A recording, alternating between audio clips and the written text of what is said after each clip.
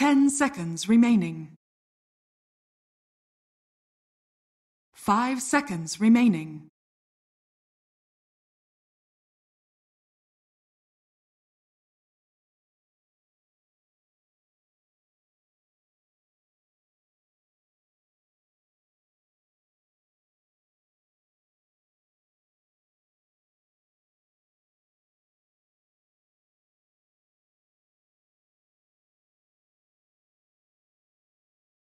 Dire team pick.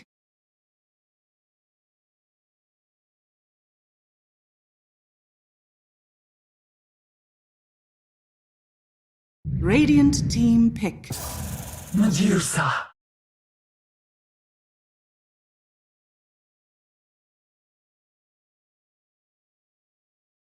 I'm doing great, Mike. We've got a pretty exciting matchup lined up for us today. Week number 4. Games are starting to, wind down. We've only got about this week and 2 more weeks after, so every single team needs to start finding wins. And this first matchup is very important for both sides. 496 up against Team Mystery. Both sides are kind of down there in the bottom half, especially Mystery. They're in the zone where you might get cut off, you might get eliminated from the lower div, and that could have ramifications going down, ramifications for, say, TI qualifiers. Not quite sure yet how it builds up, as after this, we've got Major and then potentially just TI, so you do want to kind of keep your spot here, and 496 is just barely above Mystery, so we'll see. One side's got to win here, and one side's got to climb up. Important for both sides to find that win.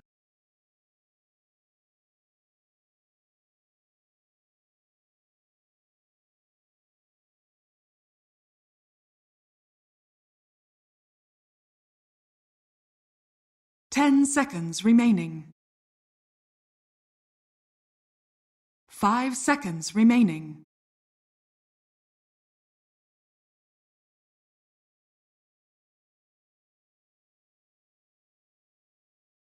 It is risky, but it's one of those heroes that really fits Ghost's playstyle. Think about the games you watched yesterday, right? Like, Ghost was playing really heavy farming heroes. He just sat back and really tried to build that lead for his team.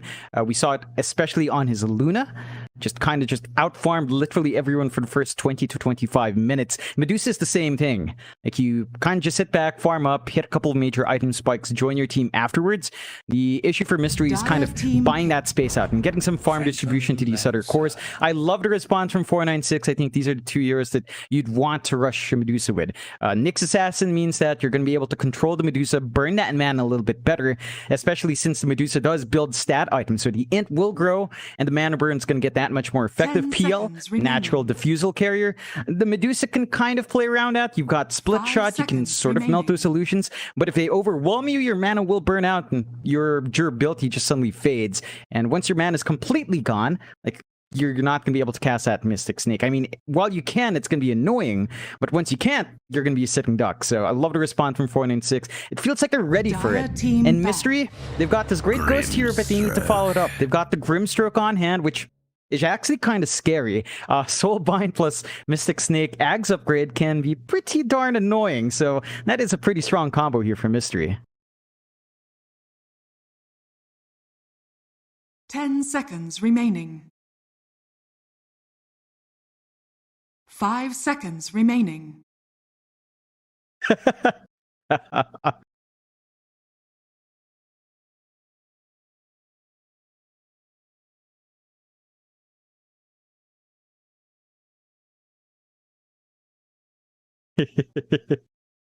Radiant team ban.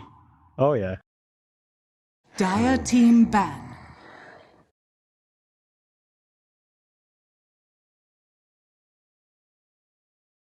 Oh, yeah. Yeah, we've got that leeway. You know, no one's going to bust your balls for not forgetting to open a window during the break time, Mike, and not forgetting to mute that mic sometimes. 10 seconds remaining. It's all right this time. I'm not going to bust your balls. 5 seconds remaining.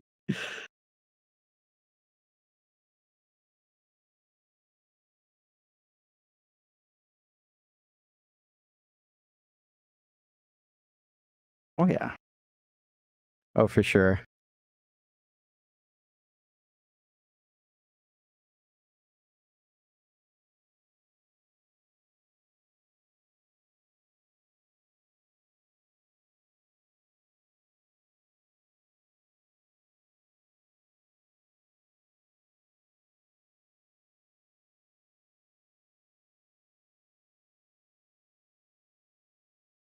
Hmm. Radiant team ban.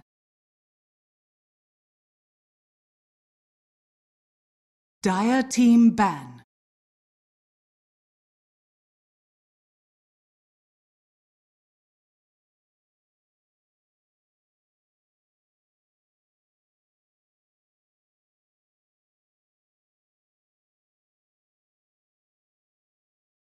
Ten seconds remaining.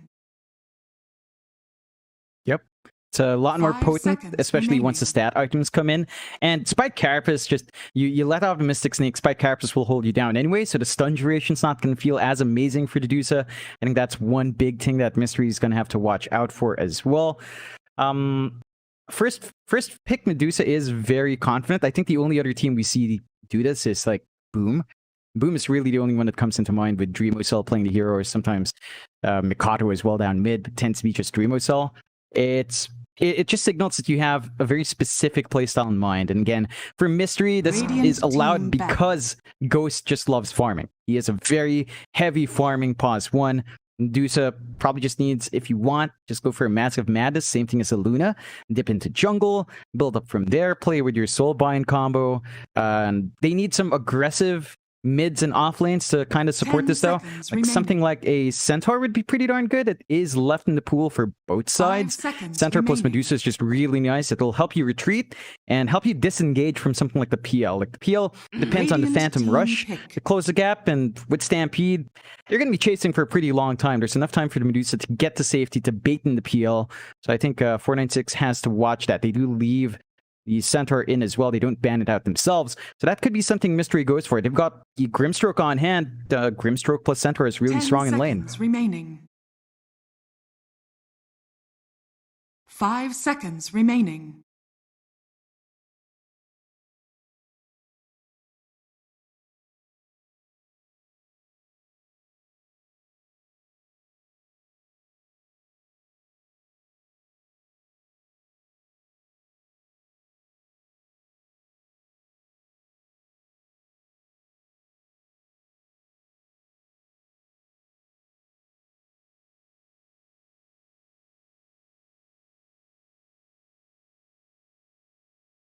Dire team pick.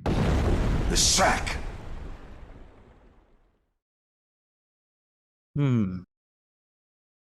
It builds into early momentum for 496. They don't have to worry about the Nixus. It's on their side.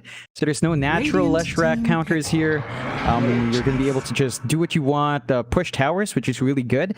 And potentially early on, if you spike fast enough, say level 8 early on, invade the jungle, invade the triangle, prevent the Medusa from farming before any major items come out, before the BKBs fly out, and that should be what 496 looks to seconds play with. remaining. Mystery, Centaur, we already talked about why it's great. Very telegraphed pick. 5 Medusa Centaur seconds just remaining. retreats early. You've got the Grimstroke plus Centaur in the off lane now as well. Inkswell plus the stun is pretty darn potent, so it's a safe Dire pick for Mystery. team It's one way to protect Ghost, and you can see 496 going into the Phoenix, so that's looking like probably our support Phoenix here coming through. 4 or 5 potential to swap it around, and it does give them really nice team fight to play with. They've got good sustain up front. This is one very consistent way to burn through the Medusa 10 mana as seconds well. remaining. Just have the Phoenix stand from a mile away, get the Sun Ray off, 5 and seconds slowly remaining. burn through the Medusa. It's really good damage. It scales nicely into the late game, so it's consistent for 496.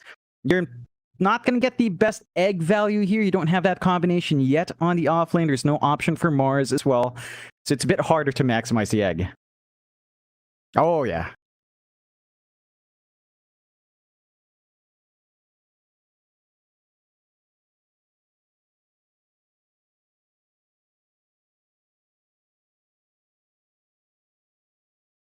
Dire team ban.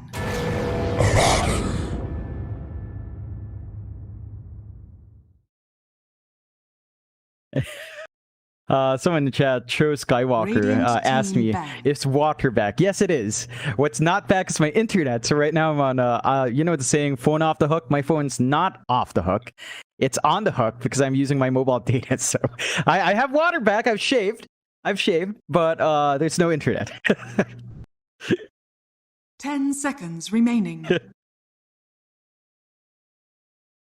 5 seconds remaining. Dire team ban. Yeah. Yeah. Yeah, you know what it is? I'm too strong. You know, if I have both water and internet, oh, it's just off. It's true to roof. Radiant team You got to ban. take one out. I hope they don't take my power out again, because I can't do Dire anything team with power out. Still, do you see? I did. Yeah. I don't know. Maybe the sun goes out. You know, it's just suddenly darkness in the Philippines. Who knows? Still, the Abaddon pick for Team Mystery, it's 10 pretty darn nice here seconds as well. remaining. You can sustain the Medusa. It's a very passive lane with Medusa Abaddon. 5 You can maybe seconds play aggressive remaining. once you've got the Chris of Avernus up, but more than likely you're just looking to keep your Medusa safe, keep her protected with a Euphotic Shield, healed up with a Mist Coil, Radiant and just kind of team build off that. You do have that good combo of Centaur plus Abaddon down the line, so Blink in, Hoof Stomp, you've got the Euphotic Shield to break your double edge with, lots of burst damage with the Inkswell, and Mystery just build up again.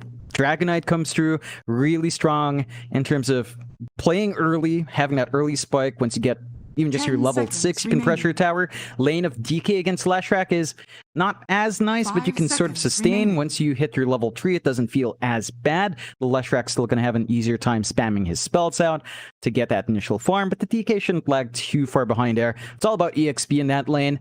And the one issue for Mystery with the DK and Centaur pickup is that they don't really have ways to hit that Phoenix Egg. So Bombi, as you mentioned, he's a specialist in that. He only has to worry about Medusa. Even Dragonite and Dragon Form might not be Choose enough. your And hero. 496 go with an Axe. That's the combo with a Phoenix. It's beautiful. Like you get Blink Call, Sunray on top, Egg on top. This is all lining up for 496 in a really nice aggressive pattern.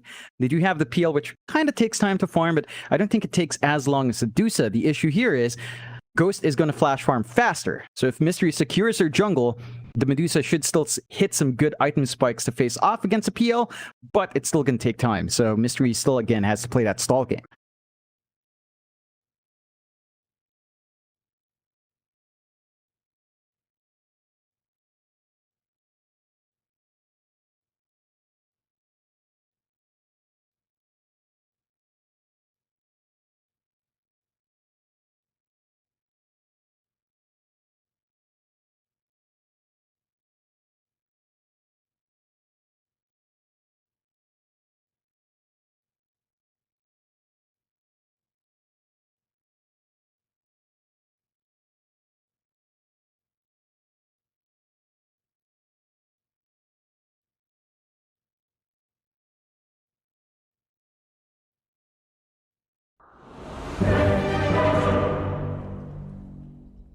Getting into the game right now.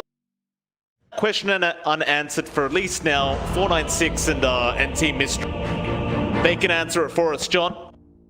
But what you answer for me is the hard question.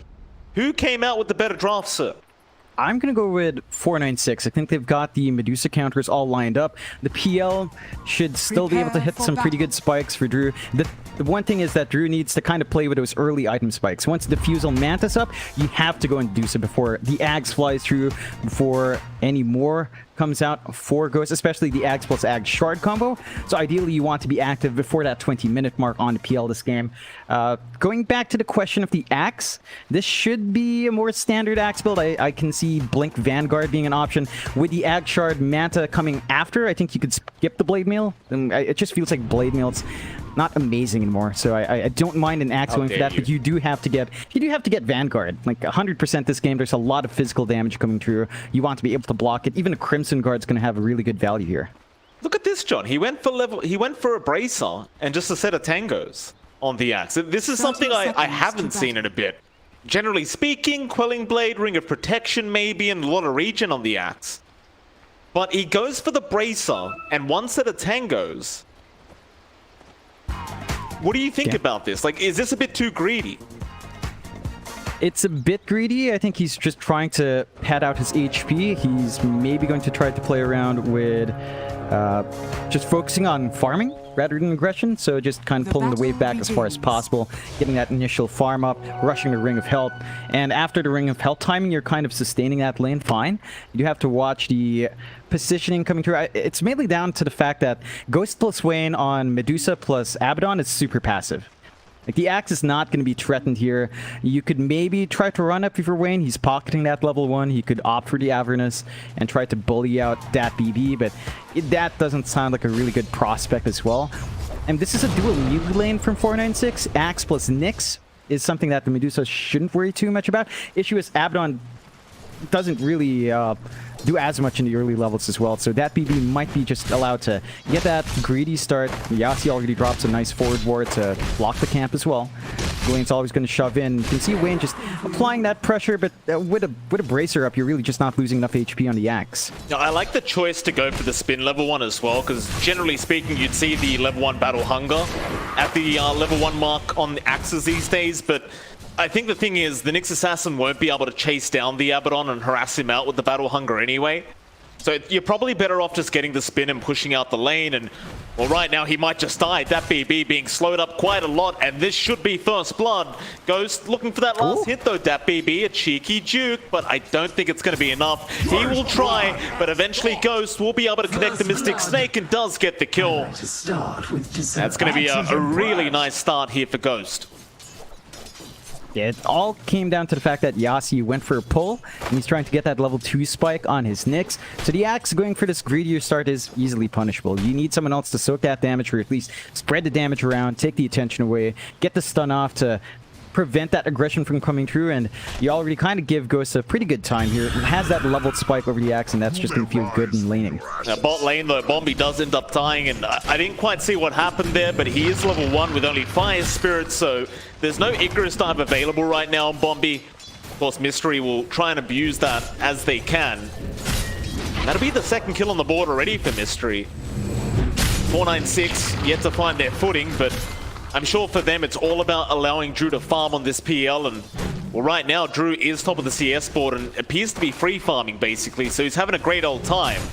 I think as long as Drew keeps his farm up, you're going to be happy no matter what happens. Yeah, this lane on the bot lane, it's a Centaur Grimstroke. You just have so much aggressive potential for Mystery that Bombi's not going to be very safe here. Like PL plus Phoenix is not the most aggressive. You don't have too much control to hold him down. You do have decent DPS coming through from the Phoenix, but you'd rather focus on just soaking the damage through, allowing Drew to farm. They are getting that done. 17-4, really good number compared to Ghost at 8-3. Of course, we'll have to watch as the levels go up for Xiaoyu and QWE. They will look to keep trying to bully, keep looking for those openings. PL, early levels, you don't have the best cooldowns on Doppel, and Spirit Lance is kind of costly to your mana pool, so there's not too much Drew can actually do to get some aggression off. Still gives us a chance to look at the mid. Last lane here, we've got Hung Hung on the Lesh. Wait a minute, Mercury on Xiaoyu. He's going to move in. He's got Drew there with the Inkswell and the double edge, and it's going to be more than enough. Very nice setup there from QWE and Xiaoyu. Drew maybe just getting a little bit overly confident on the PL, and it kind of goes back to what you said, John. Doppelganger, pretty high cooldown early on, and he hasn't even skilled it up yet. They recognize the opening, they take a very important kill off the map. Yeah, it's a nice pick-off to take once more, and Drew just has to watch himself. He went for the Spirit Lance and Phantom Rush build as he tend to. With no Doppel up, you have no protection, so once they get that gap closing on, it's just an easy chain stun. Bombi can't really save you. No Sunray up. There's no heals coming through, and every single time you go up to the Centaur, you're going to be comping damage as well. Absolutely. Looking back at top lane, though, they are going to try and go onto Wayne, but there's just no damage output. Like, against the Medusa lane, you really can't do much. Nyasi now is going to get chased down. Wayne does get the Curse of Avernus out. Ghost, Mystic Snake is barely not going to be enough. Survive on about 37 HP on that Nyx Assassin. Wayne Radiant's courier has been going to find killed. himself a free courier now. That BB just kind of forgetting about his courier at the secret shop. Speaking of that BB, looking back at his skill build-up, he went 1-1-1. Interestingly enough, at level 2, he actually ended up going for the call rather than the battle hunger. And now he just goes for the 1-1-1, but you can really tell they're not able to keep Wayne out of this lane. Because you can Aphotic Shield off the battle hunger every time as well, as you can see, and that BB is going to have a very tough time, it looks like. He's only found 4 CS so far in this axe.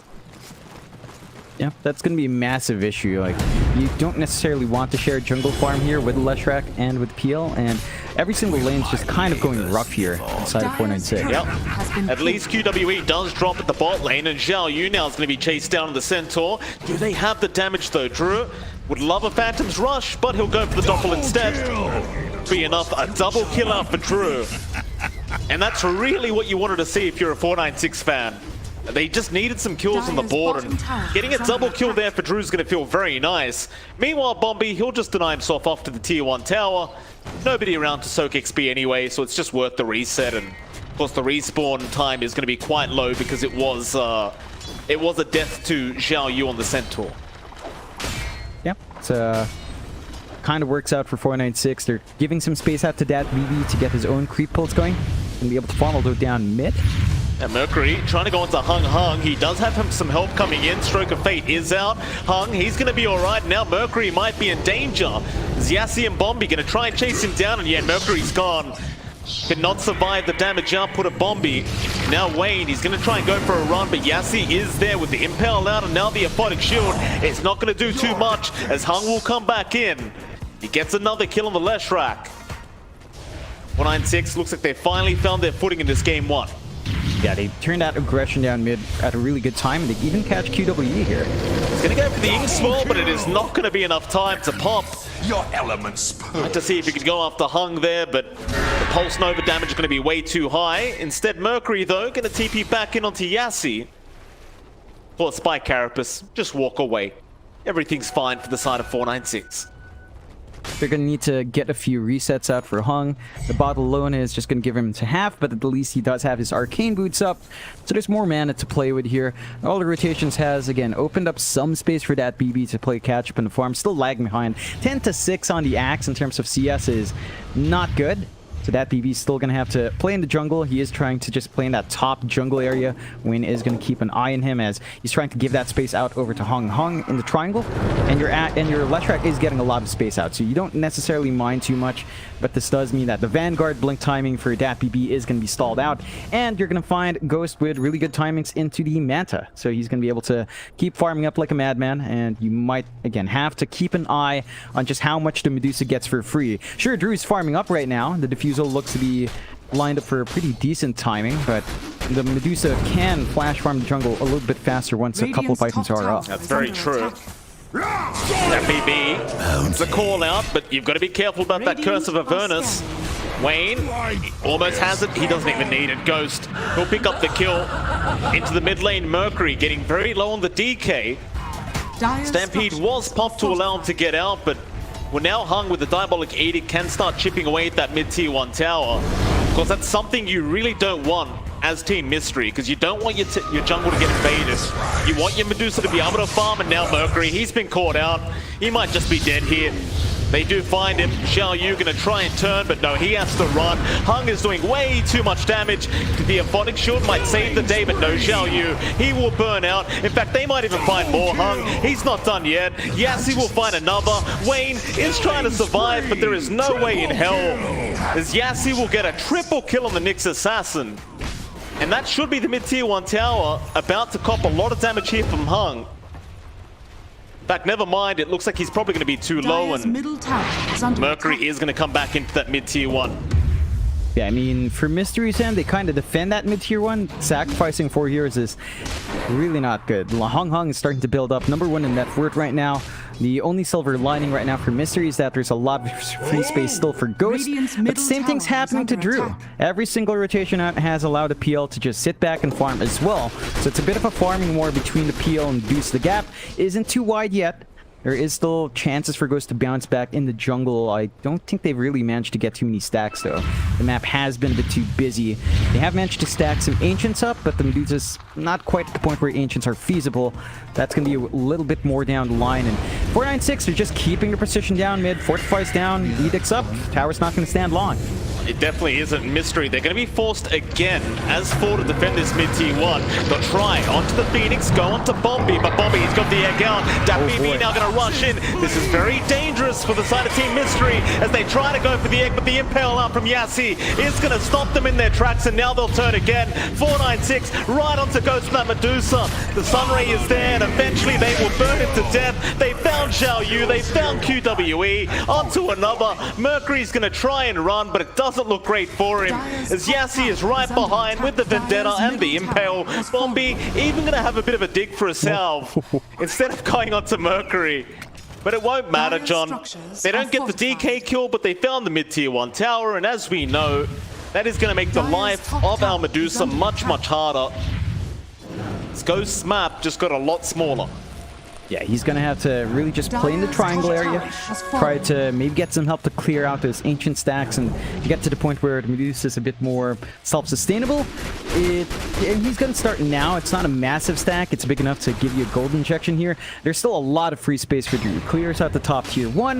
The Diffusal, it's up on RPL, so this is already a major damage spike for him. You'd still want the Manta up for stats, but you're reaching that point where the PL is going to meet that sub 20-minute power spike with the Manta. And that's the point where the Medusa is just not going to be ready. You don't have the option for Ag Shard then.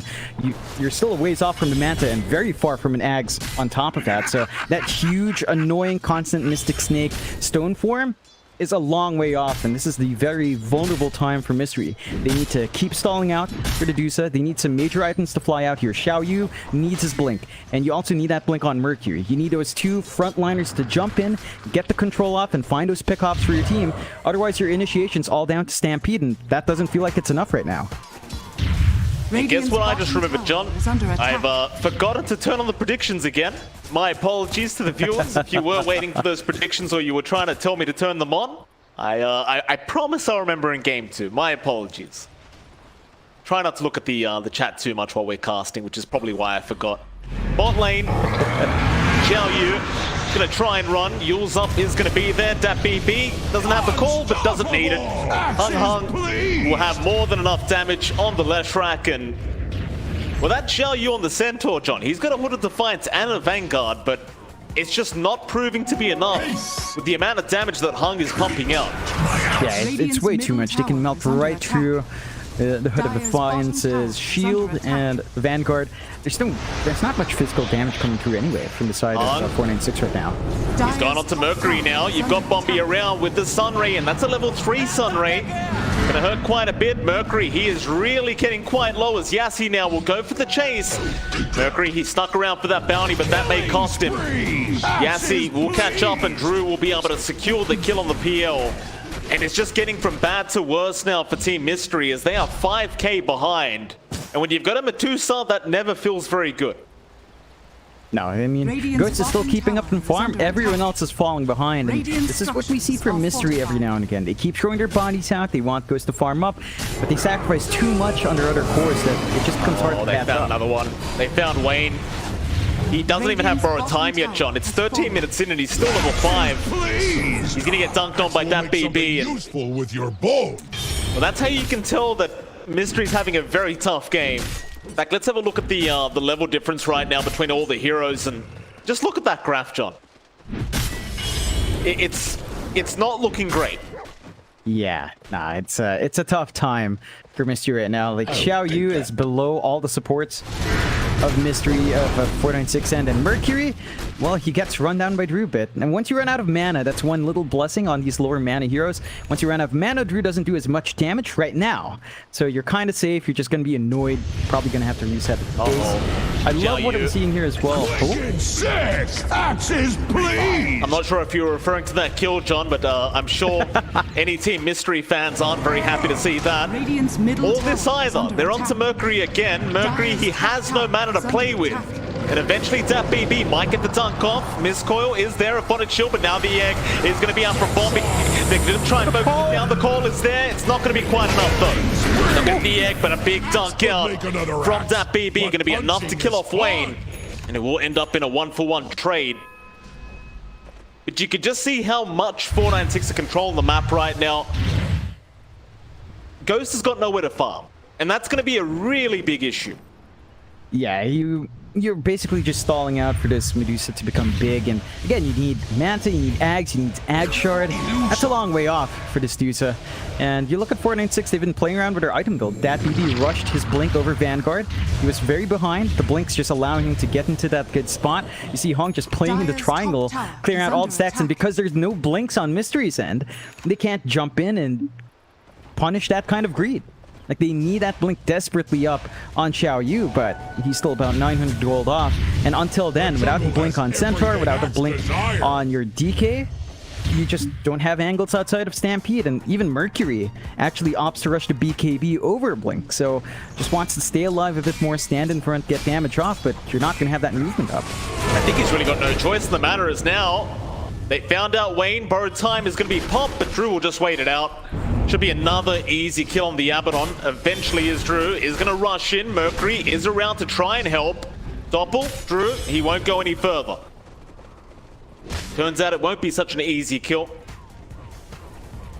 Thing is, though, Mystery kind of had to rotate to make sure he doesn't die. And look at bot lane. Ghost, he's being stalked right now by Yassi. Yassi going to get caught out underneath the Sentry Ward, but where does Ghost go? He's just going to be stalked. As mid lane, Xiao Yu will stampede away, but Yassi's not done. Ghost, underneath the tier 1, might be safe, and looks like that'll be enough. 496, they're still hanging around that die triangle. Never mind, Ghost is still being chased down by this Nyx Assassin into the egg now from Bombi. Do they have enough to lock him down? The call is out, but the Yule Scepter is going to save him from that call, and now Mystery, they'll try to turn this. It turns out they can't. They can't really keep up, they can't lock anyone down, and it goes back to that same point you made, John. There are no blinks. So there is no way to stun anyone up on 496. Team Mystery, they are yet to really just leave this triangle. Tower is under attack. No, they're just making it really hellish for Ghost to find farm. A bit of a misplay out from 496. I believe Yassi's Yules came out with the call, so they couldn't manage to get the follow-through stun from the egg there. But they still managed to get control. They bail out, and they're still poking Ghost. There's just no free spot for Ghost right now. Wants to farm bot because top is invaded. Can't really do that. Safe despite all the sentries on hand, and Drew just has all the space up top. Like, he's got the SNY with the defusal. This is a major spike for PL. I love that he actually went for the SNY over Manta. He knows that he doesn't really have anything to Manta dodge here. Like, maybe the silence from the Grimstroke, but even then you have enough that you can just melt that little insect in front of you anyway. So now with the SNY, with the Sand stat resist, with the additional HP, Drew's going to be harder to lock in if you can even catch him at all. And you're 8k up in 496, 18-6 at 17.5 minutes. Mystery, their outer towers are starting to fall. They need to find a way to force some of this punishment out. Like right now, 496 they're gonna try, but the Sunray is there, just healing up the Axe. He is healing so darn much. They are finally gonna get through him. But it took 5 heroes to get that kill. Luckily for Team Mystery, at least Medusa is the one to take it, so Ghost does get the gold for it. It's definitely a positive, but that net worth lead is still growing quite a bit here for 496, and it's still very hard to imagine being able to fight back up against this PL Leshrac when you're behind in so much gold. And Ghost at least is getting very close to that Aghanim Scepter now, so maybe that'll allow them to turn this game around. But now at least, though, it's going to remain a bit of a struggle, unless maybe they get Bombi here on the Phoenix with the silence out. It should be enough, but even the Dragon Tail, they'll find another. But here comes the rest of 496.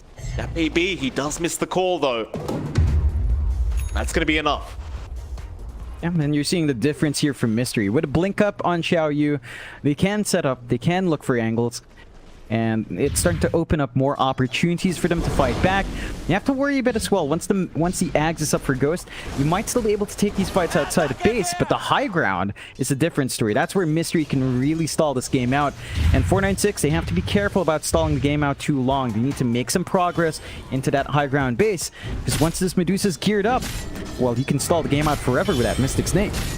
Xiao Yu, very careful. They are slowly making their way in. In fact, never mind. They're going for a Roshan. I mean, why the hell not? It does feel like they still can't really fight into you. As 5 at least, and you can just rush the Roshan with the PL, with the Leshrac, with the Axe. And again, I don't think there's any way for Mystery to stop this. In fact, I don't even think they know about it. Well, there's your scan out now, but it's going to be way too late. Hung will take the Aegis. Already got the Bloodstone up as well on the Lesh, and well, for Team Mystery now, you've got to kind of just sit back and see if you can counter-initiate, I think. 496 should slowly start moving in, and they do. Onto Wayne, but there's your hoof stomp out from Zhao Yu, but now that BB gets a very nice call off on the Centaur. Can they burst in time? Not quite. He will stand. Oh, Yassi. What a great spike carapace out from Yassi. He abuses the stampede damage. Is under attack. And that'll be 2 down. Into the mid-tier 2 tower they go. And it just drops so darn fast. They might be able to go high Dire's ground. middle tower has fallen. They're going to try. I mean, why the hell not? They need to hurry. The Medusa Axe is going to come through once Ghost can join the defense. It can get a bit scary, so you need to get as much as possible with his Aegis. And with those 2 losses, with no Stampede up, it's going to be very hard for Mystery in the high ground here. Still no Blink and Mercury, so they're just kind of stuck clearing out the wave from afar. Has fallen. Well, they get the tier 3 and that'll be enough. No need to rush, they'll back off. Bit unfortunate there for Ghost, as he did just get that Aghanim Scepter up, and they are going to go for an immediate smoke up. 496 though, they'll have the high ground advantage, and it looks like Hung is about to run into a DD rune, but they are still going to try and rush in. Zhao Yu not going to land the Inkswell. And now with this DD, I think Hung wants to turn around. He will. Yule Scepter up onto Mercury with the splitter. They have so much control. There's your Corlin as well, that BB. He's got 2 of them. It's looking already very dangerous for Mysteries. They're still going to try and fight this one out, but there's your egg now from Bombi. Can they burst it down? It looks like they can. Mystery, they're off to a good start, but Hung comes back in after Ghost, trying to burn through the mana pool. The call out as well, but he does heal up quite effectively. Hung now dropping quite low, still has the Aegis. Meanwhile, Drew just cleaning up the back lines, goes into QWE. There's your dunk out from that BB into the Centaur. They'll find another. Can they find the Medusa? It looks like they can. Yassi, he's going to be around. There's no mana left. And that's going to be a full team wipe out from 496 and a triple kill out for that BB and a GG call. They've had enough. Fair enough. Yeah, they couldn't hit the spikes. I think that's a big one. They saw that they had the Medusa Axe, they immediately went for a smoke play, and they go out. It looks all right. It didn't look ideal. Ghost was way too far forward, I think. And in that circumstance, you really want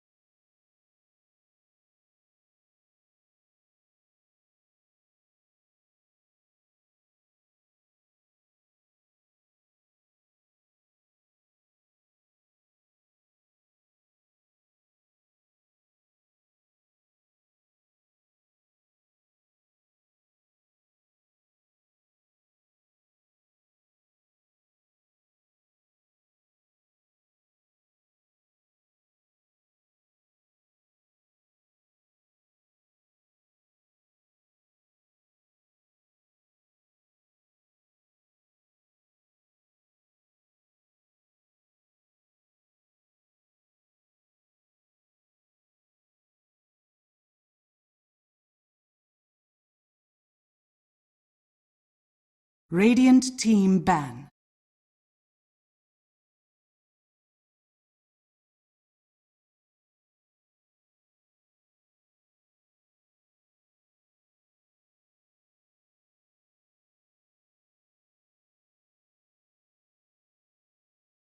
Ten seconds remaining.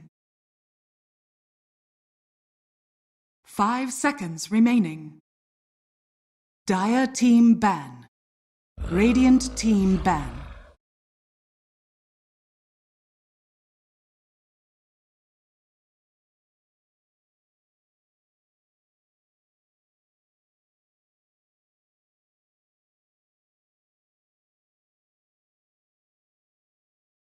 Ten seconds remaining.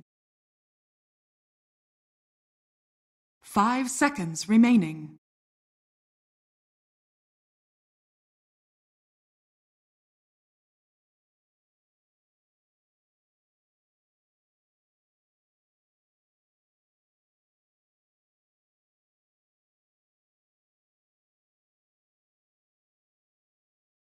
I'm doing great, Dire Mike. team You know, ban. game one went really well for 496. You can see Team Mystery. They had to respect ban Radiant that Nyx. team Like, there was so much coming out from Yassi. He was just setting up. Now, 496 have left the Medusa, so Team Mystery could still first pick that if they want to. They don't have to worry about the Nyx, which is kind of big. Like, a lot of that man burn was causing Dire issues. They team have pick. left in the Phoenix here, so there's still that potency, but Mystery opts for the Grimstroke instead. So they're saving that pocket Medusa pick for maybe down the line. It should be banned out by 496 as the game goes on, unless they kind of are just confident. And after game one, I wouldn't blame them for feeling confident against something like the Medusa. seconds Still, with a remaining. Grimstroke starter for Mystery, they could still opt for the Centaur here, unless 5 496 seconds takes it for remaining. themselves. Could be an option as well. Dire But team Grimstroke pick. plus Centaur is a very stable combination to have. 496 are just going into the Snapfire for now. So they could also now go for Centaur as well. Very potent with the Cookie Stun combination coming through. And Snapfire is just really potent right now. Like, despite maybe a couple of players not, or a couple of 10 teams not seconds opting for the early remaining. Blightstone start, its laning is still really aggressive from Snapfire. 5 It just allows you seconds to set up remaining. early on. The kisses are really potent in team fights as well. You stand back, you spam the kisses out. You don't tend to see too many clockworks now. There's no option for Nyx, so it's going to be a pretty easy time for you to just get that full channel off here. Radiant team pick.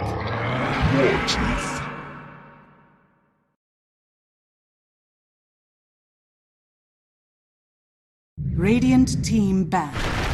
Tiny.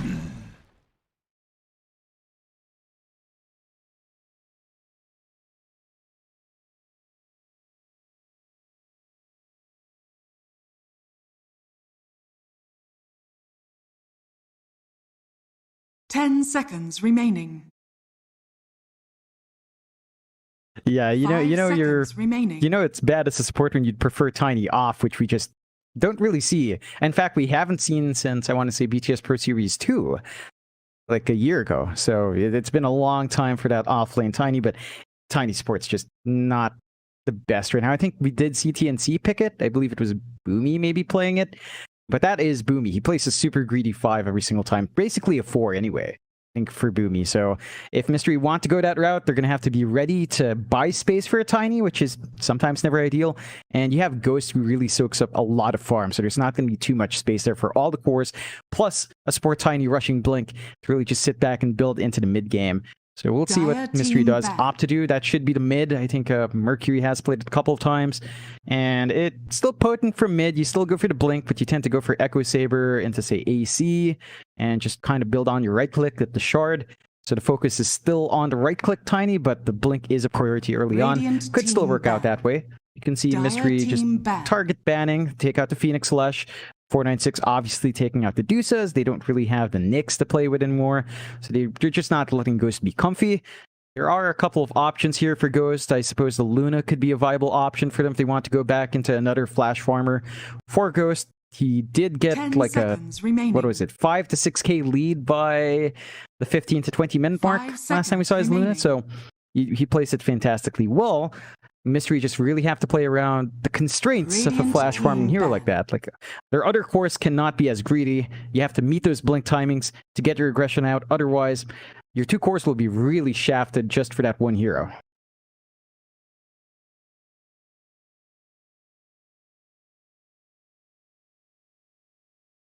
10 seconds remaining.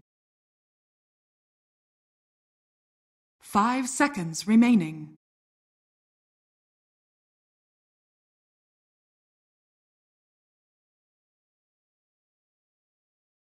Dire team ban. Dire team pick.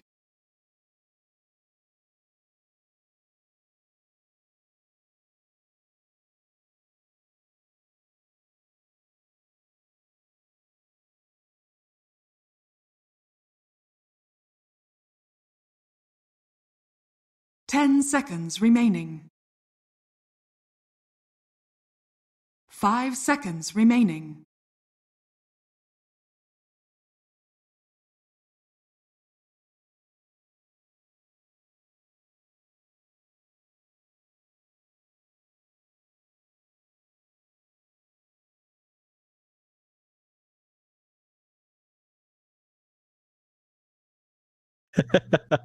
Yeah, it looks really fresh. I should have worn this when I had no water to hide that fact, you know, to look fresher.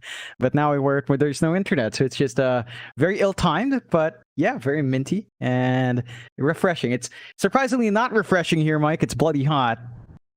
Really, really hot. Like yesterday was actually nice and cool, but it is summer. And for you, it's fall, right? Like it's fall time, so it's actually pretty cold. You look fairly, I mean, like yesterday, you looked pretty comfy. You had a nice little hoodie on. This time, you've got the floral shirt on. I find that shirt interesting because I'm seeing it as a still. It's floral, but it's also black and white. It's like, so it's not very flowery. It's an interesting kind of it-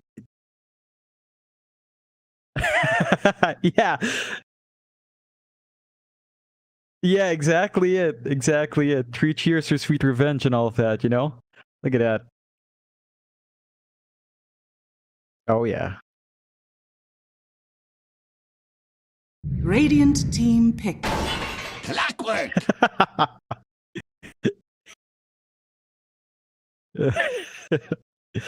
What do you mean? Really? Really? Oh, man, it's so weird. Here in Southeast Asia, everyone 10 was just into seconds it. You know, remaining. everyone was into My Chemical Romance. Everyone liked, what 5 was it? seconds remaining. Taking Back Sunday, Make Damn Sure. In the Philippines, we liked stuff like Urban Dub. If you guys know that, I'm a big Urban Dub and Typecast fan. Still am. Still an emo boy at heart. But what else is very strong and strong to the heart here as well? 496 taking the Clockwork. So Clockwork Snap, Hook Shot. Yeah. Hey, let me have it. The hook shot into cogs with the kisses is really nice. For 496, we have seen Yasi actually play a really mean clock and Bombi as well. So there's a lot of flexibility in what lane to go with Clockwork here.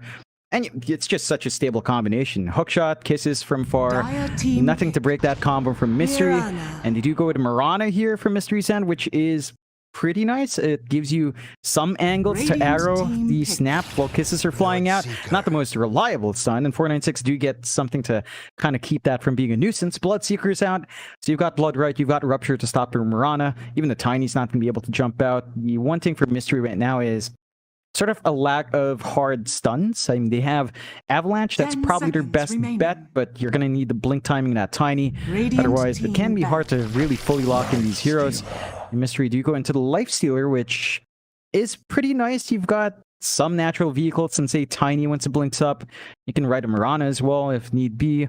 The Dire Ag team Shard and back. Eggs are pretty interesting for Lifestealer as well. And Lifestealer versus Bloodseeker in lane is not too bad for Lifestealer. It's a melee lane. Bloodseeker can't fully bully you out, but you have to worry about Blood Right and all of that.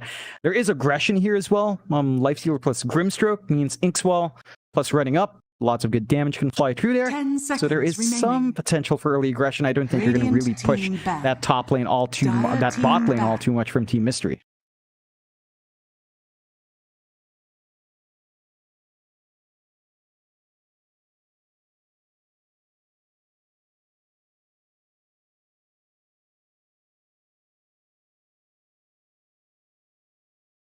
Ten seconds remaining. 5 seconds remaining. Radiant team pick.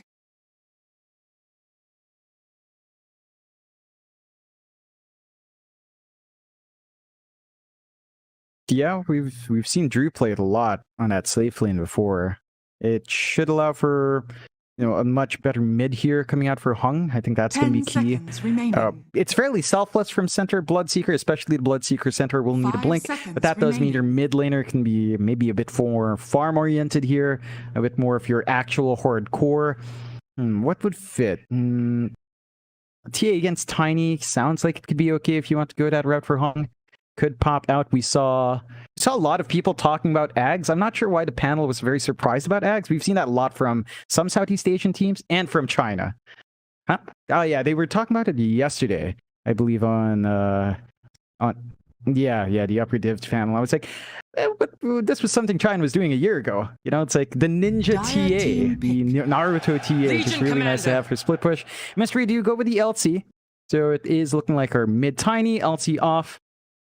Should be able to hold the lane fine in that off lane up against a safe lane Bloodseeker. That should be manageable. You can kind of sustain through. You don't really have an aggressive combo there for the LC though. Like LC Mirana is fairly passive. You do have the Blink Inkswell dual combo. So again, another hero that's going to need some blink timings unless you just play with a toss from your Tiny, like tossing back to the LC or tossing the LC in with the Inkswell. Either one could work here. You also have the potential for double duel, so you're going to hold 2 heroes down through BKB. That is really strong, but that's something that gets emphasized towards the late game. Early on, it can be a bit detrimental for the LC if the damage output's not quite there. So 496, still need that mid. I think TA could still be decent here if they wanted. Not much to really burst through it.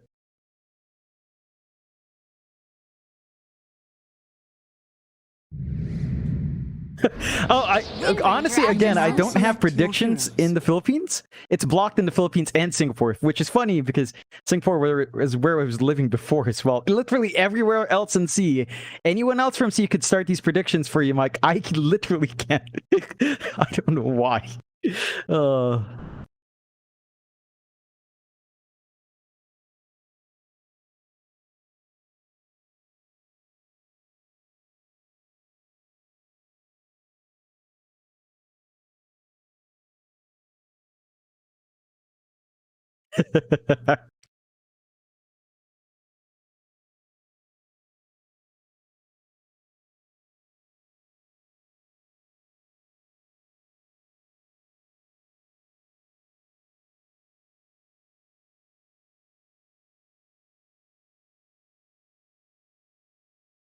I'm going to lean towards 496 again. I think they've got some early spikes to play with here. They will be playing to their aggressive strengths once more. Mystery does have a little bit of an earlier timer compared to the Medusa. Like Ghost could opt for Maelstrom, SNY here, and you're going to be pretty set in the Life Sealer to start going. Key timings for Mystery for momentum is Mercury's Blink and the Blink here on Xiao Yu. You want to be able to jump in with the Tiny and the LC, play around with that. I just worry about their lanes. Lifestealer +1 never feels strong, and LC plus Mirana also doesn't feel strong enough, whereas when you look at 496 combos, they've got Clockwork, they've got Snapfire, they've got a lot of early presence out with the Bloodseeker combo, with the Centaur combo. Like, those dual lanes are scary, whereas for Mystery, it's a bit more reserved, so they're gonna have to try to ride through this initial phase, and really down mid, we need to see Mercury step up, really get a lead over this Wind Ranger from Hung. But the issue is, even if it's not a Bombi Wind Ranger, Hung plays an amazing Wind Ranger as well. So you're going to have to play with that range disadvantage, have to deal with the power shot spam. You might want to see an early rotation coming out here from your Mirana. Yeah, while we've got a break, by the way, John, been very upset recently. I think you've been getting a bit too much attention from the viewers. People like you a bit too much, and it's upsetting me quite a bit. And I was talking to you about this before the series started overall, but they're calling us John and MLP now. And it used to be MLP and John. What happened to that? Why am I the second priority now? I don't know. It makes sense alphabetically, right? J starts before PM in the alphabet, so yeah, maybe just... I thought we were going based off talent, John. I mean, it's usually the play-by-play first. I don't know, you know how chat is. They can get a bit confused. I haven't bribed anyone. Don't you, John? I haven't gifted subs yet. Not yet. I won't eat dear, but more. Don't lie to me, John. I know you'll never gift subs. You're too much of a tight ass for that. Yassi gonna run up to the high ground. Wayne, Xiao Yu, they're all waiting, but Yassi's going to run to the right. Oh, This is beautiful a nice ward. Yeah, but it is going to be scouted. You saw the pings out immediately. You get him, Ghost. He's going to run up. I think they'll just be happy with the D ward. Yassi couldn't get in range to get the deny off. That'll be enough. 30 seconds. And no to first battle. blood coming through. You do see that the other ward for 496 was actually lined up by the rune anyway. So they're still kind of protected in mid. A lot of rune ward emphasis on mid. Even Mystery planting 2 wards by the power and in spot in that mid lane. So a bit deeply invested. This should open up side lane rotations because you lack vision. At least in terms of being aggressive on their supports here. Yassi The gets a battle tip. begins. Ghost and Yassi just kind of dancing around with each other for a moment as the bounty runes are going to spawn up, and looks like it should be a... wait a minute. A 4 for 0? What? Oh, yeah, that's a bit sneaky. Drew went into the back. I kind of expected it coming through from that BB. He let off the proof stomp at the perfect time. And this is where some of those issues with Mystery's draft starts to line up again. Like, they don't have much hard stuns early on. You're not going to opt for Inkswell early on. I mean, you could on Wayne, but it's a delayed stun. Avalanche is not something you want to start the lane with for a tiny, so just easier for them to secure that start for 496. They're going to feel good. See the lanes break out. Drew up top on the Bloodseeker solo for now. He does have the movement coming out from Bombi. So you can kind of play around with Cookie into Bloodright. That could be a bit scary for Xiao Yu. You have to watch that spacing. Xiao Yu, for his part, has the overwhelming odds, has QWE around with the arrow to clear out the range creep. It's a bit more passive here for Mystery. If you can land a good arrow and keep bullying with overwhelming, it can work.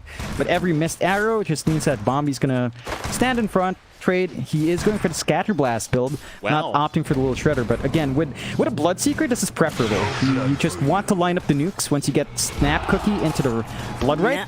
You just want to burst them down ASAP anyway. Yeah, I suppose so, right? Like, you have so much magic damage, and the Scatter Blast does do quite a bit of damage as the levels do go up, but we'll see how it does pan out. Of course, in the mid lane, you've got Mercury there up against Hung, and it should be a rather even kind of trading lane. Of course, Hung can harass out Mercury quite a bit, but ultimately, I think Mercury should be just fine to keep his own CS up, and it's probably going to be one of those lanes where it is about those runes spawning up and who does get what. You can see both sides have queued up a bottle. Hung already has his, and just about to have enough gold for his own.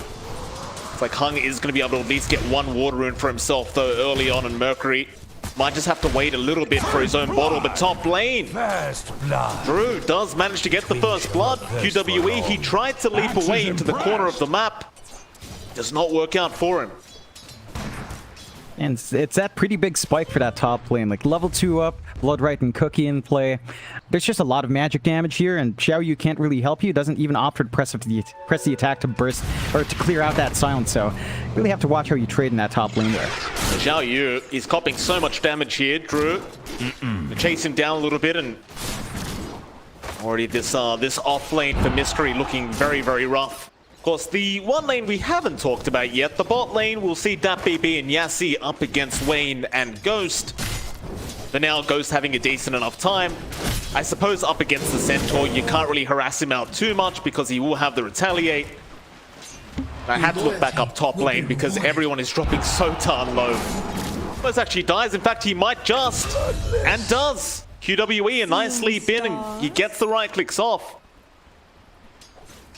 Drew had no Fairy Fires available and couldn't really heal up. Yeah, very impactful kill though for Mystery.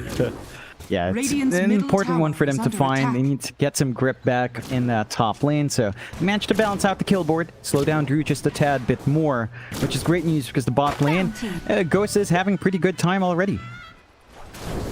That BB, Radiant's he's turret gone. Look at the has been slow, killed. John. He's got the Orb of Venom up, plus the slow from himself, and well, Yassi's going to come in for a very nice cogs. He'll get Wayne at least, and he could even go for a chase onto Ghost. I don't think he'll quite have enough to kill him off, though. Meanwhile, top lane, Xiao Yu does get Bombi again. They're just got to be cautious about the arrow angles coming through from QWE, and once you run out of mana on the snap, it can feel a bit awkward, so gonna need a reset anyway. Good kills from Mystery though, again, stabilizing their lanes a little bit more.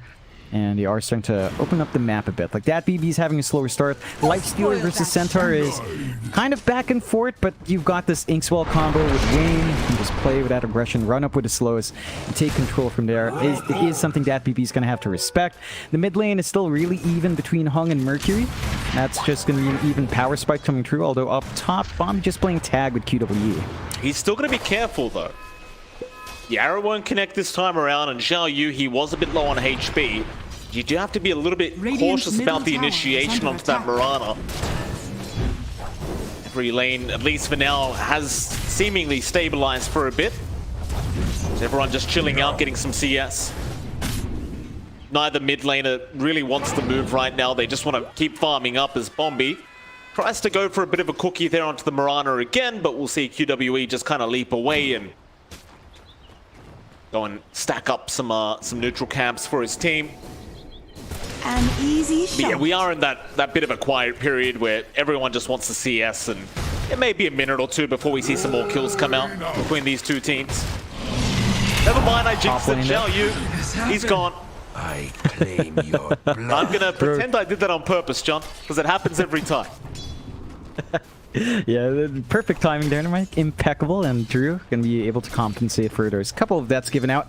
Still fairly happy about the game state. I'm starting to wonder a bit as to why they're running the Clockwork 4 here. I feel like Mercury. Clock 5 Oh, Hung, no. He had the focus fire out. He was trying to dive Mercury underneath the T1 tower, and he did have the wind run, but Mercury just threw the tree at him.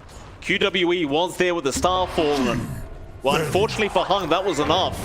Meanwhile, top lane, Xiao Yu, he chased down with the Scatter Blast to silence him up, but he got to press the attack off back into Bombi.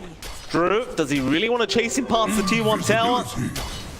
Apparently the answer might be yes. Drew is running very, very quick right now, but Xiao Yu is going to run around in circles, and it might just be enough. In fact, never mind. Drew will eventually be able to pick up the kill. No sweat here from Drew as Yassi even dropping a Mercury apparently. Nice little rotation out from our Tiny. Yep, he's starting to build up here. He's hitting his level spikes, level 7 up. So you've got max avalanche, 2 levels in the toss, a lot of damage in that combination coming through. Have to watch yourself. Again, the reason these lanes are a bit awkward for 496 is because they're running Bloodseeker Snap over Bloodseeker Clock. I think Bloodseeker Clock might be a bit easier to pull off. You come in, cogs into Blood Right. Sure, it's not going to lock into Mirana as stably, but it locks in the LC just fine. Rupture's out though. That it is. QWE can't run away from that. We'll say thank you very much and takes another kill on the Bloodseeker. It's going to be the big difference as well between the Bloodseeker and say the Lifestealer on Team Mystery is you could just fight so much earlier on with this hero. And well, for the Lifestealer, we've seen it a couple times, but it definitely needs a couple of core items before it can do anything. That could be detrimental for Team Mystery if the farm goes too well for Drew. Yeah, it's still gonna have to come through here for Ghost. Like they are buying time. This is pretty much a free lane for the Lifestealer. So Drew, he may be finding these kills, but he's not quite finding last hits. But he is still in the lead, which is great news. Has his jab up. Power shot did not land on Wayne there. Hung just barely missing out. Yassi gonna have to run as Xiao Yu now runs in, but doesn't have that level 6 yet. Nice shackles, but another missed power shot. Wayne, he will finally go down to the focus fire. It'll cost them Yassi, however. As now Drew will try and chase down Xiao Yu. It's gonna be about it. Or is it 496 looking for a bit of a turn? Xiao Yu. Nah, it looks like he's gonna be alright. At least for now. But here comes the surround. Hung, he's not done yet. There's your rupture out. Arrow will not connect on Drew either. Xiao Yu is going to try and fight, but it looks like he is eventually going to die as now QWE is trying to run away, but Bombi is on the chase. QWE does have 3 leap charges, so it'll be just fine. Still, you lost that LC, and that's not going to feel very good at all if you're Team Mystery. It's another kill coming out for Drew. He's going to be feeling very glad. Again, he's got this major spike in the Bloodseeker. With that Javelin up, he hits very, very hard if he gets the focus down. And Hung also picks up his jab. Still, they are making a move up top for Mystery. Mercury's around now. He does have an Arcane up as well. Thanks. You're still not level 6 though, so you can't really go for the jewel.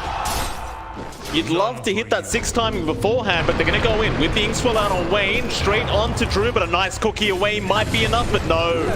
The stun still lands. Bombi is going to try and turn now with that BB, but another toss back. So that BB this time around as Hung now will rotate in with the Focus Fire, but the Avalanche is out into the shackles with the press the attack. Gonna save the team for now as Mercury will keep running away. They even found Bombi. Now you duel out. Do they have enough damage? Not quite, but eventually Hung will drop, and that BB, he is not going to be safe either. They'll find another. 4 going down for 496 this top lane. Just some really nice kiting out from Team Mystery, and it's not going to feel very good at all for 496. True. Lie down. Down Xiao Yu, Wayne. And try and run. Bombi has the cookie but can't reach. Still 4 heroes going down, and eventually you do kill off Xiao Yu, but still a pretty big bonus for the side of Team Mystery. They're going to be very happy about that. A lot of kills coming out onto Mercury. We talked about the Tiny having to pick up the pace, and he certainly is. Like, it's shaping up nicely. The blink is up now at the 10-minute mark. So he's going to be able to gap close. It's keep being disruptive. Every single time he tosses back that BB, you miss out on your stun on 496. Although they can kind of compensate for that now. They've got the hook ready on Yassi, and they can look for a play. Ghost has been caught out. Nice hook shot in from Yassi with the Conks pushback, and they will not allow the Infest away. Is that it? Very well played there from 496, and that's the big one you want to find. Kill the life stealer now. You may as well get it done while Mercury, over in the mid-river, does manage to catch out Bombi in the Snapfire. Poor old Bombi. Well, he has the tomb in his inventory, but he's still level 5. When he does respawn, he will be able to just pump the tomb and hit level 6, and well, with that you will have the kisses up, so you can start kind of abusing that for your side. You might need to, because Mystery, they are going to start the T1 push at the top lane. They've got Mercury around. He can do a good amount of damage here. They've got the dual threat ready to go on that LC as well. They can innovate that jungle a bit. They've got some good forward wards, and the smoke is out here from 496, but that might have been under vision. Wayne, Night Shadow might just save the day for him. Yassi still trying to keep a lookout for somebody to hook shot. Middle tower is under attack. Now going to start moving up. 2 sentry wards on the high ground apparently there. Fair enough. Inkswell is in. Mercury. Nice avalanche toss will burst down Yassi. Stampede even popped from 496, and now they'll try and turn onto Ghost. Shackle won't land. Still, they get the soul bind into the double silence, and they are right on top of Drew with a nice toss out. And now the double jewel is there. Kill 1, Hung. He will be the second. 496 really just dropping like flies right now as Mystery will go for another right onto Bombi, but Bombi, you're right, as that BB now will turn back around on the Centaur, and they might try to turn. How far can you really push this? Xiao Yu, he will turn back around. Here comes Yassi though, but Mercury, nice avalanche toss into the arrow. That'll be a Centaur gone. They might kill Xiao Yu, or maybe not, he's still alive. But the cookie and the right click will be enough from Yassi. Still, it seems like 496 are losing a lot more than they're gaining in these engagements. Team Mystery should be quite satisfied with all the kills they are finding. Yeah, and the key thing for 496 right now is they've got to respect the burst damage coming out from that Tiny. Mercury, every single time he catches someone out, it's going to be an easy kill. You're seeing the soul bind combinations cause a lot of issues. The tosses around are keeping them in a really confused state. The double duel just holds 2 big cores down. Can't afford that right now on the side of 496. Tried to go onto Ghost there, but without the hook shot. Very hard to set up before the rage comes out, and now Ghost with the Inkswell is going to turn right back around onto that Clockwork, and Mercury, he'll come in and secure the kill. That's easy kill for the Tiny, and while you do still have Drew farming the best on the map, still Mystery just able to find every single kill they could ask for. In fact, they might even find another now. Bombi. Mid lane, Inkswell not gonna land, but Mercury, he'll have the avalanche soon, and never mind that. You've got the toss out from Xiao Yu. Bit more dual damage out for the LC, and 496. They've got to get it together in this game too, John. They are falling behind. Tower is under attack. Yeah, they're really starting to lag behind here. They are starting to build some items up. The Maelstrom's finally up on Hung. So you can do a little bit more damage to the focus. Odds push back, Klugstad and Rough Shot. All to make sure they do get QWE, but you kind of see how much they have to commit. And that's going to be very problematic. Like, you're committing Hookshot, Stampede, and Rough Shot to kill off the support Marana. It's never going to feel good. Under attack. No, it's a lot to throw out. There's some pretty long cooldowns, something that Mystery can use. They don't really have cooldowns. Mercury just needs the Avalanche Toss ready. They can keep bursting heroes down. Oh, Yassi gonna get caught out again by Mercury, but it looks like it won't quite be enough damage as now they'll try to turn. That BB is in, but the Soulbind is gonna lock him down along with Bombi. Another Moonlight Shadow just gonna allow him to run. Where's the dust? This will come back. Yeah, it's a bit surprising for 496 and Duel. Yeah, he's got the Blade Mail up. Starfall, not going to be quite enough. Yassi, he is going to survive for at least now, but eventually Mercury will be able to blink in. They'll secure the kill and... Well, Mystery, of course, going to move right into that mid-tier 1 tower now. It's going to be very hard for 496 to even try to defend this. Yeah, they've got no choice. It looks like they're just going to surrender it for now. They really want to play with their Snap Kisses combo with the Clockwork, but every single time you're forced to put that clock up front, and Mystery just they just keep finding more openings. Like, they know heroes are down, they're on the back foot, they're going to try to go for the high ground. They've got the Blink Infest combo. And no one's going to look through that burst damage. Yeah, Bobby's gone. Avalanche toss out. Another nice kill there from Mercury. And now they'll chase for more. Xiao Yu doesn't have a blink yet. Hookshot is going to be back the way of the tiny Hung. He's going to try and deal with Mercury before the team fight starts. And it looks like they will be able to secure him as they even found Wayne now. 496, they'll go for a bit more. They don't have that rupture though. Hung, they get the cookie. Shackle attempt, not going to really land. Definitely a nice try. Might just be it. 496, they can't really hold anyone else down. Yassi's trying to catch up to Xiao Yu. Cogs might actually reach now. Xiao Yu, he's going to be alright, but no, they found Ghost. And now the Cogs out with the Jewel out. Xiao Yu. Structures are fortified. Bit of a panic Jewel there, John. I mean, we've all done it. I can confidently say that every LC player's done that once upon a time, but Radiant's middle tower it seemed like a kind of an obvious non-dual target. Yeah, it's not too bad losing the duel, I guess. Yassi gets 10 damage, whoop-de-doo, 10 damage on the clock. Not really amazing, but you do have to be cautious about that, as suddenly 496 has a 3k lead. So even though they were dropping a couple of those team fights earlier on, they're starting to find their precision here. They've got the blink on that BB, and we know every single time these teams that have these blink timings to play with, once they have one of those blinks, it feels a lot easier to play.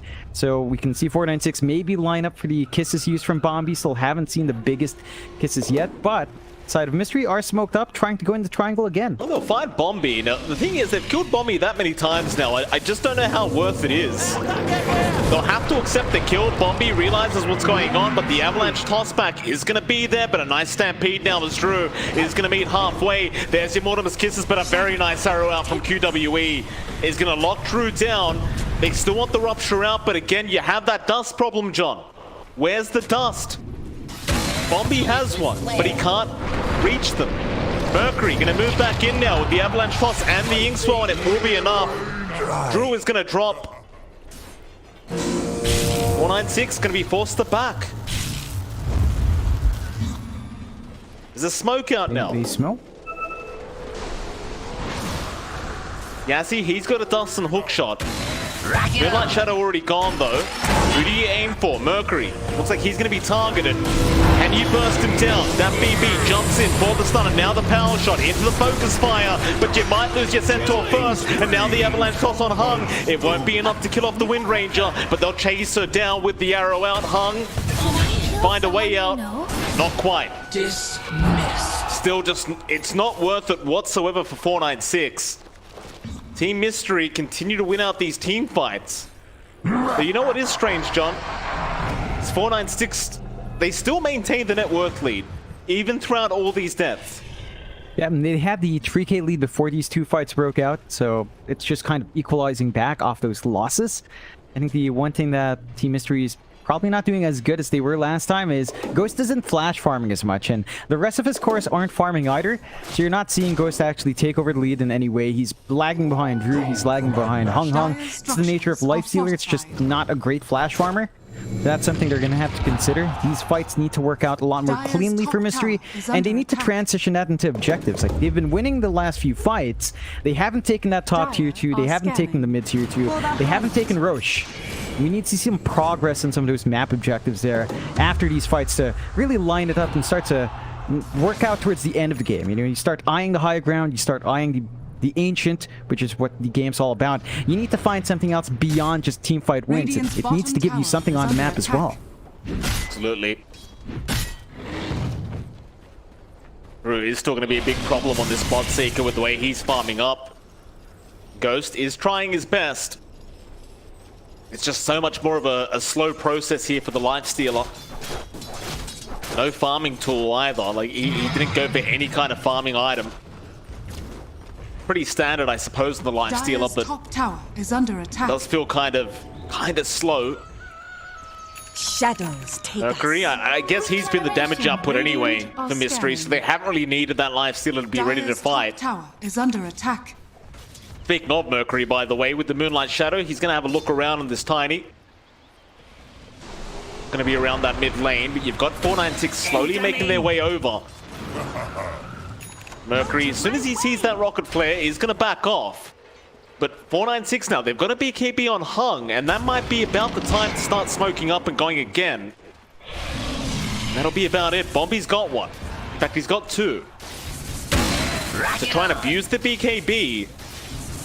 And Hung's main issue has been the avalanche toss flying out from Mercury. BKB should kind of solve that issue. Oh, Yassi's going to try and bait from the team. Xiao Yu going to jump in for the dual attempt at BB. He's going to be there with the hoof stomp. They will still kill off Yassi. Now the kisses flying, and Hung is going to rush in with the focus fire onto Ghost. Just continues chasing him down. Ghost, he is trying to run away, but the damage output will just slowly trickle away at him, and he will die. Into more, they even found the LC.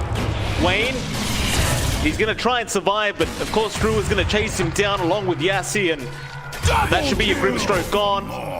On top of that, they even found the Mirana. 2 for 1. The only person to survive was Mercury, and he'll have the pleasure of seeing 496 start the Roshan. Yeah, he could try to make a sneaky play here. The BKB's down for a bit longer, so he could go for a well-timed Blink Avalanche and steal the Aegis. Issue is that's a very tight timer he's going to have to play with. It's very, very tough, and Yassi is right, and he's not going to allow it. He will force the toss out, and the Avalanche, and Mercury now is going to be focused fired down. Just with the Maelstrom and the Shackle shot is going to be more than enough. Even Drew just takes the kill on the Bloodseeker. They will move back into that Roshan now, and Team Mystery, they are still posturing, but Xiao Yu again going to be blocked off by Yassi. This time they will finish off the Roshan Shackle, not going to latch, they'll get the clockwork. But Yassi's going to be very happy with that. That was his job as the clockwork, is to block the angle, block the pathway to the Roshan pit, and he does a great job of it. You're pretty much worthwhile trade. You already found a Tiny beforehand, so you kind of already got value from your clockwork standing up in front. Team Mystery now have to be a bit cautious. 496 maintained the 3k lead up. The BKB from Hung means that all the damage coming through from the Tiny, which is really your main source right now, just disappears, as you mentioned, right? Like, our Lifestealer's not quite ready to burst heroes down. Working on the MKB next to maybe focus on that Wind Ranger. Can't help the cause, but the damage output on non-strength heroes for the Lifestealer just doesn't feel great till that does feel great. Now, one thing I kind of had a thought about, right? Like, it's Tiny. Remember the old Ag Shard, which was just craggy, right? It was just basically craggy. I think in this game against a Wind Ranger, you'd actually prefer that right now. Just because once Hung focus fires you with craggy up, Hung's gonna kill himself. 100%. I have experienced that. It's such a busted. It was so boring as a spell, but also so annoying towards late game because you couldn't do anything about it. You focus Tiny, he's so tanky, and then you just get craggy and like, oh well, here I go. I guess I'm dead. Sorry guys. It was that and backtrack I used to enjoy. Oh, you filthy finger man. somebody in the backtrack. You disgust me. Jeez, Mike. Oh, disgusting. You're a Lion player, John, so I'm sure you would be quite disgusted. I'm sure you've had the experience. Wayne, the chase down now. Shackle is going to latch very nicely from Hung. God, I hate this hero so much, Hung. He'll get another kill. Into the die jungle they go. Xiao Yu now being caught out with the stuff from that BB, and he's going to try and BKB and run. In fact, no, it was the Shard. It won't matter though. Xiao Yu, he's been ruptured up and eventually will die. Meanwhile, Yassi will go for the chase onto QWE. The battery assault will not reach. Rack it on. His QWE does manage to get himself out, but you could really feel the momentum swing now for 496, and of course for Team Mystery, I don't really know what they have to do, but it does feel like they are just going to kind of have to wait out the power spike of 496 and maybe just get a bit more farm up on Ghost.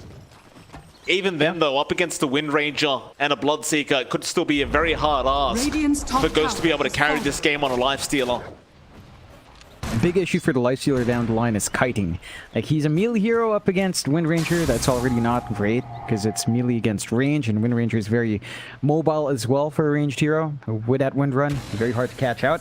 So even with an MKB, you still have to gap close and somehow lock her in. That's going to be down to your teammates there. You also need to see Mercury get a BKB up and then pivot into that Ag's Shard right-click build. Like, the Tiny has to be ready to take this one a bit longer. And we're not seeing that farm priority come through for Mercury. It's still mainly going on to Ghost. You can see Drew still being on top of everyone else by virtue of just having Maelstrom. Like, Bloodseeker can kind of farm nicely with Bloodright. It's really just because Drew went for Maelstrom first, and he's kind of made really good use of it in every single spot he's been farming at. They're clearing out that top tier 2 next. Mystery just kind of shoving the bot lane. Not going to be something that bothers 496. And now there's a basher on Drew, so the memes about Bloodseeker just having people TP out, it's not going to happen. Oh, look at this. They've got Mercury. That BB in with the follow-up stun on Mercury. He just cannot survive the damage output from Hung. Mid lane, there's going to be a duel out there. Caught Drew, but he has no health. Rupture out now. He's going to try and TP out of there, and Drew, he had the basher in the backpack. Oh, both teams making a bit of a mistake there, or rather both players. Nevertheless, sure Drew will be just happy to survive, and what a hook shot out. Yassi catching out QWE behind the tier 2 tower, and he's going to try and run. BKB out from Xiao Yu with the press the attack, going to save the day. Radiant's middle tower is under attack. Hung though, he's not done. Shackle going to be avoided. Wayne on the high ground going to try and run from this focus fire, and is going to be able to. At least for now. That'll be it. 496, they've seen enough, they're back. Players here. Radiant's middle tower is under attack. Pretty successful defense for Mystery on that mid tier 2. I don't think they're going to mind too much. Aside of 496, they don't have too much time left to play with the Aegis. It's going to expire, so they have to be a bit cautious about how far forward Drew is in this next fight. Should expire right before the fight, though, so you're still going to be fine. There it is. Drew gets a reset, so they're going to be aware of it. They could wait for the next Roche. They're going to be taking this bot tier 2 quite smoothly with that BB as long as Cops Tower. Nice hook shot. Yassi into the shackle. I'd love to see this coordination out from 496.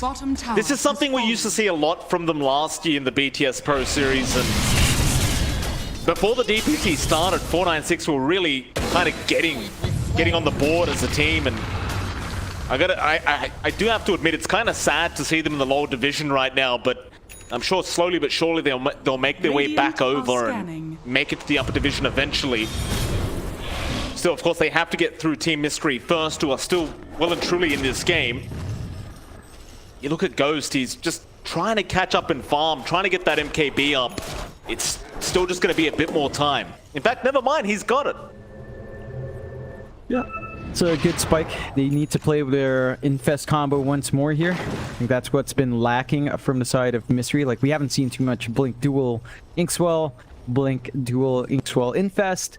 It just needs to come out. Like, if you can just lock one here in, build the damage out, get the 4v5 after, you're going to feel pretty darn good inside of Mystery, as long as you find that opening. 496 has been disciplined enough to mainly stay as 4 or 5, so there's not many solo heroes they can punish.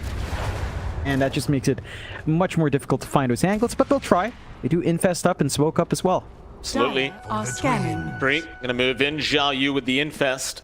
Needs a very nice dual target for himself, and well, they're going to make their way over across the river. Unless they run into Bombi, but again, that's not really the kill you want. Bombi is going to show himself on the map as well very soon, and it looks like Mystery is just going to take the easy kill. Bombi, TP attempt. Oh, Mercury, the fog. He can't see him. Now mid lane, Yassi gets the hook shot off into the shackle shot of Hung. And the leap works against QW in the end, as I don't believe Hung would have landed the shackle had he not leaped away. So a bit unfortunate there for QWE. Now DPC finding a very important stun off. How does he even get that? Focus fire around onto the LC. Ghost here is trying to fight up against the Wind Ranger and will get hung. It's a massive start for Mystery, but Ghost is completely surrounded now. They are trying to help, but they just can't do it. Mercury, he needs to run. Drew, meanwhile, going to chase down Wayne. We'll find another. And now, Bombi, he has got the Tiny in his hands. It's going to be a full team wipe. Mystery just could not fight back. Radiant's middle tower is And at under least, attack. I suppose they got hung on the Wind Ranger with that MKB up, but that's about all they got. Boom, there it goes. Yeah, it's not enough. Like, you lose a lot of big heroes, you only save your Mirana. The mid-tier 2 does fall to the high grounds opened. You have some major spikes Radiant's flying out middle from tower is 496. under attack. Ag Scepter up on that PV, so you've got the damage reduction on the Stampede now, and you've got the free padding as well. It's going to be even harder to take this next fight once your respawns are up. You do have the fortify. They can scare off 496 for now. Roshan still about a minute off. They're not going to be able to just cleanly go into the Rosh. There's some good wards here from Mystery as well to watch this movement out. They are kind of safe to wait for the respawns, look for a different approach once more. But you're seeing the problems of Lifestealer. Like, you saw our Lifestealer just try to man up against our Bloodseeker one-on-one for a while. It was just a pure 1v1, and the damage output's not great. Like, the issue with Lifestealer is that Feast is physical damage. Drew has Turkey Tree armor, so you're not going to be ripping through that EHP anytime soon, despite Drew being a strength hero, or having a lot of strength in this hero as well. Feast just... It scaled so weird.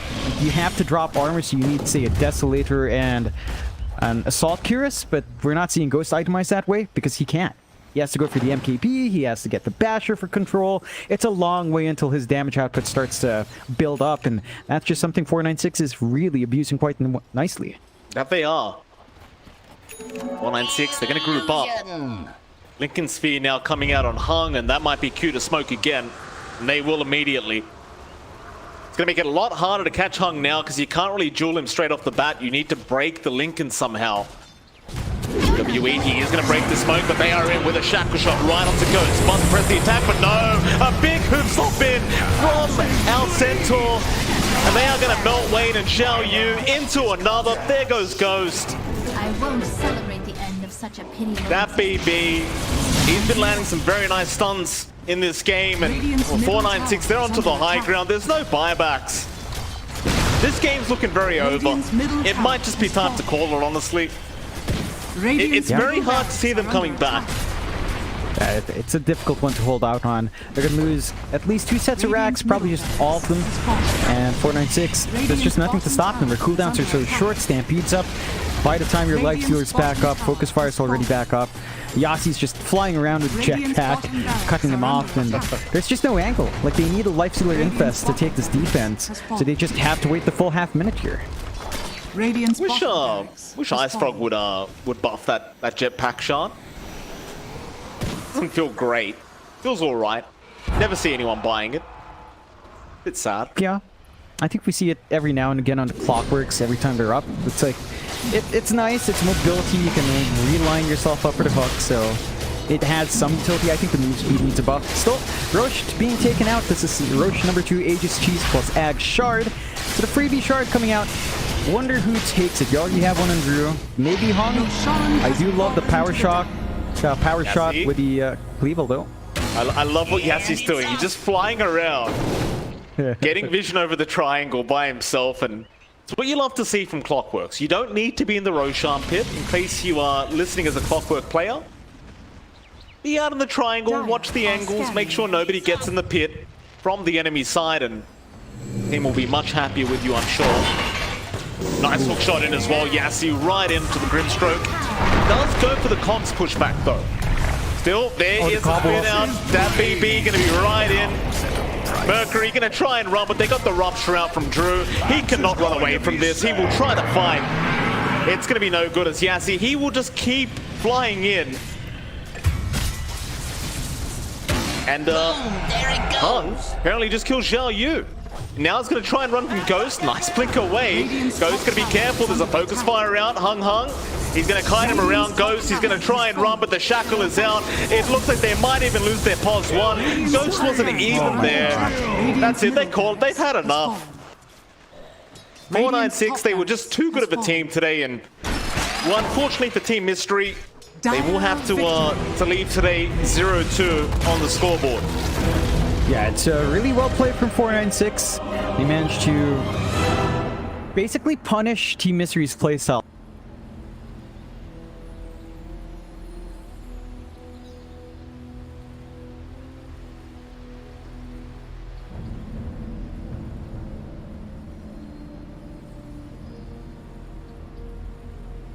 Can't really go on Tide. This is the Dota mistake 101. Rasmus wants you to try to kill him. He's a no ravage Tide Hunter with a hood. If you do that, you're not winning the fight. He's surfing the purpose of a ravage by just existing and absorbing your damage. Middle tower And it also helps that Hellbear Smashers have a decent number of low cooldown nukes they can just kind of throw out to defend towers, like the Puck especially, who's now found the opening with the coil just now coming up on GH. Now let's see if he dodged the spear in time. Phase shift not going to be out. He gets speared. He gets stuck to the wall. Still not dead. Will manage to get off an orb. Jumps a little farther away, but the last hit from RMN is here. So he keeps on pursuit. He sees Gilger. Kuro's Golem leading the way. He'll try and slow him down. Gilger does have Avalanche, which he can slow down RMN, but RMN may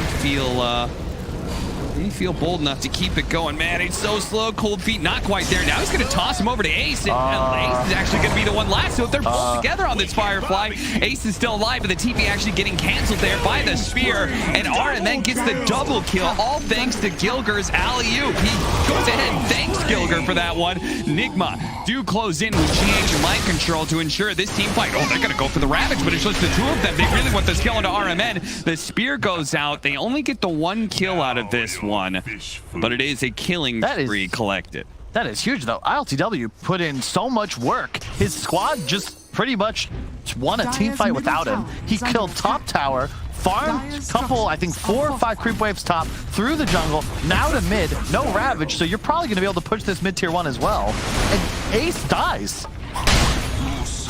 This is a huge lead now. AlcodeTV is taking on the game. He's a full Claymore ahead of the PA.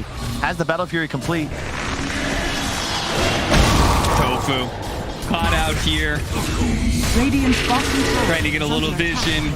Fortunately, Ace does actually clean up the kill on GH rather quickly. Radiant structures are fortified. They got the tower. Nigma, they should be plenty happy with this. Under attack. And indeed, they'll back up. So just the net worth exchange there, fantastic for Nigma. But now you add in the fact that they've got this really nice map control. They took the enemy mid tower while still keeping their own. Cooldowns are still up for a little while on the Ravage and such. These are all fantastic things. You can see AlcodeTV and his tip to RMN. He is very happy with the space he's gotten. He's 2,000 net worth ahead of Ace. He's a Yasha plus ahead. Like, he still doesn't have a Battle Fury up on Ace. So every minute that we see this disparity, that's an extra 200, 300 GPM the troll has as an advantage. That'll be reflected in the XP gained as well. And the map control now, because they've got mid tower, look at the ward coverage that Kuro's placed. It's beautiful. Yeah. He's got all three lanes in a way covered right now. Yep. Both jungles in the mid lane covered in wards. Nice aggressive wards that are going to be able to give you a good read of what Hellbears are up to. As long as you don't like lose a big team fight and the enemy starts pushing onto your side, but getting a pick off like this certainly helps. His Ace, he's got to jump away here over to Tofu, and that'll be just enough space to get him out, and they actually lose GH in the process. So not bad for the Smashers. That's a very needed survive. Oh, Stormer missing the coil there. That could have been a nice exchange. They actually dropped the golem to make sure that Smashers don't really try and take this too aggressively. And they will start retreating. Ravage in 5.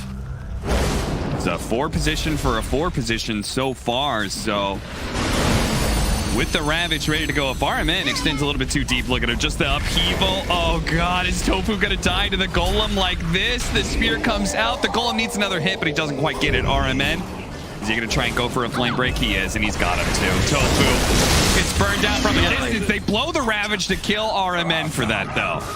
Yeah, but that's, I mean, AlcodeTV was already in the pit, and now he looks to commit. Like, this is just go for Roche, of course. Like, this is the second or third time, it was second time, the Rasmus Ravage just, it's too selfish almost. Like, that one kill, is it really worth it? Because you're losing objectives.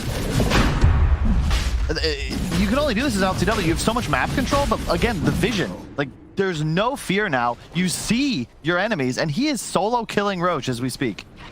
Yeah. He's going to be a full Sanjin Yasha ahead of the PA with an Aegis in his pocket. Into the sunset. And after it dies, quite possibly 3 full levels as well. Roshan has fallen to the Gilger gets the spear on him with the brambles. And Mars Dark Willow. Those ultimates, man, combined together, you're probably just gonna 100-0 almost anybody in this game. Radiant's middle tower LTW now with an Aegis and an SNY, so he can play in team fights really aggressively now. Considering how tanky he is, he can now, in a way, frontline. Yep. For Nigma. He's done. The whole team's done well. I mean, LTW, they'll probably get a lot of credit if he ends up carrying this game, but his team has put in so much work. RMN really surprising me on his plays as this Batrider just because of how aggressive he's been able to posture. And look, the team is still looking to get active. There's still no Ravage, and they should know this. Solar Crest finished on Rasmus, but I just don't know if you actually have the damage to fight as Smashers right now. This troll is a huge problem. It certainly is, and Nigma, if the Smashers don't choose to fight them, they can start mowing down some towers. Troll's quite good at that. Gilger spotted here by GH. Radiant's middle tower. Nothing could have come of this. Oh, I like this. All of our Smashers are backdooring the mid-tier 1 tower. That's always a nice play. Yeah, they really wanted to open up the map. Just keep in mind, the Troll versus PA relationship. Typically, PA is certainly the king of the late game, but Troll, you can even see in the items he's got queued up, BKB, MKB. Very natural progression for him, and it is incredibly difficult to go toe-to-toe with this hero as a Phantom Assassin unless you are at the very least equal in items, and that does not look like it'll be the case unless perhaps this smoke can work out. No blink on Rasmus, but he's going to attempt to walk in Ravage. Blink on the puck. They need to try and get this Warlock. They're going to lead off with the coil onto the 2 supports. With the Ice Blast coming in as well, they might just be able to burst the backline almost immediately. They do. 2 supports down. Mind Control gets off the arena, though. And the puck, it's going to be a combo of ultimates that brings him down. RMN and Mind Control both down to about half health. Ace looking for his opportunity to jump in. Spots it now onto RMN. Meanwhile, the Tidehunter Rasmus being gone on by the Troll. Bit by bit, he will be whittled down by the Troll's damage. But now they're going to go for Mind Control as well. They're leaving ILTW from last year, which is a great idea if they can actually finish off Mind Control's Mars. But they can't. He's too tanky, it seems like. And Ace doesn't want to try and go for that kill with ILTW in the neighborhood. So they're going to back off. Ultimately, a 3 for 3 is the exchange. Man, that could have gone so much worse for Nigma. I'm surprised they came out of that so nicely. Both supports died right at the onset. No spells cast by Kuro. They got the tier 2 though, so he'll be able to teleport right in, heal up Mind Control. It's the new outpost coming into play. This is that the 5 seconds versus 6 second TP. Maybe not super effective, but he got healed that much faster. And now they can just keep playing on Hellbear Smasher's side of the map. Yep. And even start taking over their triangle. And once a PA loses her triangle, I just don't know how you recover the game. Yeah. You know, because you are so reliant on hitting Ancients. I think Ace might have had to get a little more aggressive in that fight. He didn't actually enter it until it was 3-on-3. Sorry, I was laughing at Rasmus's inventory. He knows what he needs. And it's 1 item and 1 item alone. A blink dagger for him. Looks like Tofu. He's very dead. Is Gilger? Yeah, Gilger's going to be caught out as well. Both the supports getting picked just outside of their base. There's nowhere for them to move. Nigma, they're just kind of a wall. It just faded, but there was a ward on the high ground by top outpost in Dire Jungle. That was also sentryed by Kuro as he came in. Hellbear Smashers had placed a new ward. It immediately got taken out, but it's why Nigma continued to dominate in this area of the map. There's just been no vision for Hellbear Smashers. They have one ward now on the steps of the enemy woods, but this doesn't help them because Kuro and squad are not playing underneath it at all. They're just stealing the jungle and in this manner controlling both ancient spawns. So to your point, where does PA farm? Yeah. Throw in the combination of Mars having a Blink Dagger and RMN having his Boots of Travel. And if you play on the side lanes and you play really deep on the enemy side of the map to try and find farm, Nigma could certainly close the distance real quickly. A Phase Shift is going to be able to dodge the spear, mind control. He's looking a bit unhealthy here at about half health. Not obviously going to commit. 3 more seconds till the Aegis expires. So the Smashers really want to stall this out. But can they go on ILTW here? A BKB for both the carries. They just saw Aces picked up, so they might need to be a little cautious here. This spacing, though, really benefits Nigma. They're playing in the trees with their squishier heroes. You can't really get Kuro if he's going to play this far back. Stormer looking for an opening here. Spots GH, and he wants him to go for it, and they do. Gilger jumps him, hits him with a combo. Puck follows it up. Puck trying to protect his own life as best as possible. Gets a coil on just the Batrider. Immediately broken. The Ice Blast is going to follow it in. They need more damage behind it, though, and they don't quite yet have it. RMN doing a nice job dodging around. Ace, the Golem is thrown onto him. He's going to jump away back to Rasmus and Stormer. While the rest of Nigma funnel backwards here. They're going to start poking on mind control. Gilger is being focused down by ILTW at the same time. But now that they're done with the Tiny, they're going to start rallying back. A 3-on-3 still. These teams very evenly matched when it comes to team fights. Both of them have a strong understanding of picking off these squishier 4-position heroes. GH got to be a little bit careful since he did buy back in this fight. So I guess 2 for 3. You can see the big difference between these carries. Ace forced to play like an assassin, whereas LTW just playing like a bully. He's not targetable. Wasn't even forced to use BKB there because they simply cannot go for him right now. Silence. He's just stealing the enemy bounty rune, just ignoring the fact that Hellbear Smashers are 5 alive.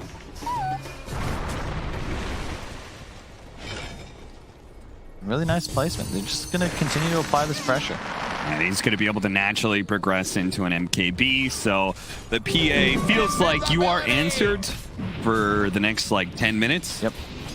Probably, maybe if we survive for another 15, then the PA starts becoming a big enough threat to some of these other heroes. But RMN, he jumps in big time to be able to go for the Ancient Apparition, but he immediately gets turned around on by the Smashers. Nigma are going to use that BKB on ILTW to TP home, and Kuro looks like he's far enough back. Kuro has a refresher in 500 gold. Yeah, it may be a little bit more, though, as Smashers are still trying to catch up to... Oh, my God. 1,000 damage crit from Ace, and they're on the hunt for more here. The spear doesn't quite land. GH spotted for a moment. Gilger, Blink Dagger up. Another avalanche. A toss coming in soon. Shadowrun just came back up, so he's not going to be tossed here.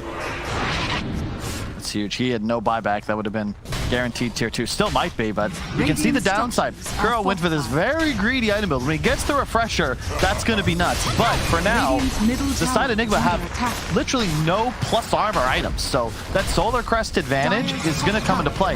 The Gush as well for the minus armor. If you get caught as Warlock or the Willow of GH by Ace, you die in a crit. As he is in a really bad position. Oh my God, my LTW. He has no BKB.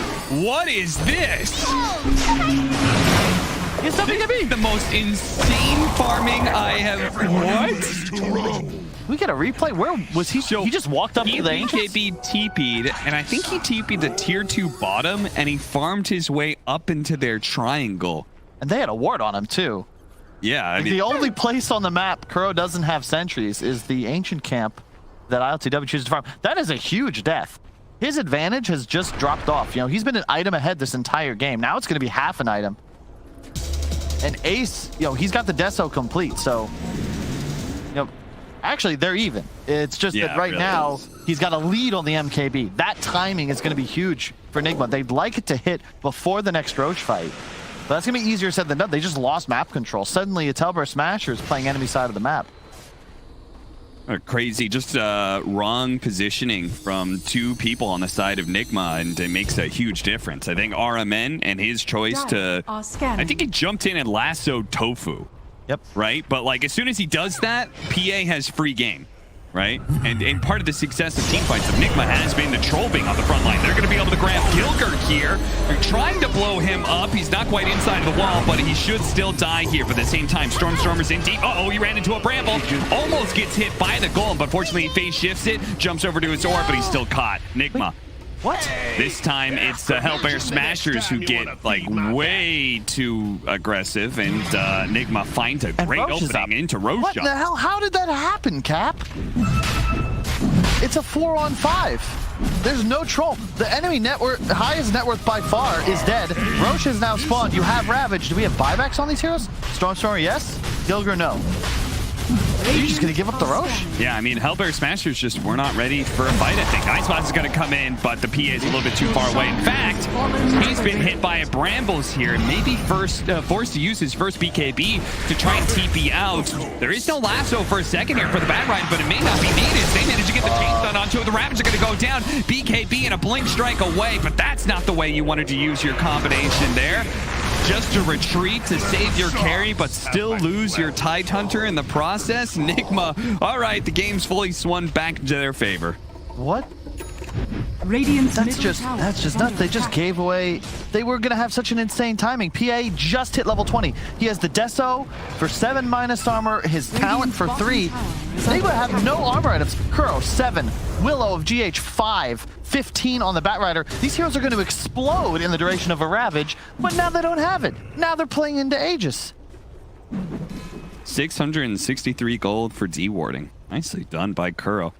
They just gave up. Great read. What were they doing over there? I don't know. There's just a lot of weird mispositionings happening. I think both teams are underestimating the potential of the other team to be aggressive on them. And now Ace doesn't have a BKB for 15 seconds. They need the puck, Blink Strike, to be able to jump over, and Stormstormer does give it to him. Ace. He's running himself out of here, but Stormer is going to get caught in the process. And Mind Control may get burned out, but Ace. RMN spots him. He's going to be hit by another Blink Strike. You got a BKB! Oh, he had it. He didn't. I think he came up in like literally the last second. RMN was not spamming it. Is that Miracle or is this RMN? Because all of a sudden the Batrider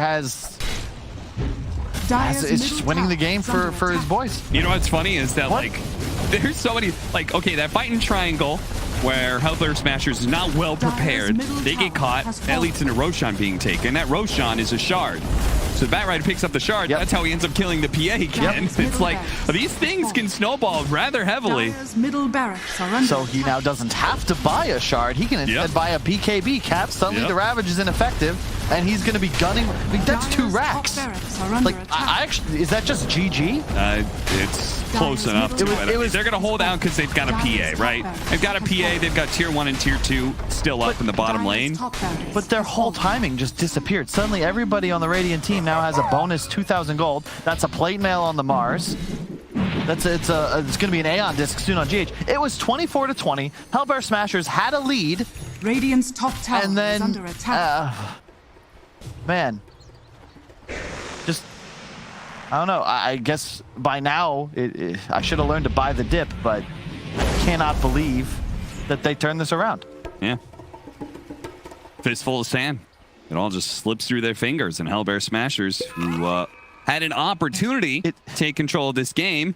Plate mail on the bat. Now they're dealing with the BKB plate mail Batrider. Yep, who has the shard. PA no longer has that insta-kill potential because Team Nigma just picked up like a bonus 30 or 40 armor across their players.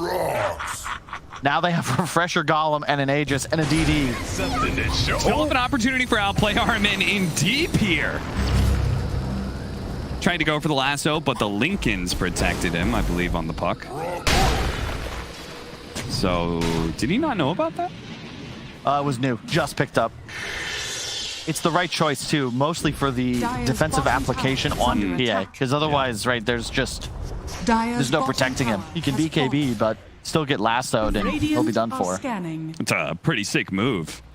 He didn't have that Lincolns. They would have just found a insanely good pickoff to end the game. Still looking very good for Nigma as they have 1 minute left on the Aegis and should be able to run up to high ground and force something. Elber's Smashers, they might be able to stall until the Aegis is down, but it's probably going to cost them a lot. Maybe buybacks, maybe Ravage. Do have Glyph, but look for Crow just to drop the bomb. He's got 2 of them. Yeah. Double damage. Oh, and double damage too? Yeah, they could definitely force a response from Smashers now before this Aegis is gone.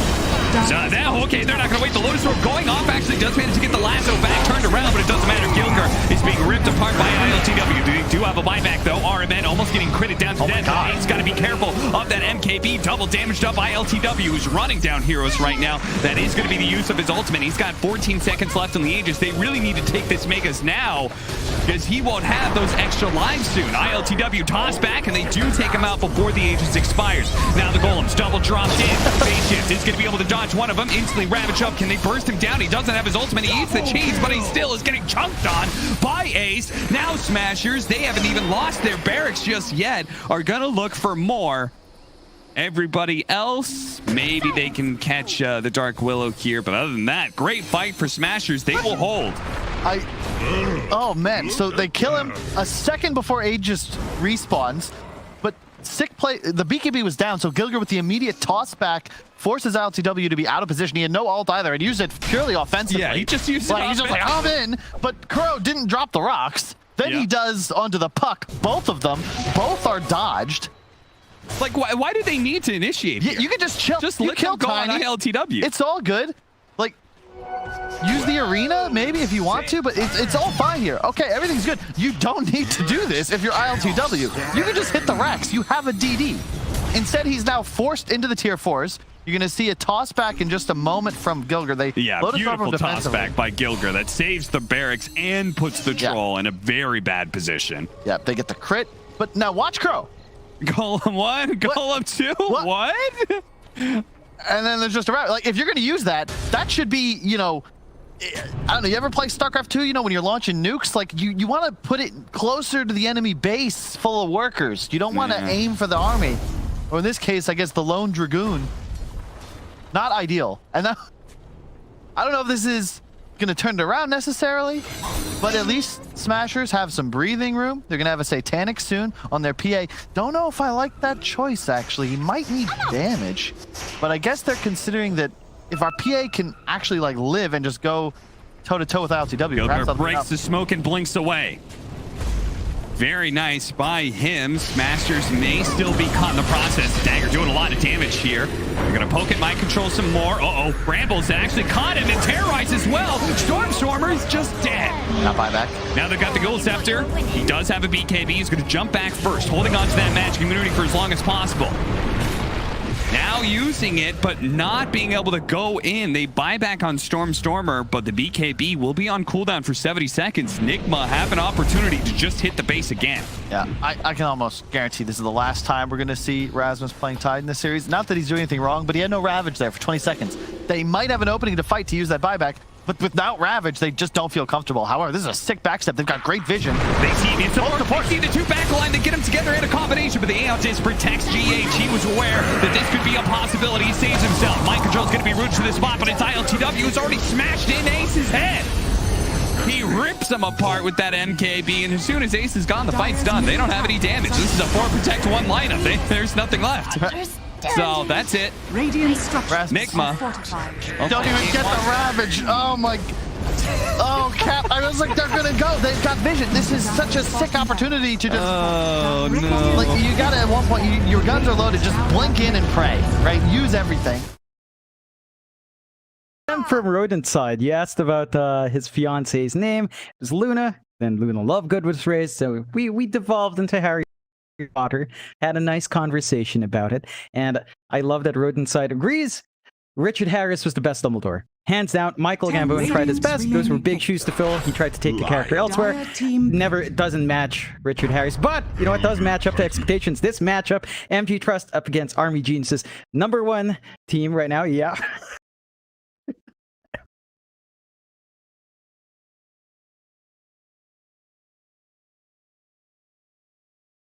Ten seconds remaining.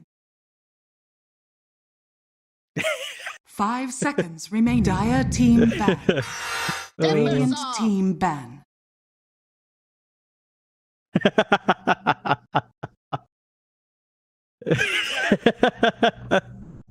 Oh.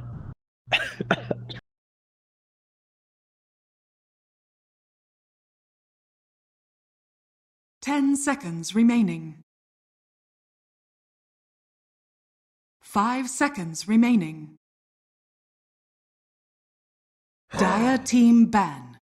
Radiant team ban.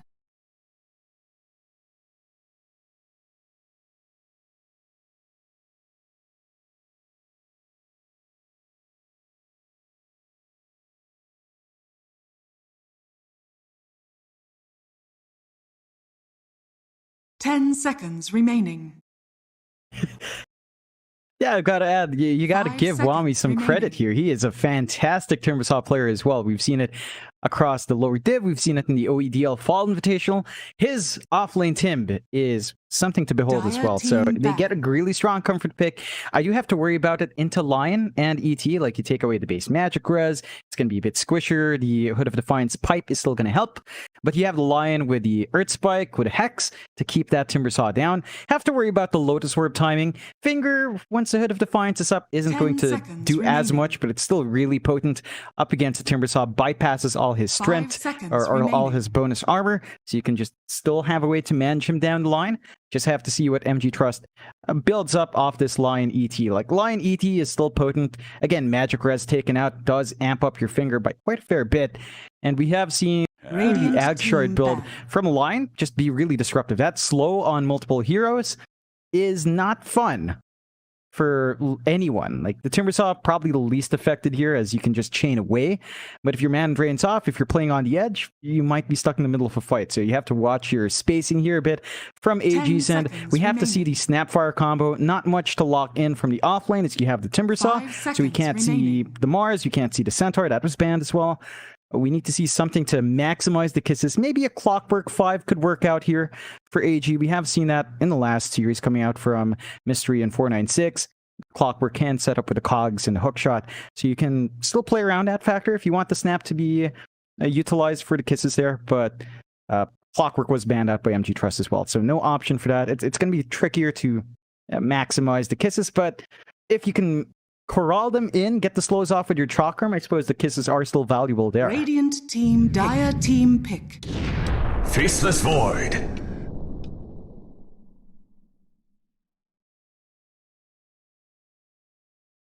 You know, like, yeah, like, believe corral is like when you're hurting.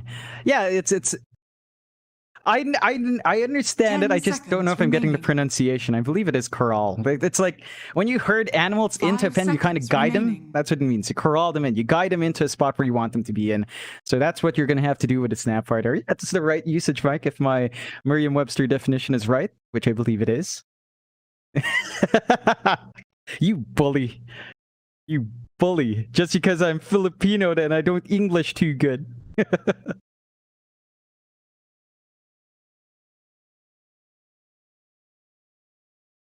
Radiant team pick. Yeah? Enchantress. Yeah, you know where we could start? We could start with Ignition, Mike. You could sing that first line right now. The chat would love it. It's let me tell you, if you say that first line, it's already the first. 10 seconds remaining. I can't get over it. I just think about that song, and 5 seconds remaining. it's not a very polite song, let me tell you. Still, draft continues. MG Trust do go into the Void. So we see the Faceless Void come through. Faceless Void ET is pretty darn nice right? Like you get the Chrono off, you get the Earth Splitter off. It is a lot of damage coming through. You don't have natural Void counters here. You could argue Snapfire Kisses into the Chrono is one way to prevent the Void from maximizing his Chrono, but it can go a bit back and forth. If the Void jumps the back line, which is pretty much what you want to do anyway, you're not going to be able to use that spell. So there is some spacing issues there. The Void is going to have to watch out for. AG go into the Enchantress for their end, and that is a pretty potent support to have. Lots of good heals. We've seen that early Nature's Attendants actually be really impactful in lane. Makes it hard to chase down the Enchantress. Kind of watch yourself there if you overcommit from Motivate Trust side. Just need to see what they partner with it. Like Enchantress +1 tends to be a bit of a slower lane. You could maybe go for something like a Jug if you want. You could go for Dire a team Monkey King. No, Monkey King's banned. Jug is still a stable option. MG Trust do go into Bat Rider now as well. So it does slide through again. You've got good hold for the Timbersaw. You've got the Lasso to always use, and that can make it troublesome for heroes like the Jug that we mentioned, and Lifestealer is not going to enjoy that as it 10 pierces through their seconds spell immunity. remaining. So you've always got a stable way of locking them in outside of Chrono. 5 We do have seconds to remaining. wonder how much the Bat Rider can get. Like farming potential's cut off. We still see it every now and again on mid. Could be the off lane here from Masaros. Really depends on what they feel like giving Fearless. I think you'd want Fearless on something a bit more mobile, like something like a Spirit Butter would be nice, but with a Face's Void, it can be hard to maximize them Dire outside team back. Chrono. So maybe something more straightforward like a Luna could work out. AG, Raid King up, Radiant very team back. strong here to have. If you Chrono Raid King, you have to dig through 2 lives. It's never good for the Void, so you're going to have to target someone else or save your Chrono for the second life through Reincarnation if you even need it. Like the tendency is if you kill him in his first life, second life, if you have everything up, you don't need to throw out too many spells. So we'll have to see 10 how seconds Motivate Trust remaining. approaches that Raid King. But the lane is nice now. Raid King plus Enchantress, you get a nice stun 5 creep down the line. seconds remaining. You got 2 stuns to play with. You've got very tanky heroes to heal up. Can be really nice for AG. And they've got some good push coming out with Raid King Enches with a summon. So you have some ways to melt down those towers early on.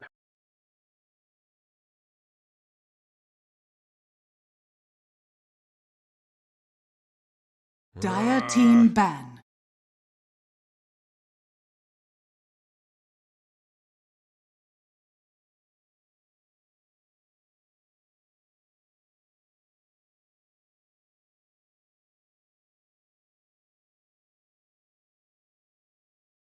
Ten seconds remaining. 5 seconds remaining.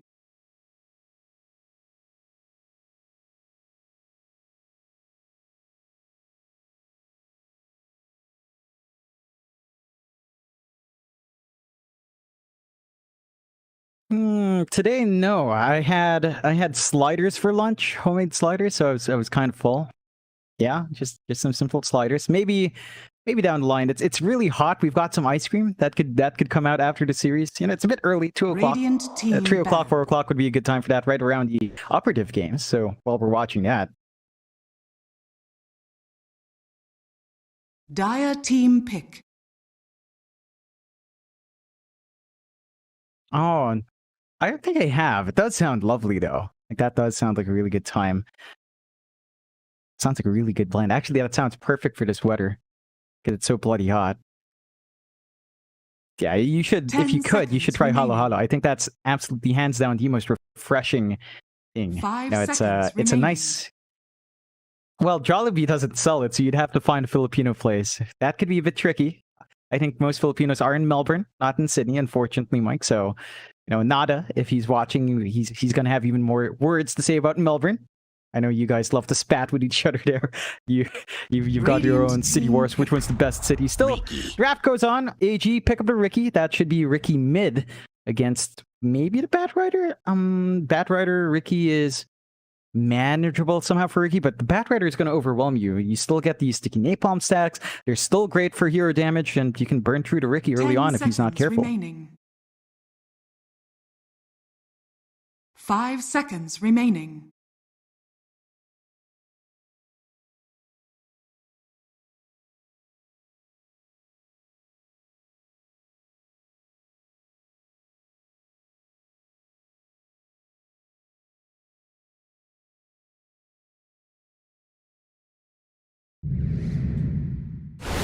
Tide Hunter. Choose your hero.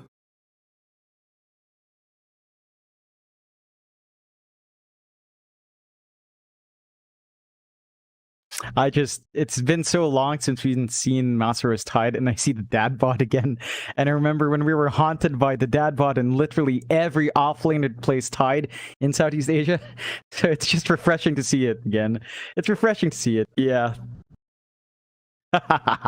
Dad bot Tide for Masaru's. It's a great closer. Like you do have the Ricky against Batrider lane, which is super nice for Fearless. There are ways for Mamang Daya to kind of counteract it. It's still not the easiest lane. You've got this Tide Hunter Void combo, so Ravage plus Chrono, insane team fight control, insane follow-up from Leonak's Elder Titan. You can just get that Earth Splitter off, get a lot of damage going through. Issue here for MG Trust is cooldowns. They've got to play around Chrono, play around Ravage. These are fairly long timers, but Motivate Trust is a team that does play around timers really well. We've seen them do this a couple times in BTS Pro Series 3 and 4, so I think they just need to kind of pull back, remember what they did before, about half a year ago, and just replicate that playstyle. Should work out. For Army Geniuses, like they do have some decent presence coming through. They've got Wami's Timbersaw, which is, again, really great. They've got some solid combinations with stunts with a Wraith King and Snap. They've got great scaling with a Wraith King and Ricky. The issue is kind of finding space for the Ricky and the Wraith King to farm up. Now, we have seen Ricky's go really quick. Like, double Wraith Band, Orb of Corrosion, and Ricky can actually do damage. So we need to see that from Mamang Daya here. You need to take an active stand game, get space out for the Wraith King. Maybe once the Radiance is up, you can start thinking about further optimization on that Ricky. But you will have to make that space out for the Wraith King, as the Wraith King can show up early, but ideally you slow down and try to build up. And I love this coming out. MY gang. Why is DB? Why is he bringing out the Filipino? There's no Filipino here. Isn't there, well, except me, Sana all. Yep. Just one. Giving you a shout out. Speaking of shout outs, by the way, it's been a while since we're talking about MY gang. Shout out to My Pro Dota. Of course, it's been too long since we've shouted out the poor man, but I'm sure it's his birthday today, and hopefully we see him around sometime, John. Yeah, happy birthday to My Pro Dota 10. Check out his Facebook as well. My Pro Dota 10, I believe, is also the Facebook name. Yep. Here in MY Gang, we respect MY Gang. That's literally the guild line. So there you go. There you go.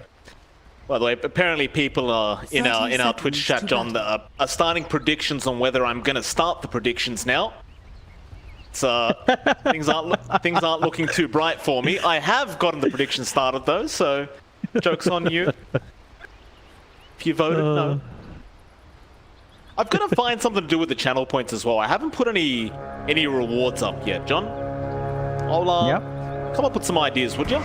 Bit too busy tonight. Yeah, we'll try to think one up. Still a bit of a scuffle over the rebound here. A big scuffle, John. They're fighting into an Elder Titan, and that's Leonak on that Elder Titan. That is a very risky place to try and fight for Army Geniuses. They'll back off eventually. Still a very risky kind of rune to go for there, and well, it will mean Motivate Trust do start 3-1 in terms of bounties. Sets up, gives you some early access to regen if you want. This lane coming out from MG Trust up top is pretty scary. You get the Astral Spirit off, you get some good right-click damage on Leonak. Masaru's gets off the Gush. Suddenly the right-clicks are just insane. And Wraith King is surprisingly soft. Just 2 armor and here it goes. DB, he's going to try and run. Leonak, just dive him. No. I thought he would literally just go for the dive in the tier 1 tower with the bonus movement speed. He is running at 390 right now with the Astral Spirit, but looks like he won't go for it. He'll rather just leave DB on very low HP, and quite frankly, that can be even more effective, right? Just burning through the regen, keeping DB low, and of course, Masaros tends to be very aggressive on the Tide if he does see an opening. It can make it very hard for DB to feel comfortable to move in for those last hits. Yeah, and should cut you off here. I mean, you've got some potency with UK turning up in the lane. So you've got, once the levels are up, you've got Raid Fire Blast plus the Cookie for chain stuns. You just have to respect the throughput of Leonak. As long as the Astral Spirit's out, he will out-damage you at this point in the game. And again, you have to remember, Wraith King only has 2 armor to start with. So Gush is going to drop you in the negatives, and that just means Leonak can really attempt to run you down. Even the Snapfire having a bit more armor than Wraith King is not good for DD. He's just got a DD TD rune now. Leonak just going to rush forward with 422 movement speed and a TD rune. It's going to wear off eventually, but it's just such a hard laning matchup here for Army Geniuses. We'll have a look at the other lanes though as well. Of course, mid lane, you've got Fearless there up against Mamang Daya. Mamang Daya going to have to really be careful about when he uses those tricks to the trade and the Blink Strike. You will need them to try and get away from all this sticky napalm spam of Fearless, especially if he does end up popping the Firefly. At least for now though, Mamang Daya is ahead in terms of CS, so he's having a decent enough time. Top lane Leonak ends up dropping very low on the Elder Titan, but looks like he will be able to salve up. No, just trying to get his body in front of those two heroes is really what you want to do. He's not really punished for it, and you're perfectly fine in that situation for your pause 4. And again, you're still seeing Masaros take this lane over, slightly ahead in last hits, but not by much. When you close in to last hit for DB, you have to deal with the Anchor Smash now, and it's just not a fun lane for DB overall, so have to keep watching that spacing. Going to the last lane we haven't looked at down bot, you've got Jackie, of course, on his Faceless Void, and Sahir Jackie loves Q, though, is dropping low here. He is. LYM should definitely have a kill here, but Q is going to try and go for a bit of a run. Jackie going to try and help out. LYM won't be able to chase much further, and Q now has salved up. Spike out. Jackie, where's the bashes? Still no bash. My goodness, he's hit so many times. LYM just not copping a bash. Time walk in a few seconds, but this is a lot of time Jackie's not going to be farming. Not sure how worth it is. It's another hit without a bash. That's at least 10 hits now without a bash. LYM, he's going to get the courier of Jackie, and Jackie has the TP. He's losing too many creeps. Yeah, that's a ton of space coming out from LYM. He is very happy with just what happened there. Wami gets some space to keep climbing up, get some solo EXP as well. This is a melee lane into Timb, so you can jump off the damage, but time walk cooldown is very long. You have to watch yourself. It's going to be a lot of damage. Leonak, he's probably going to go for the chase, but a very nice block there from UK. Going to make sure he can't move much more forward. They're just consistently keeping DB very low in terms of HP, but he does have a salve available there from UK, and going to keep maintaining himself in this lane. Every lane basically playing pretty well for both sides. I'd say it's evening out quite nicely. DB, stop out. Leonak going to move forward again, but a nice cookie in. They're going to try and turn now. Leonak getting very low. Can he drop? He does. UK able to pick up the first blood. Masaros going to try and keep up the chase. He will get DB in the end. At the very least, your first blood goal did go the way of Army Geniuses, but I think for Motivate Trust, they'll still probably be pretty satisfied knowing they got the Wraith King. Yeah, it's a big kill. You do get the first blood gold injection, so it's worth slightly more for AG, but losing Wraith King's never good news. Masaros is going to have a level advantage on top of that. Level 5 on Tide, level 4 still on the Wraith King. So you're having even more damage, even more pressure here from Masaros. And while all of that was happening, there was a little move here coming out from LYM. LYM went into the jungle, cleared out the small camp stack, and that just really hurts the Batrider. Right? He jumped in from the mid-tier 2 when he was chased down into the jungle, clears it out, so you don't have that camp to go back to for Fearless. Mamang Daya is now slightly ahead again, especially with the denies. This is going to feel good for the Riki, and all things considered, he's not really zoned out. He's still farming up on Riki. He's going to hit that double Wraith Band timing, or at least the Power Tread Wraith Band, perhaps looking for the Orb of Corrosion. And again, once you hit that on a Riki, you can actually show up and do some damage in lanes. Let's spike out Wami. He's been dominating this bot lane now. Not so much in terms of CS, but in terms of harass, he's doing a great job at keeping Jackie very low. He's going to try again. Jackie forced to use that time dilation, and Fearless even going to rotate up on the Batrider, but he's not going to make it in time to punish Wami.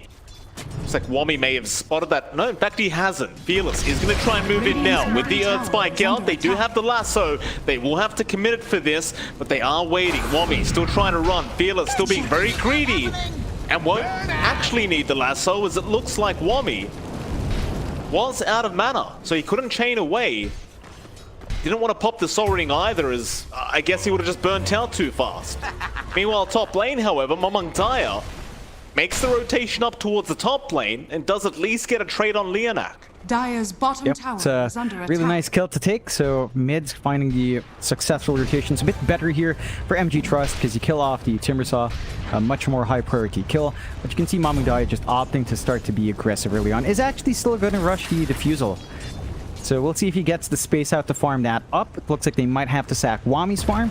Despite him having that smooth enough laning start, the jungle is going to be taken over here by Wraith King and Riki. So you're not going to have that area to recover. You're going to have to play in the lanes, take the front line, force responses out, which is Radiant's middle generally what you tower want in the is under Timbersaw attack. anyway. And we'll just have to see if Mamang Daya can hit that Diffusal timing. Looks like it's lining up fairly nicely. Still up there in last hits, up there in net worth as well. So the Riki is having that smooth start you'd want it to, and so far very Jackie, even. Mamang Daya, solo kill off the Void. No smoke screen up either. He just got the kill. I'm guessing Jackie. Oh, all right. I guess I'm alone then. Army Geniuses. I'm not sure how they got the Void Spirit there. Excuse me, rather the Void, but Radiant's middle there you tower go. is under attack. I suppose Jackie's Time Walk was on cooldown, and hopefully John's all right. That sounded like a pretty big earthquake. So, Denied. find out soon. I'm sure John will let me know. Everything is all right over there in the Philippines, and of course, if you are in the Philippines, please do stay very safe. So I have been hearing the earthquakes can get very serious over there. So 2-3 right now, less than 1k net worth lead for Army Geniuses. LYM hanging around that mid lane on the Enchantress. Wants to set up on Jackie. Hugh is going to be around, however, to kind of cut off this rotation and get a nice little D ward off. All right, I'm back, Mr. Mike. Earthquake Oh. wasn't too bad. We're okay. We're okay. It's pretty Made me strong. panic there for a second, John. You just kind of ran off on me. It was a pretty strong wave, not gonna lie. Like my PC actually shook, Radiant so are scanning. had to go out just to be safe. But we're fine. We're back. We've got more important things like Dota to handle here. 2-3 so far at the 8 and 9-minute mark. Less than 1k lead coming out for AG. They are hitting those farm spikes. We're seeing really good movement coming through from Mamang Daya. Diffusal again it's just coming up a bit quicker than you'd want. I think MG Motivate Trust have not really pressured Mamang Daya in that early game. Laning has been fine. He is 2 levels ahead of Fearless now. Fearless is just kind of trying to cut the wave and farm up, but he's being rotated on by 3 heroes. That he is. Mamang Daya, he's going to be right in. Flame Break is there, but another Blink Strike. Fearless. Look at the minus armor from UK. It's just so much minus armor with that little shredder. On the brighter side for MG Trust, however, DB is going to be in danger. And does go down to the Wraith King. And I'll tell you what, John, this brings back some memories from MG Trust last year. Well, we saw if the mid lane and the safe lane struggles, you can always kind of guarantee that Radiant's Masaros bottom tower is still under going to have a attack. pretty good lane. And you're Radiant seeing it right now on that structures are tide. fortified. Top of the net worth board. We've seen him on this hero before when he plays like this, and well, DB, he has not been able to keep up whatsoever. Yep, that's one Dire's issue right now. top Masaros tower is is under very attack. farmed up, tied up there with Mamang Daya, in fact surpassing the Riki by about 200 gold. So you do have a hero to play with here. You've got some timings to run around with. I think the thing for Motivate Trust right now is that they've got Chrono and Ravage, they haven't used it. Whereas for AG, they just run around the map and Dire's get top kills. tower They found is under another Q, going to go down Fearless. Has Lasso, is going to throw it out onto Wami. The Timber going to drop quite fast, and he will not even try to run. Accepts the fact that he is going to die as MTG now want to go for a bit more. They have the Chrono up, but so they aren't going to be able to immediately find anyone, and of course Jackie isn't going to waste too much time. Going to have to try and catch up in Radiant's farm middle as tower Mamang is under Daya attack. is getting a little bit too far ahead on this Riki. It's mid lane. LYM could be in a spot of danger, but a nice Radiant's cookie middle out. tower is under attack. Healer's still going to chase him down, however. Stop is there, and LYM, he's definitely gone. Say, Enchantress, you are spunky.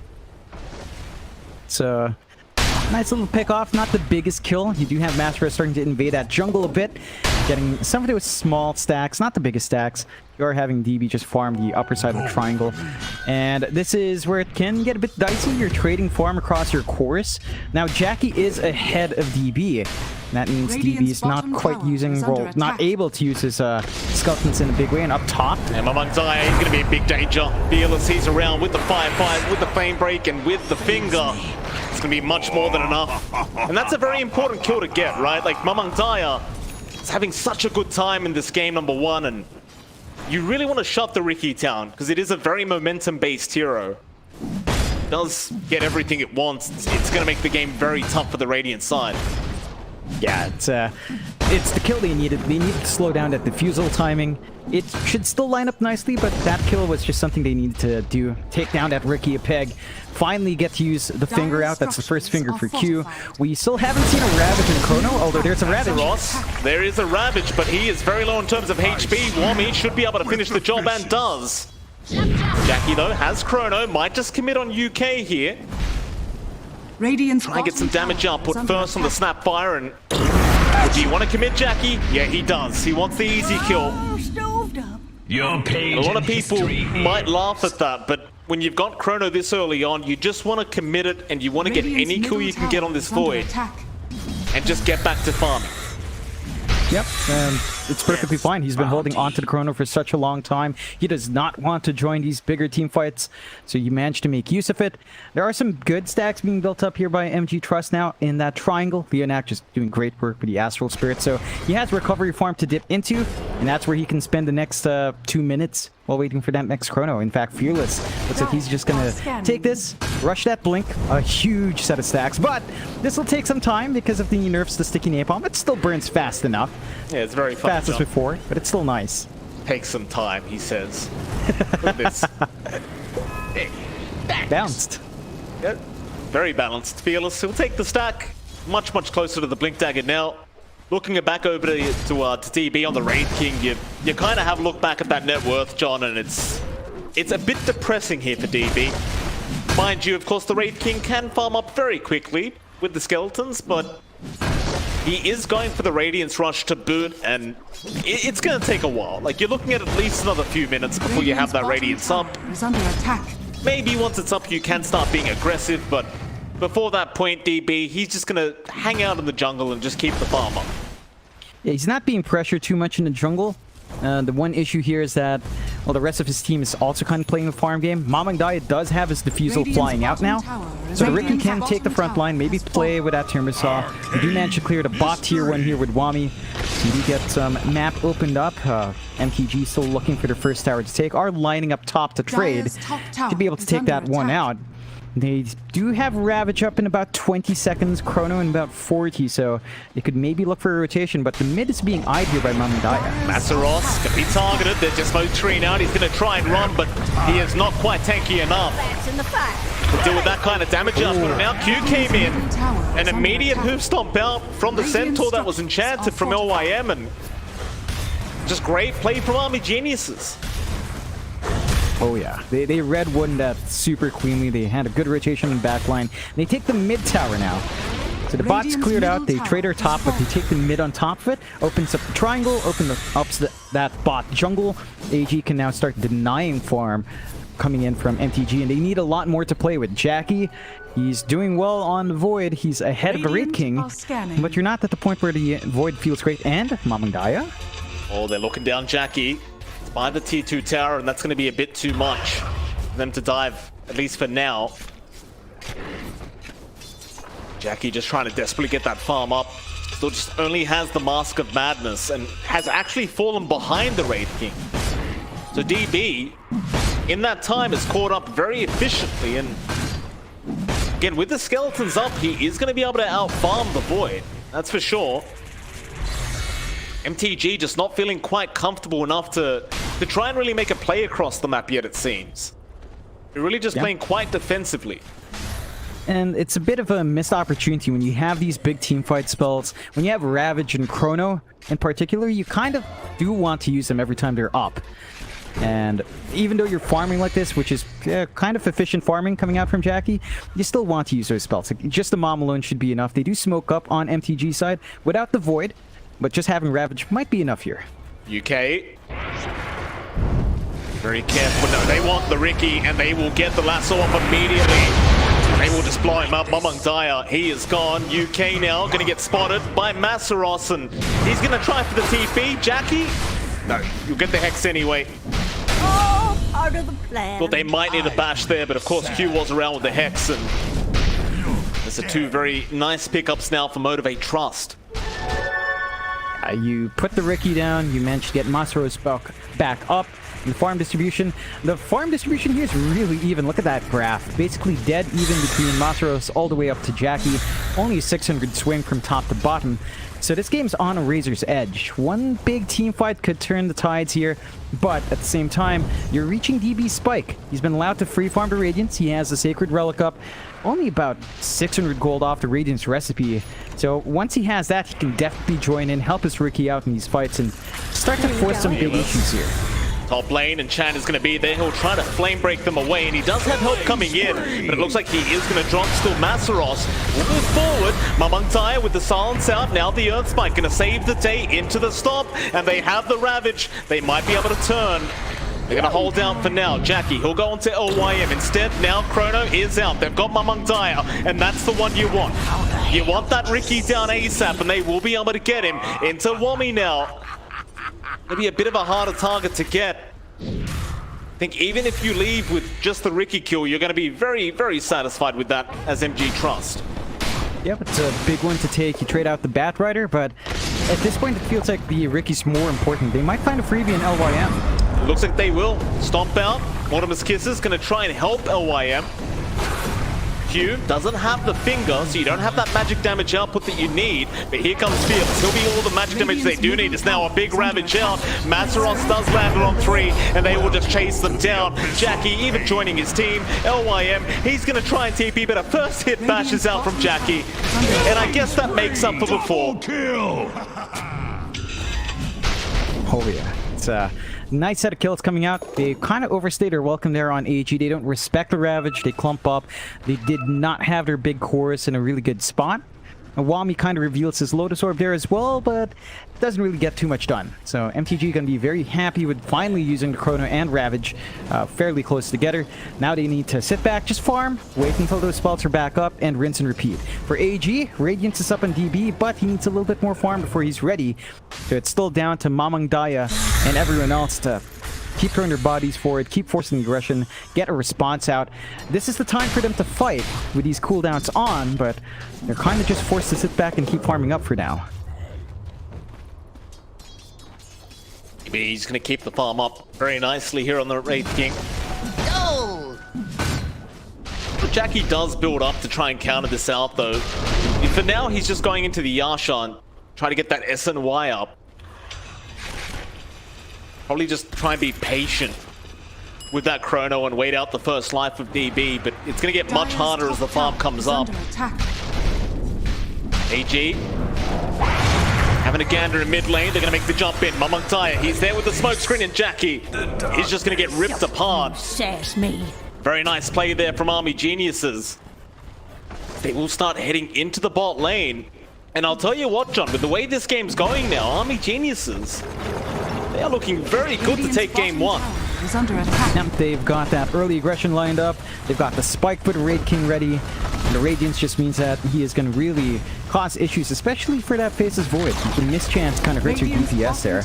And you need a lot more in that Void. And you're going to need a BKB now on Jackie. Like, he's not safe from that smoke screen. Unless support maybe gets a Force Staff to just take him out of it ASAP. Before that point, it's going to be tough. And you need to have someone else up in front. 2k lead, 3k lead up now for Army Geniuses. Take over the jungle. Bot 2 falls. They can immediately just take over this bot jungle entirely and just shut out even more farm from the side of MTG. MTG, again, Jackie needs a lot more farm. Fearless is already rushing that BKB on the Batrider. And once you have that, you're safer to jump in. You don't care about the smoke screen, which is big. But they need to keep going back to that playstyle. Try to hunt down Mamangtaya. Try to hunt down Wami before he gets even more items up. He, again, with the Lotus slow, he's already annoying enough. Once he's allowed to tank up even more, that could be very detrimental, as he's just going to toss his body forward and the Ricky follows up. With the kisses in the background can be painful. Still, smoke out from MTG. They do have Lasso at the ready, along with Fingers, so they can go for that burst play again. Absolutely.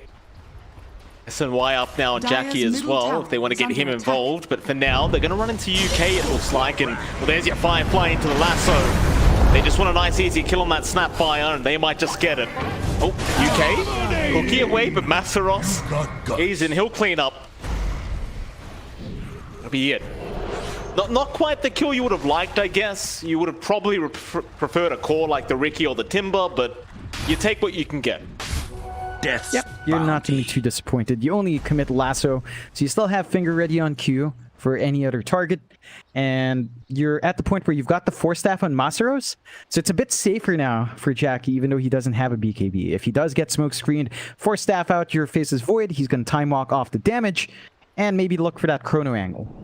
Complicates the initiation for Army Geniuses. They're going to have to be a lot more cautious. Maybe they have to catch out Masaros first before he can use that Force Staff. The issue is, you catch him in smoke, he can just Force Staff out as well, and he can purge off your stuns with his Kraken Shell. So your burst damage has to be, your stuns have to be staggered really well on something like that. Tide, I'm wondering what they go for next on DB. It looks like he is going for a BKB into the AC, typical Wraith King build. No blink. The DB's just going to have to run forward every single time for these fights.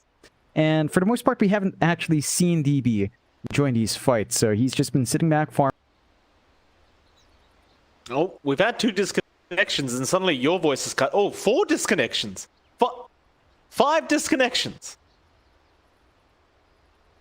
My goodness. And I believe John's internet may have... John, are you there? All right, there you go. So everyone's just out, including my my analyst. Apparently, John might be part of the Army Geniuses side. So we do have the reconnections now coming in. Because judging by the fact that there was just a bit of an earthquake where John is, I assume maybe the internet lines are down, or... Well, actually, his internet lines were already down. Maybe it's the mobile data now. My goodness. Luckily for us, Army Geniuses, they are going to slowly but surely reconnect. Allows to get underway with the game very soon. There you go. OIM's back now.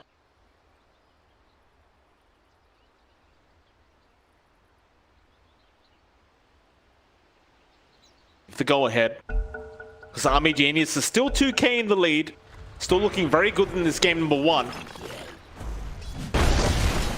DB top of the net worth board now, the Wraith King, feeling a lot more confident than he did about 10 minutes ago.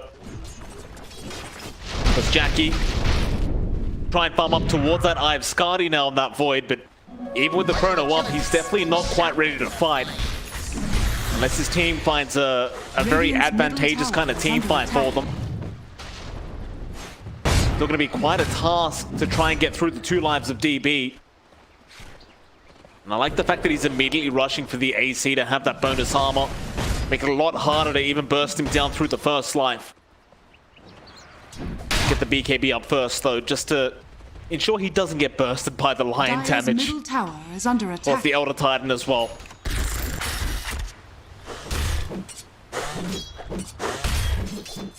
Well, a bit of a lull period. The pings are coming up for that mid-tier 1 tower now for Motivate.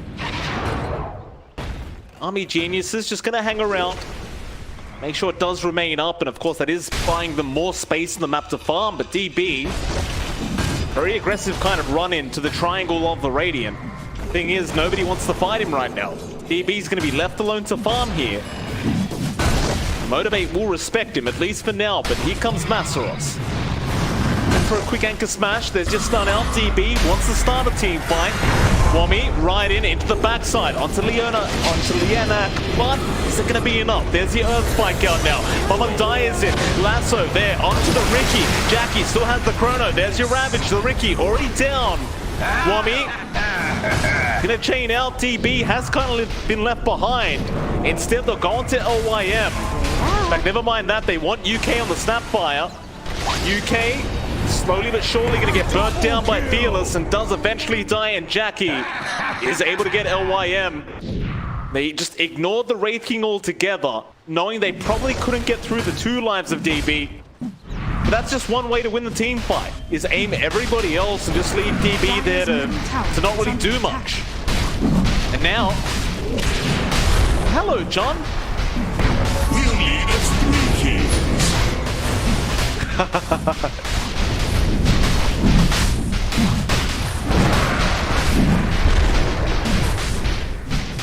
There There is DB. He's going to move in and try to fight this one out. Onto the line, they will burst down Q. The buyback, though, is going to be immediate.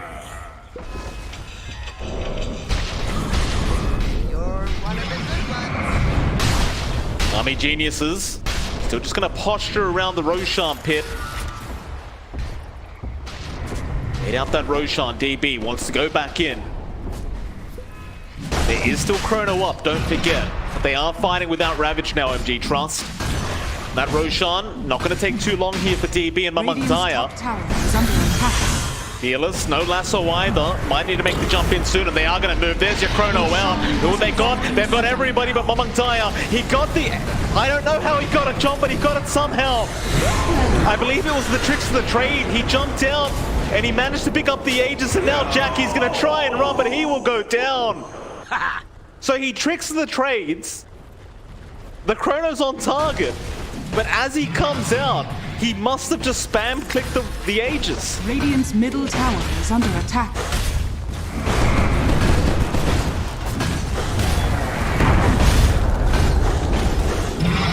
Wow.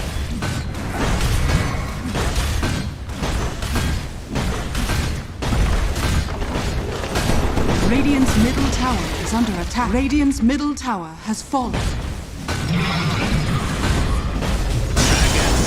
Oh, lasso out, but Sleeping Dart, no, going to be cancelled off by the BKB. Back in onto the Raid King underneath the tier 4 towers. It's a very awkward position here for DB, but he just BKBs up right into Q on Leonak and will burst them down. Mamangdaya even trying to go after Masaros, but the buyback's going to force them back now. Army Geniuses, they don't want to throw this lead away. Currently 6k ahead. They are just going to back. Mamangdaya, he'll hold on to the Aegis as well, and it's a really nice retreat for Army Geniuses because they just waste the buyback of the of Leonak on the Elder Titan, and Hey, where did I go? of course you can always just go back in before that Aegis does expire. Definitely a pretty big win here for AG.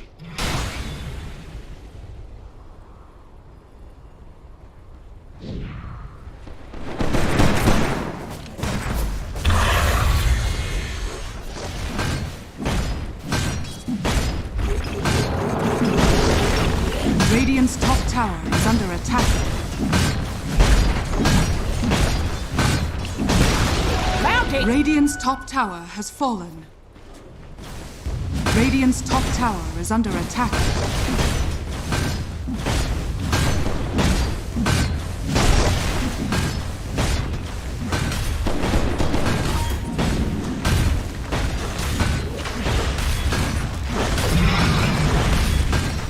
Radiant's top tower is under attack. Radiant's top tower has fallen.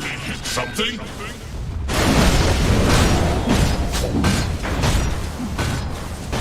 That Sleeping Dart onto Masaros. They're not going to initiate onto the Tide. They'll just take some towers and back off again. Still no need to rush here for Army Geniuses. They know the Ravage, Lasso, and Chrono are all up now. You've got to be very careful about Radiant's that. top tower is under attack. But as long as you control the map like this, you're not going to mind just backing off as Army Geniuses. Like, you're still a Raid King into a Faceless Void, so you are going to inadvertently kind of just out-carry Jackie. Speaking of, Jackie is going to drop Mamangdaya setting up there with Wami. That is not a great sign for MG Dire's Trust. bottom tower is under attack.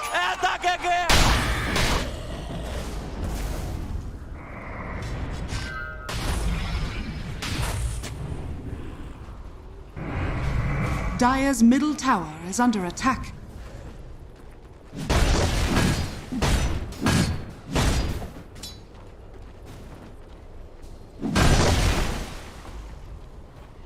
Radiant's courier has been killed.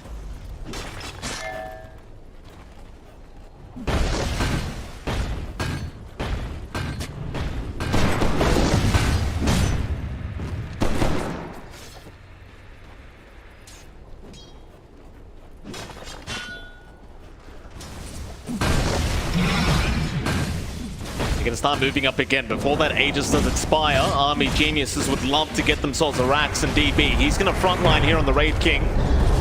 stop, not going to be on target. Still, the lasso is. They will pull him back behind the T4 towers again. And this time around, with your Ravage and Chrono, it's going to be much harder to help out DBs. There's your Chrono out, Jackie. He will play no games. Radiant's top tower. Eventually, is under DB attack. will be forced to just die in the enemy base. Many geniuses, even with the Aegis up on Mamang Daya, just don't want to go for the dive. They'll leave the Wraith King to die.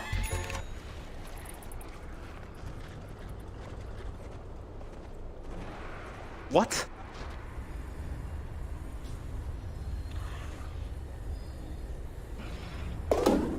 What? The Dire? But he's on the Dire. How does... But he's on the Dire. How does the Dire kill... Money changes hands. Gaben? So the Dire Tower killed DB, but he's a Dire hero. Yeah, right. I know, I'm looking at it right now, Chop.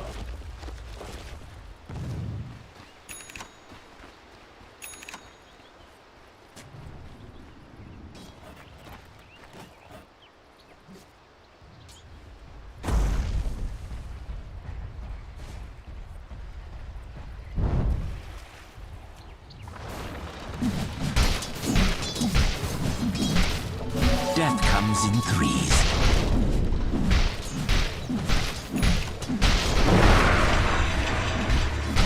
Dire's top tower is under attack.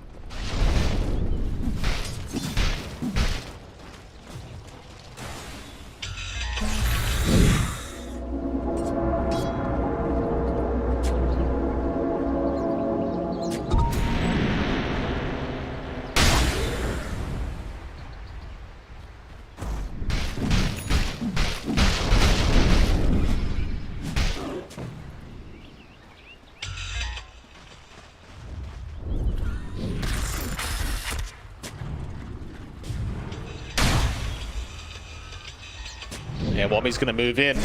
Leonard gonna be spotted. He might just be dead instantly. It's just way too much damage on Wami with the flamethrower. And of course the whirling death. For Motivate Trust, I mean, we've seen them come back from so many games. Over and over again. And they're not really that far behind either. I mean, it's a 6k net worth lead at 31 minutes. No Rax is down yet, but Army Geniuses, it is still their game to throw here. It's quite a hard one to throw as well. I'd say hard, but Fearless dragging you into the T4 towers is quite detrimental, so maybe not so hard to throw. But it's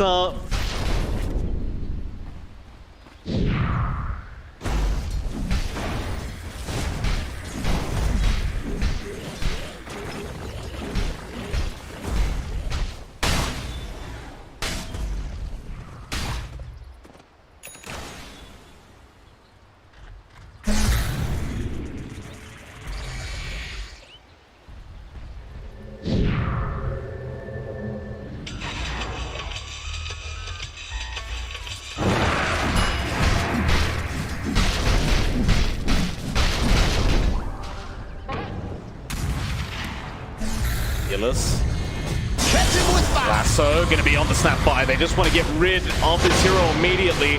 Can they make something out of this though? A bit rare. It's a decent enough kill on UK, but can you get objectives? Can you play for anything on the map? MG Trust, they're gonna move back into their own jungle. So it looks like it's just to open up the map a bit more, get Jackie some more farming space, which he desperately does need right now because he is 5k behind DB, and maybe even find that mid-tier 1 tower.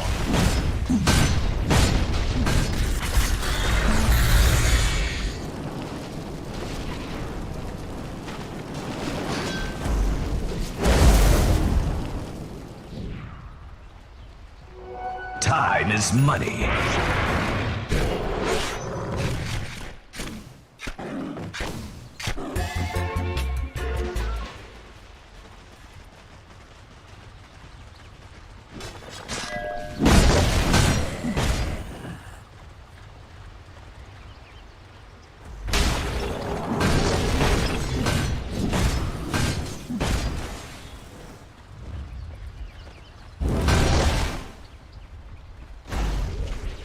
DG gonna move in again through the mid lane. Haste.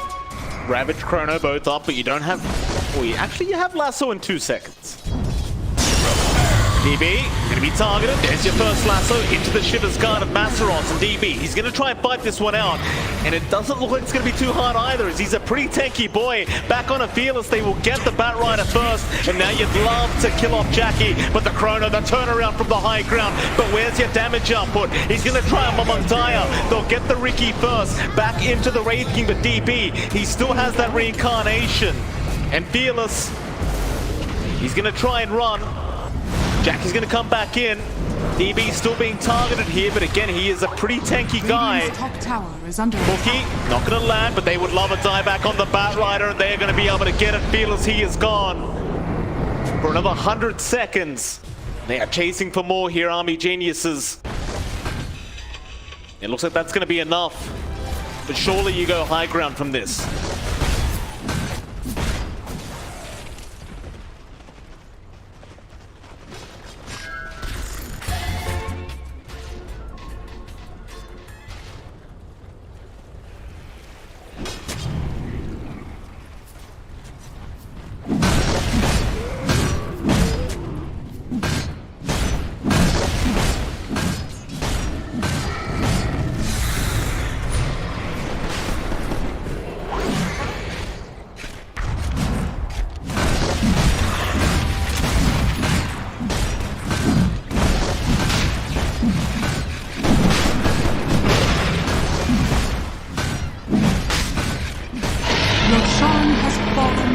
Find me now.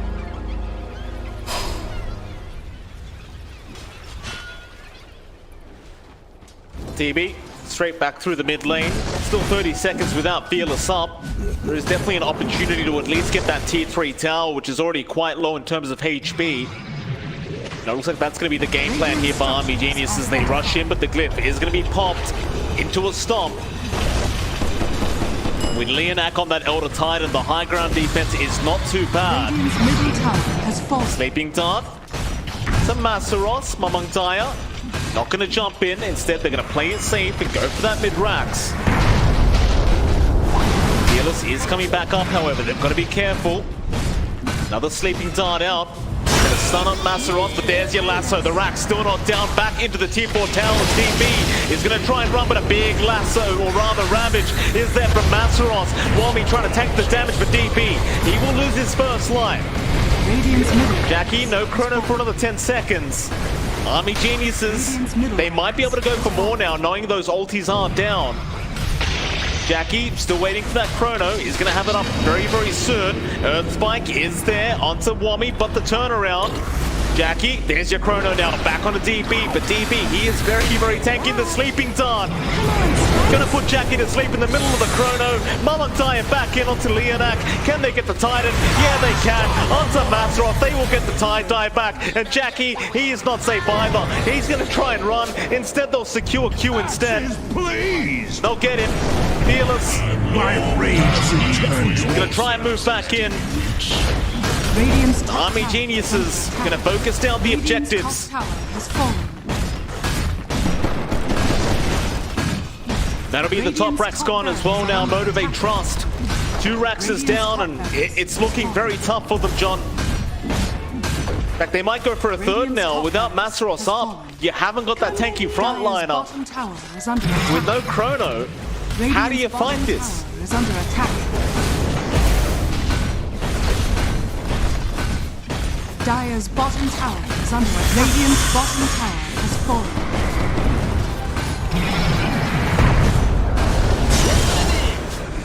Lasso. They've only got LYM there on the lasso. They'll take the Enchantress, but it's going to be Mega Creeps coming up for Army Geniuses. They just kind of take what they can get. Mamangdaya now looking to come back in with the Sleeping Dart setup. And the smoke screen. Jackie, big trouble here on the Void, but he's going to be forced off the way. Stomp out. Maybe they could turn onto Mamangdaya, but no. There's the Mortimer's Kisses in. Q doesn't really want to die back right now. We'll back off to the fountain. These Sleeping Darts from Mamangdaya proving to be very effective as they jump back in onto Fearless, and they'll get the Bat Rider again. Radiant's middle tower is No under attack. buyback. Onto the tier 4 towers they go. Jackie, he's going to try and slow this down. Radiant's middle Still no tower chrono for another 40 seconds. It's looking very tough for him, but he's going to try. Now Massaros, Ravage in 2. This could be the last team fight though, as the stop does fly out. Massaros, commit this Ravage. Mamangdaya trying to back with the Aegis, does manage to get out, but Jackie will finish off the Aegis. Now the secondary line, back on the UK, and there's your Ravager, connecting on 3. They will be able to kill off Mamangdaya now, back into DB. Can you get the Wraith King? He's a bit tankier now with the overwhelming blink, but they are going to try. He'll try to man fight instead, however. LYM there with Wami, a big cookie out from UK. They'll continue to try. Leonak is going to get dropped. DB with a big crit out, back onto the backside. He goes after Q now. The Lion going to force stuff out, but DB with the Radiance might just get him, and there's a stun out anyway. They will be able to kill him off. Jackie, he is still trying to get it done by himself, but there's your GG well played call. They realize they cannot get it done. And Army Geniuses, John, what a way to start this series with game 1. Going to the way of AG.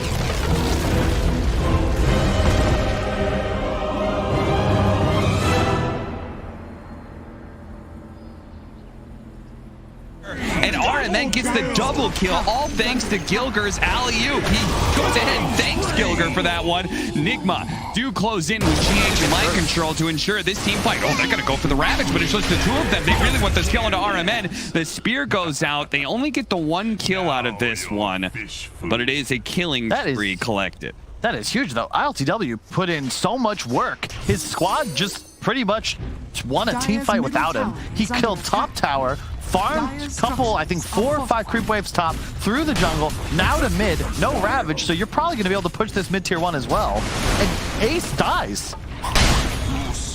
This is a huge lead now. AlcodeTV is taking on the game. He's a full Claymore ahead of the PA. Has the Battle Fury complete. Tofu caught out here. Trying to get a little vision. Fortunately, Ace does actually clean up the kill on GH rather quickly. Radiant structures are fortified. They got the tower. Nigma, they should be plenty happy with this. Under attack. And indeed, they'll back up. So just the net worth exchange there, fantastic for Nigma. But now you add in the fact that they've got this really nice map control. They took the enemy mid tower while still...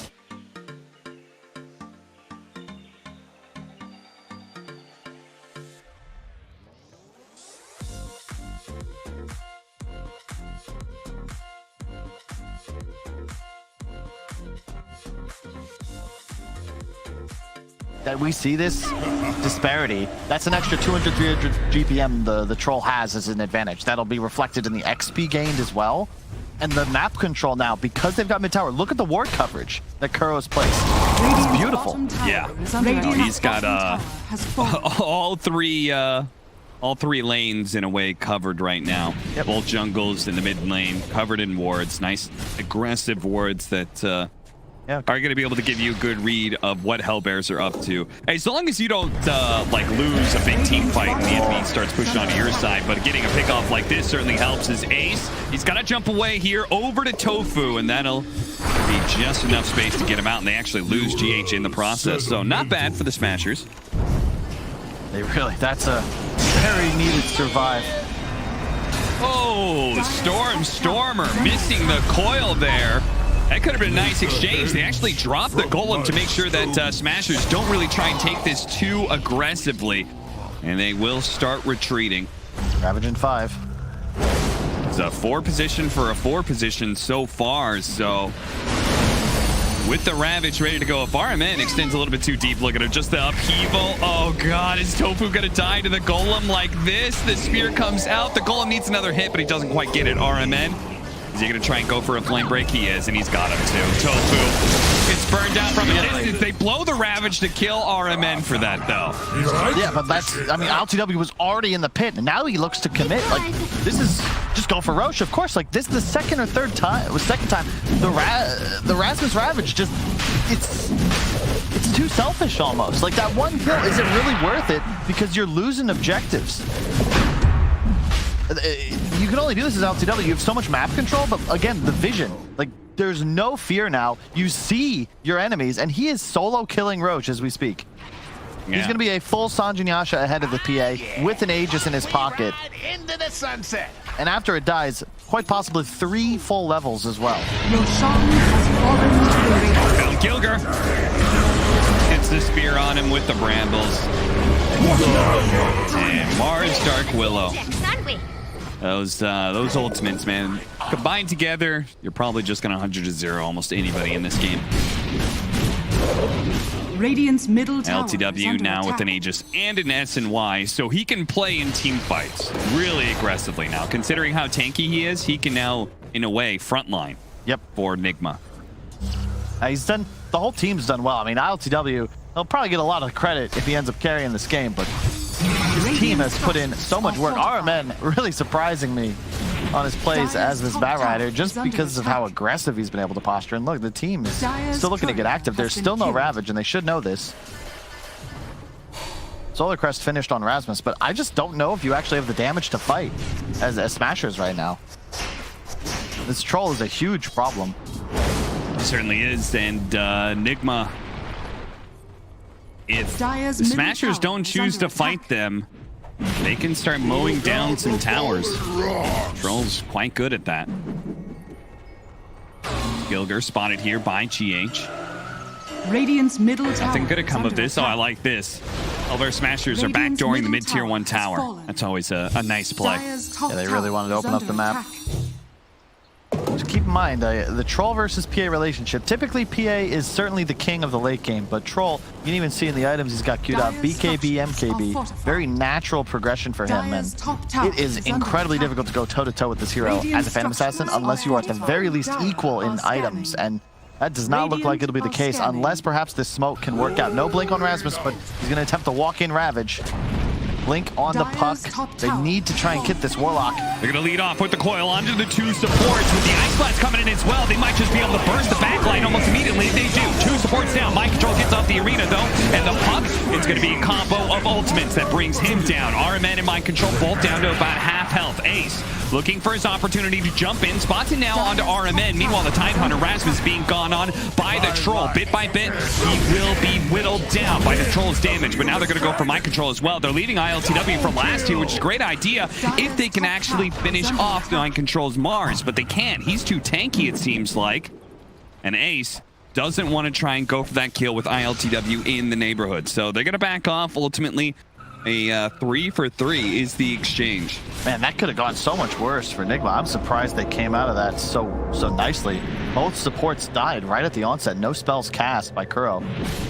They got the tier 2 though, so he'll be able to teleport right in, heal up Mind Control. It's the new outpost coming into play. This is the 5 seconds versus 6 second TP. Maybe not super effective, but he got healed that much faster. And now they can just keep playing on Hellbear Smasher's side of the map. Yep. And even start taking over their triangle. And once a PA loses her triangle, I just don't know how you recover the game. Yeah. You know, because you are so reliant on hitting Ancients. I think Ace might have had to get a little more aggressive in that fight. He didn't actually enter it until it was 3-on-3. Sorry, I was laughing at Rasmus's inventory. He knows what he needs. And it's 1 item and 1 item alone. A blink dagger for him. Looks like Tofu. He's very dead. Is Gilger? Yeah, Gilger's going to be caught out as well. Both the supports getting picked just outside of their base. There's nowhere for them to move. Nigma, they're just kind of a wall.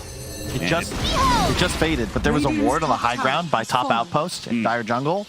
That was also Dire's sentried by middle Kuro tower as he is came under in. attack. Hellbear Smashers had placed a new ward. It immediately got taken out, but it's why Nigma continued to dominate in this area of the map. There's just been no vision for Hellbear Smashers. They have 1 ward now on the steps Dire's of the middle enemy tower woods, has fallen. but this doesn't help them because Kuro and squad are not playing underneath it at all. They're just stealing the jungle.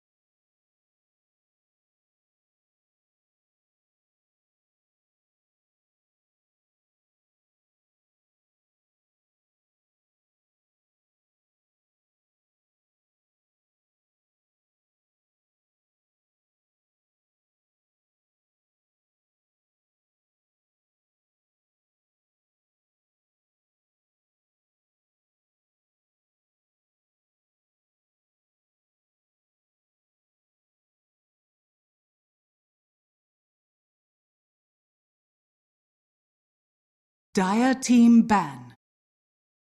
Radiant team ban. Dire team ban.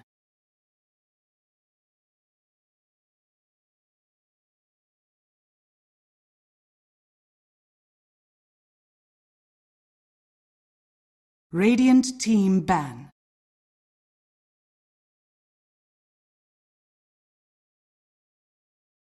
Dire team pick.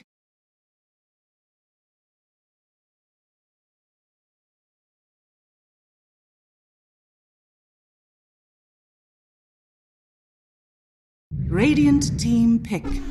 Puck! Radiant team pick. Yeehaw!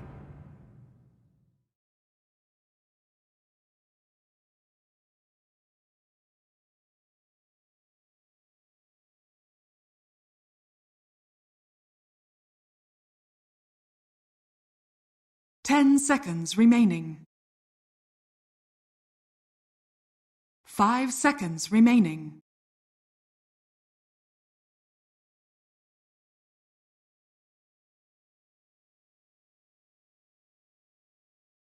I think they've got to play around their timings a bit more. They went with heavy cooldowns there, which was really the big drawback of their draft. They had to play super active with Ravage and Chrono every single time the spots were up. They didn't quite play to that tempo. They sat back, farmed up a bit. There's a lot of space for DB to build up in that game. And Mamang Daya just had a spectacular time mid. The Ricky didn't actually get too bullied out by that Bat Rider. So you will have to kind of watch out there if the matchup doesn't work. Mamang Daya can build up quite fast. You do see the respect bans coming here from Motivate Trust. They take out the Wami Timbersaw and the Mamang Daya Ricky. So lots of respect from that first game. Some issues there as well from MTG in game one. Itemization.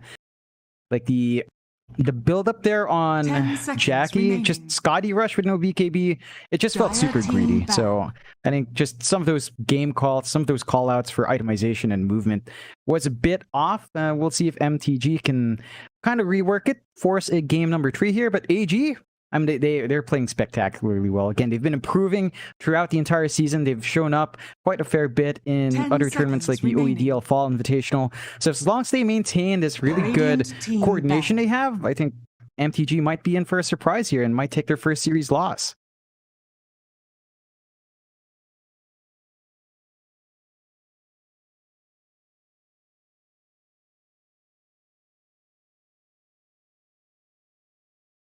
Ten seconds remaining. 5 seconds remaining.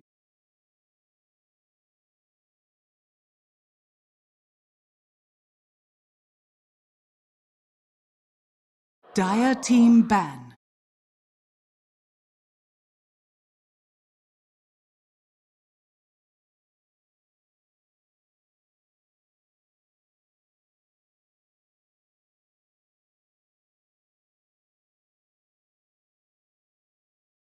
Ten seconds remaining. 5 seconds remaining. Ban. Yeah, he's just super comfy on the hero. It can really enable some aggression coming through, especially in lane. We saw that coming out with the Tidehunter there, the minus armor plus the Astral Spirit. Right click was great. They just didn't have enough control to find those initial kills, which I think they're going to have to try and work out now early on. You really need to slow DB down, because if you allow DB and Mamang Daya a good start, it's too much. Like they can play aggressive. They can go around. The respect ban from AG on the Faceless Void is kind of surprising, considering that Jackie, he was still farming great, but it didn't feel like he was doing enough. But they still take out one of those heroes that Jackie loves, and they go into the Jug. So they've got this Snapfire Jug lane coming through. Lots of minus armor, lots of slow options there with Scatter Blast, good stun with Cookie and Spin combo. It's a very aggressive lane once more for AG to play with, and that is something Motivate Trust will have to watch out for. Like, you still have the ET that can do some work, but you just have to respect the fact that the Jug is going to have more forward aggression compared to the Raid King.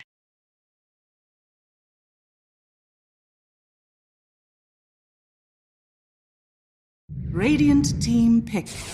Axe.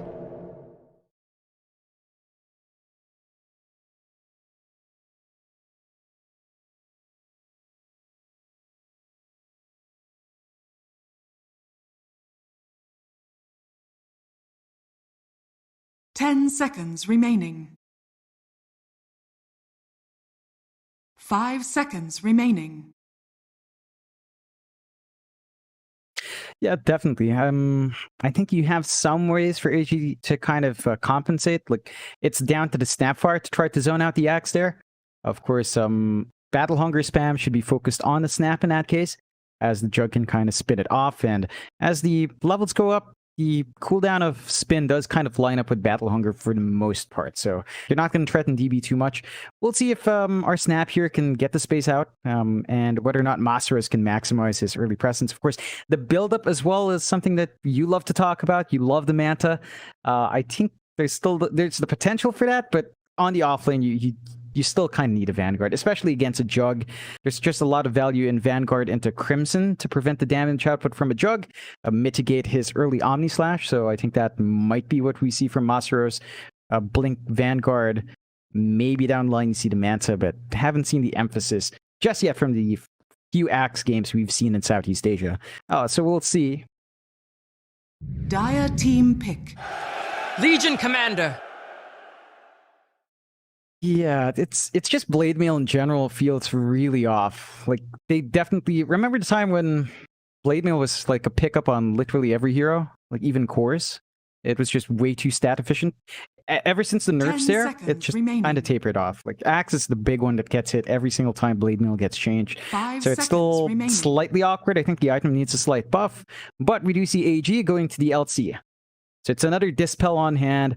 You can kind of take away, again, Battle Hunger if you're worried about it in the middle of a team fight. You're not going to get max value here for the Axe to have bonus move speed, and that slow burn through. You don't have the double dual combo that we tend to see with a Grimstroke, but you do have some really good combos. Like, if you blink in and duel with a Snapfire Kisses, that can be pretty devastating. And you do have that slight issue again for MTG, where they don't have the best way to jump in and stop the kisses. You could maybe toss Fearless all the way back, have him kind of jump forward with the orb, get the silence off, but that will cut him off from the rest of the team fight, which is not ideal for a puck. So there's still a lot of value here for AG in that combo.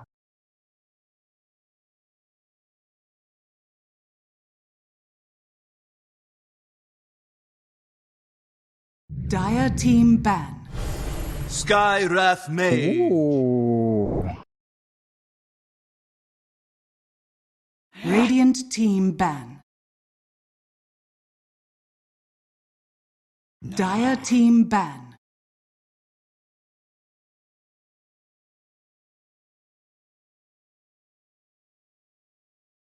Yeah, it's pretty scary. This is definitely a Blink Rush game for Masaros. You could still make an argument for Vanguard, but you definitely want the Blink there as well. 10 So you have that seconds combo to play with, Radiant team and this is ban. where the Axe feels a lot nicer, because you've got some proper follow-through.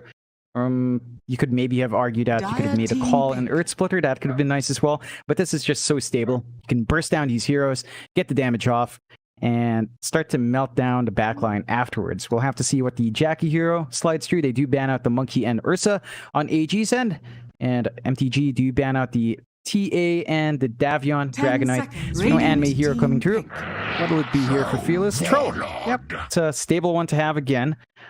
I prefer it a lot over the Faceless Void. I think the Void, the way Jackie plays kind of fits the Troll a little bit more, although Jackie used to play a lot of Void, but again, it didn't feel like he was playing like we saw him a year ago, where every time 10 Chrono was up, he'd seconds make a remaining. rotation, find a kill, go back to farming. In the first game, he's just much more 5 satisfied to just seconds keep farming. remaining. And the Troll kind of enjoys that a bit more, clears out camps fairly nicely with a Whirling Axis. You don't have the mobility of Time Walk, but you do have faster output damage on an AoE, so the camps still melt. There should still be maybe a Battle Fury build-up. We could see the Maelstrom coming through as well, depending on what Fearless wants, but they do have, depending on what Jackie wants, but they've got a very clear win condition. Select AG, your just get the heroes. counter pick Razor, so this is going to be a toughie for Jackie. That should be a Razor mid. It's not going to be too bad, but you have the counter pick. You're going to zap away his damage. Jackie's going to have to watch out for that one.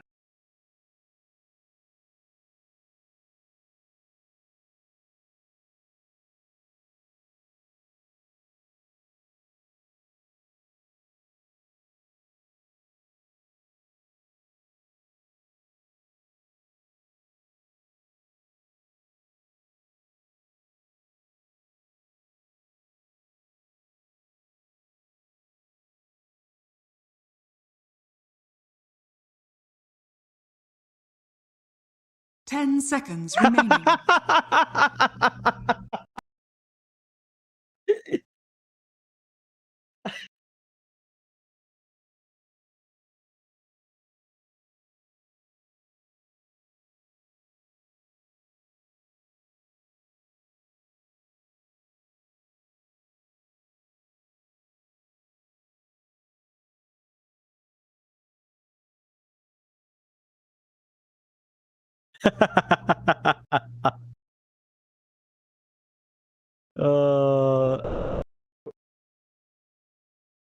I'm trying.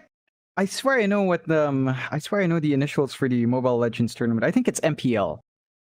It's not.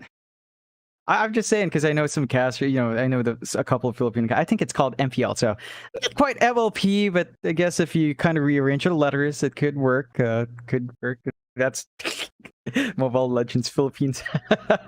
I'm sorry. Like I okay. This is a bit off topic, but I went for a haircut. Right, you can see it. I went for a haircut and like. It's fine. I went for a haircut and I was talking to my barber. He was like, "So what do you do, sir?" I was like, I commentate in esports." He's like, "Really? What esports?" He's like, "Dota." And he's like, "Really? I play Mobile Legends." And I was like, "Oh boy." All right. And he was so enthusiastic. I couldn't tell him like it's kind of different. He was like, "Oh yeah, you know these guys?" It's like, "Yeah, I know this so and so caster. I know like Leo casts. I know him. I know General Tuna. Some of these casters there, Swarly." And it's like, "Oh wow, yeah, that's amazing." It's like, but he doesn't know Dota. Like, stuck in a very awkward spot where I'm like, yeah, nodding, being very happy for him because he was so happy. Yeah. And I didn't want to remove that happiness. So wow. I don't know. It's kind of cool that mobile game just ties people like that in. At the same time, No, it's not. I wish it was Dota. No, it's not. You're just happy because you think you're famous. You think people Oh no. He had no clue who I was. I just had to smile and nod and agree along, like, you know, just make him happy because he was so joyful. Just so you know, you aren't famous, John. Probably never. I will know. Be. You remind me every time you go on stream, Mike. You say, "Keep it down, John. Know your place." I've got it, John, because everyone keeps pumping you up in the Twitch chat and on Facebook and Twitter. They keep complimenting you. They never talk about me. It upsets me. I get very jealous, John. Very jealous. Even during the major, when I was casting with Black, everyone was like, "Where's John?" you know, John's taking a break. I've got to cast with Black. They didn't like it though. They wanted John X Fire, and that made me feel very sad, John. Now I'm reliant on you. I can't let you go. It's a fair enough point. Still, nothing too exciting here compared to our conversation. 2 for 2 bounties. Let's see the lanes break out. By the way. Yeah, best dad jokes in the biz. Yeah, 100%. No, that's Lacoste. Let's be honest. Black tries his best, but Lacoste no, you see, has the... Lacoste's dad jokes are so good they don't feel like dad jokes. You see? True. Very true. Whereas Black's, it's definitely a dad joke. Still, what's not a dad joke are these lanes. You've got LYM on the Earth Spirit along with UK up top, so it looks like they're starting with a bit of a tri lane, but they do split it up. No, yeah, they do get the TP out. So Wami comes in. Leonak is there, of course, playing with the Astral Spirit along with Jackie on Troll. This should be a much more stable lane for Jackie.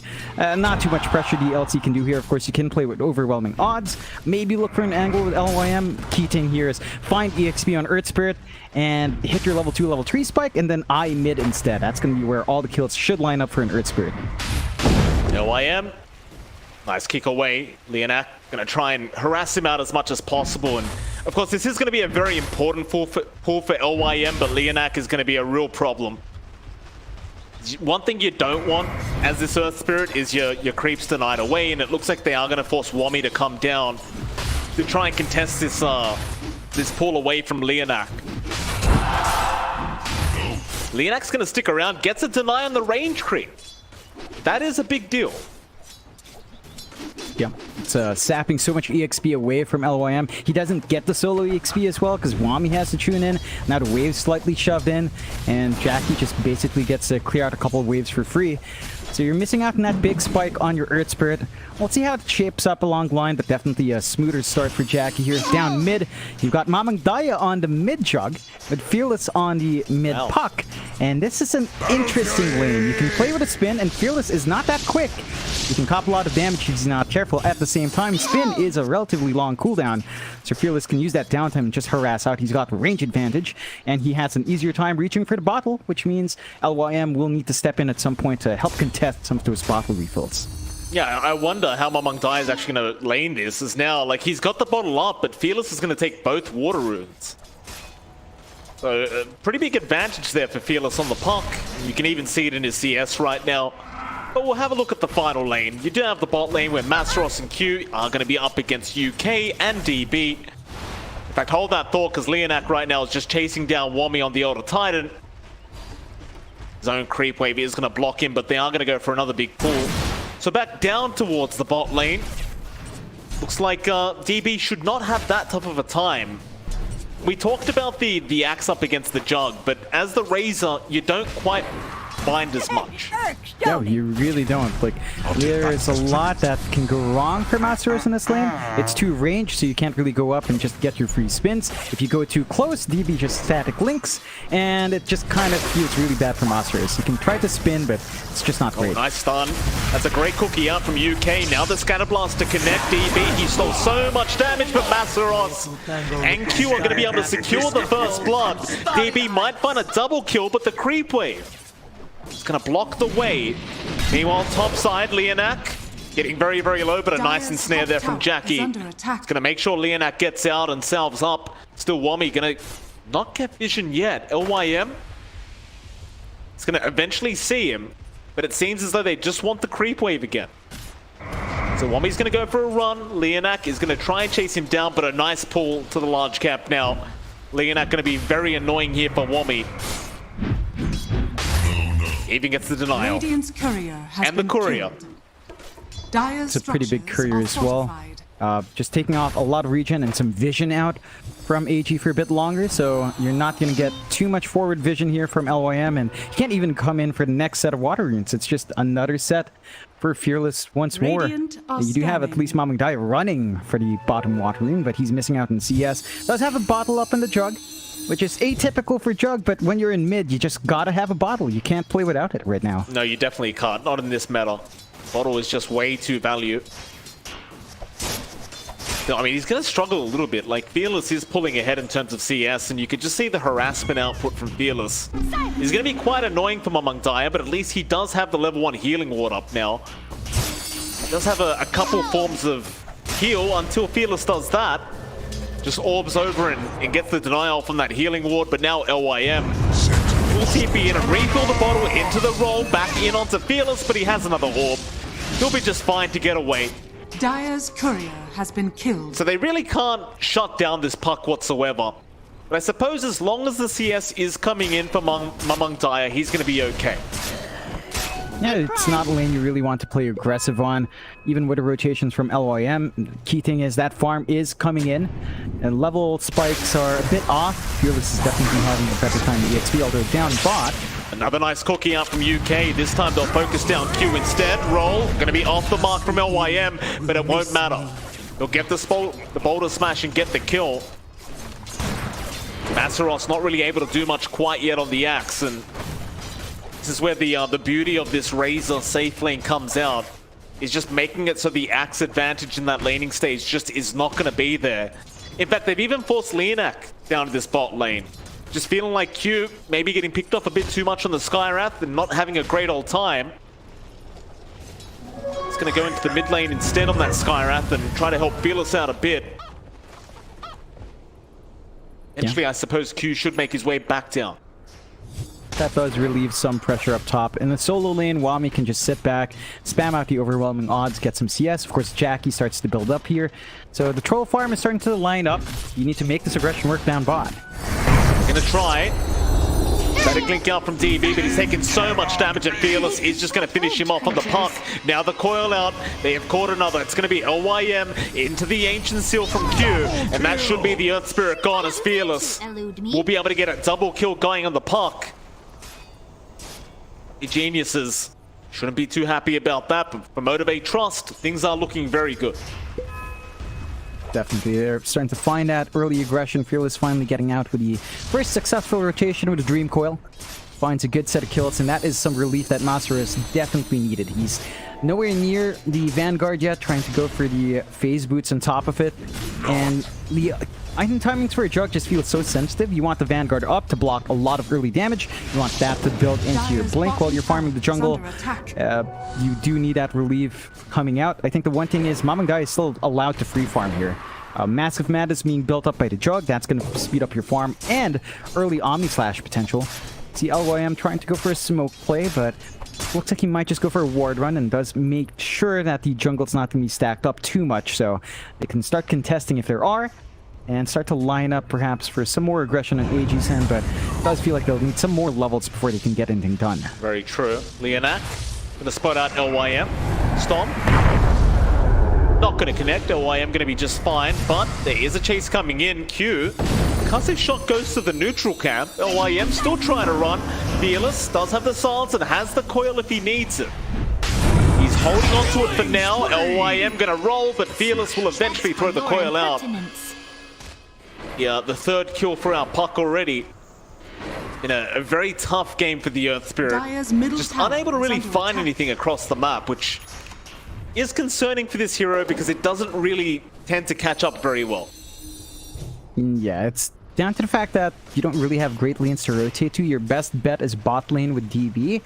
Mid lane with the Jug, you could try to line up a stun, but it is a Puck. It's just very hard to catch out. You need to be perfect with your follow-up silence. Otherwise, Fearless is just going to be able to zip away. So, just not many good angles for LYM, and that just means that he is forced to watch his course farm while he kind of doesn't really get the kills he wants in Jack Gold, which means Motivate Trust, they've got that 2k lead up. They've recovered here on Masaros. The Vanguard is up sub 10 minutes, so the timing's still fairly decent, but you have the Mask of Madness up on Mamangdaya. Clearing out the camps can be a lot easier for the Jug, and the farm should accelerate. He is lagging behind Jackie still, so you're still in a very good spot here for MTG. Looks like Jackie is opting for the early Maelstrom build, which will allow him to join fights early while also still having efficiency in the jungle. That's always good news here for the Troll. Doesn't want to go into farm war. With no Battle Fury in the Jug as well, it's not going to amount to too much of a net worth difference. I think that's going to keep them relatively even to each other overall. So what we need to look for now is Masaros for his phase boots into Blink. It's got to come out if they want to make some aggressive movements happen. But for now, looks like the supports are just moving around here. But they are.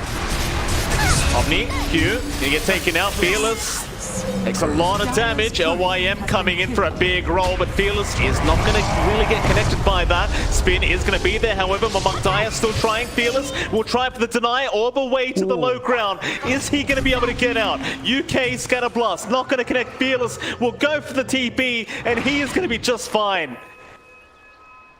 How unfortunate for Army Geniuses. That was so close, and if they found that Puck kill, that would have been a 3-kill streak in their way as well. They miss out now, DD. Look at the damage output. Masaros with the spins. Static Link, a little bit hard for him to keep going, and he won't risk his own life for it. My thanks. DB's job this game, of course, is just going to be focusing in on Jackie, but for now, he hasn't really had that chance to focus on Masaros. But of course, Masaros with the spin, it is pure damage, so he doesn't really care too much if his right click damage gets taken away. As long as he gets the call off into a couple of spins, he'll be happy. Still lines up really nicely. I think as the game goes on, when some damage piles on your Razor here, that's where it can get a bit dicey, as your taunt only lasts so long, your bonus armor only lasts for so long. Innately, the axe isn't the best in terms of armor, so you're going to have to mitigate that. But again, the build up, it does look like Masaros is bypassing the phase boots just straight into the Blink, which I appreciate. Like, he definitely needs to be up in front, get ready to set up for Fearless or follow up on Fearless's Dream Coils, and just play from there. So once you have that Blink up, that should lead to MTG looking for more openings here. For now, when it comes down to farm, again, they maintained a slight lead at 3k, getting a lot of free space for Jackie up top. The Maelstrom's almost done for the Troll, and I think you don't really mind. You know that Razor has a bit of a early plateau. Same thing for an LC until more items flow in and the duel starts getting annoying. But it feels like the slower pace is not really to the benefit of Army Geniuses, as they haven't really played with a duel from Wami. They haven't played with the kisses here. You need to see some of those combos fly through. Stacks out. Mamang Dai is going to spot that out. Won't really be able to come in and contest. Meanwhile, bottom side, DB. You're right. They tried to make the jump on the Razor. Quite able to get him down, and he's just going to make sure he remains down at that safe lane and keeps that tier 1 tower protected. Masteros now with the Vanguard can very comfortably start creep skipping. So Fearless even going to join him now. They're going to try and go after this tier 1, but first they want DB. He'll go for the TP out. Fearless coil, not going to be there. Masteros even pings out exactly where he was, but it was just a bit too late. Meanwhile, stacks are being taken by Mamang Daya. Again, he did spot out Liana, trying for those stacks in the jungle. He'll take these away from Jackie now. Yeah, that's pretty painful. Like 2 massive stacks being bursted through. More farm for Mamang Daya. Jackie's not going to lag too far behind because of this, but you definitely wanted to punish, but they were too stuck down bot trying to get that kill. They're going to commit for the push now in that bot tier 1. Wami's around to kind of stop it, but he doesn't have a blink. There's no clean angle for the duel. Just going to have to work his way outside of this sticky spot as soon as the tower falls. Radiant's bottom tower has fallen. Yeah, Wami, he was hanging around the safe lane, but realizes he can't really show up. Instead, Army Geniuses, they're going to try and push out the top tier 2. There is a big chance for Motivate Trust to defend this, and they're going to try now, as Masteros already has the blink up, and of course Fearless does have the coil.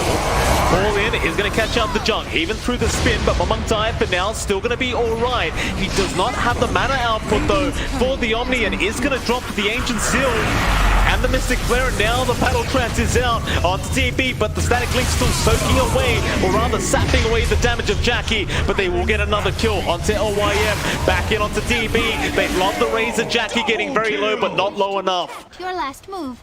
MTG able to clean up. Radiant's top So tower it was a risky push to go for Army Geniuses. They still tried, but it did not work out. Radiant structures are fortified. One issue for AG right now is that they don't have a natural frontliner.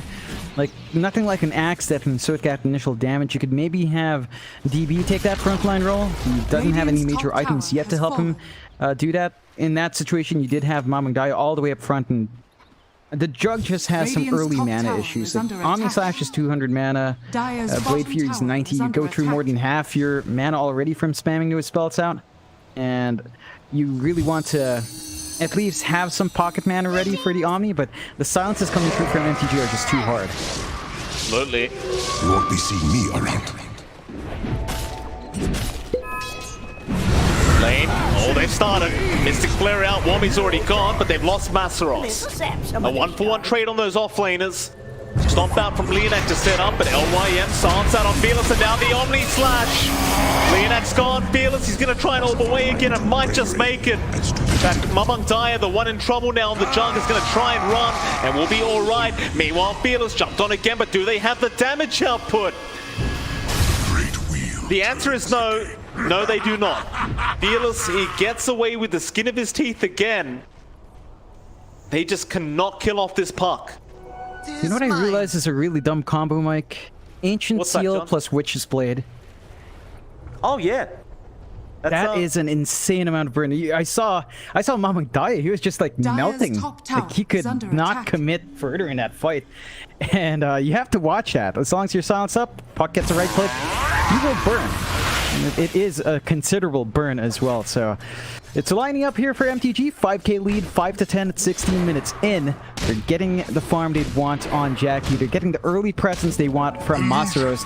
He is opting for the blade mail next. So we'll return some damage back. Very effective against something like Jug. Mamang Daya's got to watch himself here. He needs something defensive down the line. BKB won't help your cause against the call, but it'll still help against a lot of the other silences coming through here. See that, John? Masteros agrees with my build. Yeah, I mean, it's a Jug. It's a Jug, right? You still need a blade mail against a Jug. It's like not buying blade mail against PA. Everyone's going to report you, you know? Pain. DB. Isn't he with the plasma field? LYM now caught out into the Mystic Flare. Well, that is a lot of damage out. He is going to die immediately. Benal DB is going to try and move in onto Masaros, but they are locked down by the coil. Mamangtai is still going to just chase him down, and eventually Masaros might just die, but another nice call out is not going to be enough to save his life. Still the Earth Splitter. Mamangtai gets caught in it. Now Fearless back in on the puck, back into the Razor. Jackie, Yule's up, Hooky away, but the sleep does connect from Leonak. Jackie, he'll keep moving in onto the Razor and does get another kill. Still Mamangtai kills off the Auto Titan, but now the battle trance there from Jackie back in onto Wami. Wami's going to try and run, but it's not looking great for them. They are still trying to fight, in fact, but Fearless will be able to pick up a double kill back into LYM on top of the cliff. The roll away, he might just be fine, but UK looks to be stuck. There's your ensnare out. Jackie will get another. A 4-for-2 trade. Definitely quite favorable for the side of Motivate. In fact, it was a 5-for-3. Oh yeah, the respawns are just really short that you can come back in there for LYM. And MTG, they're building up that lead. 6k up now. They're showing that early aggression. Masaros, once he finds that call target, the follow-up with a Skyrat Mage is just so easy to pull off. Get the flare off, get the silence off, they will just melt. And you get the sudden numbers advantage. You play with the Dream Coil. It's not even an Ags upgraded Dream Coil. It's a bit early for that, but it's enough to counteract the Razor running around. The Jug has to use his spin earlier than he'd like and just running out. They don't have the best setup for the kisses here, so UK gets a full channel through, but they have no way of holding people down outside of the Earth Spirit stun and maybe the Cookie to really get that done, and the duel. And you can see MTG, they just smoke again. They don't have long cooldowns to play with. Ball on target. Masaros just on the edge with the Mystic Flare again from Q.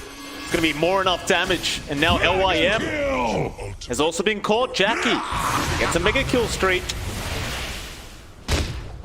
You start to look at this draft of Army Geniuses and wonder if they can pull this game back their way.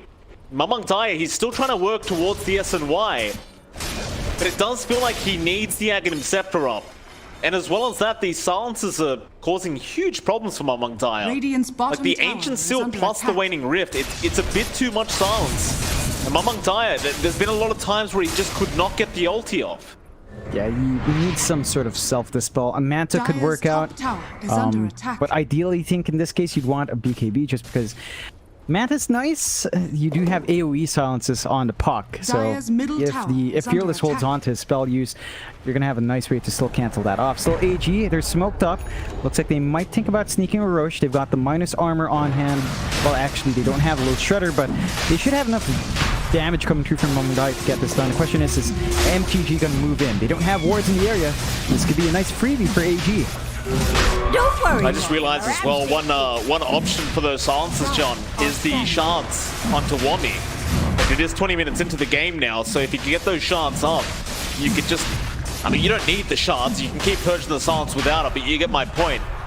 This makes it a little bit easier and a little bit safer for Mamangtai, but LYM find Fearless. Roll, gonna connect onto Jackie. They'll probably get started. No, never mind. The coil is down. Now Masaros from the backside. Mamangtai gets Mystic Flare down by Q into DB again. They've got the Yules up. DB gonna get called, and it's not looking great for AG. This is more like the Motivate Trust we know. They're gonna take the Roshan now. Jackie will happily get it on the Troll Warlord, and there you go, they call it. And I agree with it. I agree. Because how do you come back from this? Your Junk's too far behind, 3k net worth behind, there's too many silences, there's too many combinations. Your Raze is basically not a hero. I don't know what they could have done. Yeah, it's a rough one for...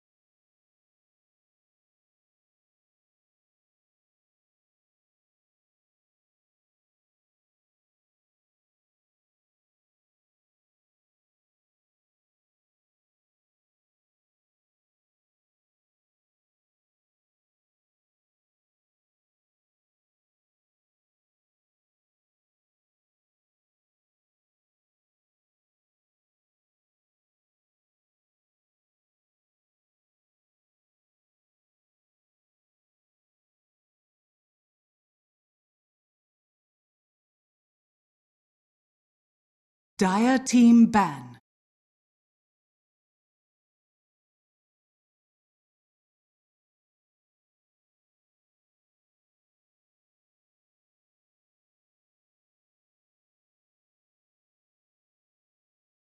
Radiant team ban.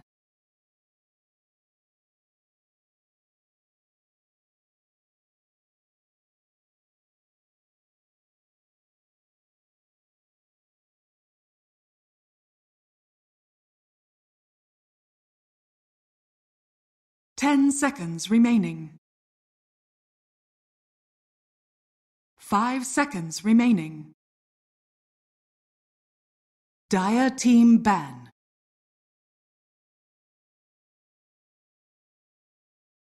Radiant team ban.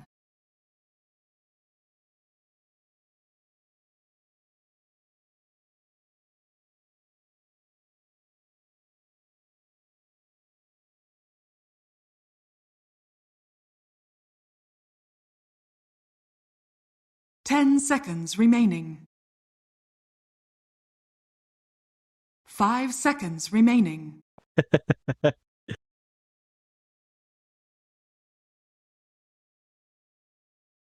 I believe I see it. It's from Mr. Himiz. He gave out 5 Dire subs. team Thank you. pick. Radiant team pick.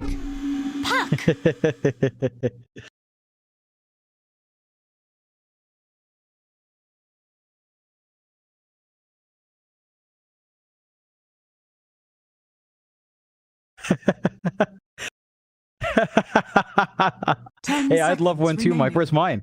Send it over. Send it over, man. Still, you know what? 5 seconds remaining.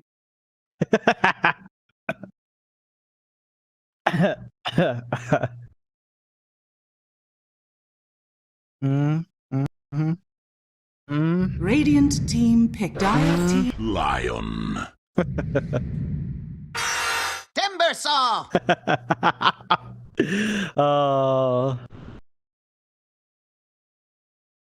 Doing great, you know, after the earthquake, after my phone's heating up from giving me internet all day. It's doing pretty well despite 10 that. You know, it's seconds holding on. remaining. And we do have a really great time here. Game number 3, AG 5 up against seconds Motivate remaining. Trust. Motivate Trust managing to take game 2 in very quick fashion. 20-minute GG call from AG. They do manage to pick up the Wami special this time, and they've got the Lion to counteract the puck. So they've got some answers on hand. I think Timbersaw into puck can still be pretty awkward for Timb, just because Dream Coil is very annoying to play against. But Dire once you have team Lotus back. Orb up, doesn't feel as bad. And Motivate Trust, though, just instantly go into the Radiant Ursa. So they team see the back. Timb, they just go for the Ursa for Jackie. The matchup there is a bit back and forth. Initially, Timbersaw can rip through an Ursa, but an Ursa, as the game goes on, you can just kind of twack away at the Timbersaw, Fury Swipes, stacks up, and just burst down to Timb anyway. So reactive armor is not going to be a 10 massive seconds issue. remaining. Love the response from both sides. This should lead to some really high aggression early on. 5 seconds remaining.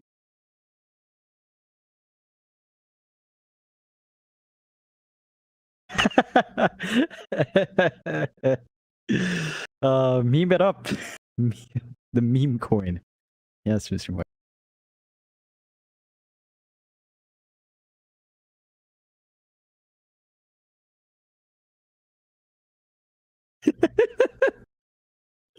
Oh, I didn't even know that Dire that team happened. back. Like, I didn't know.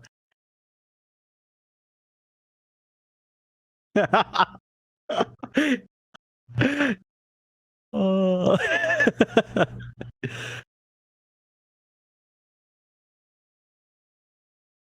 Radiant team ban.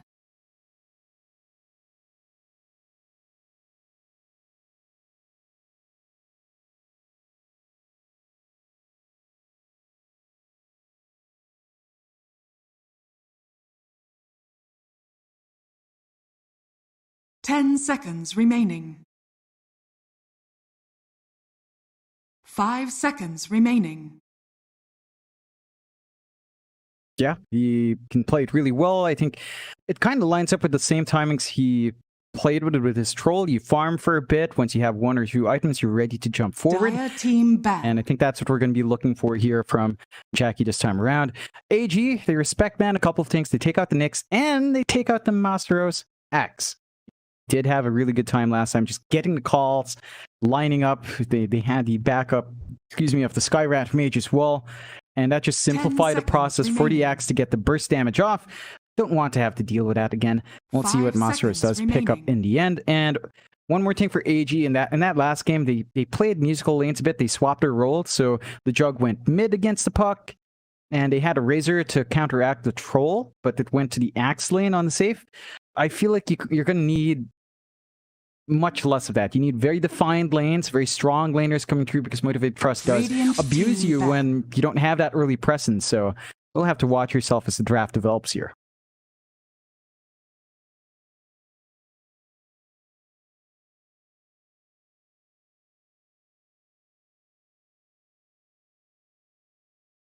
Radiant team pick.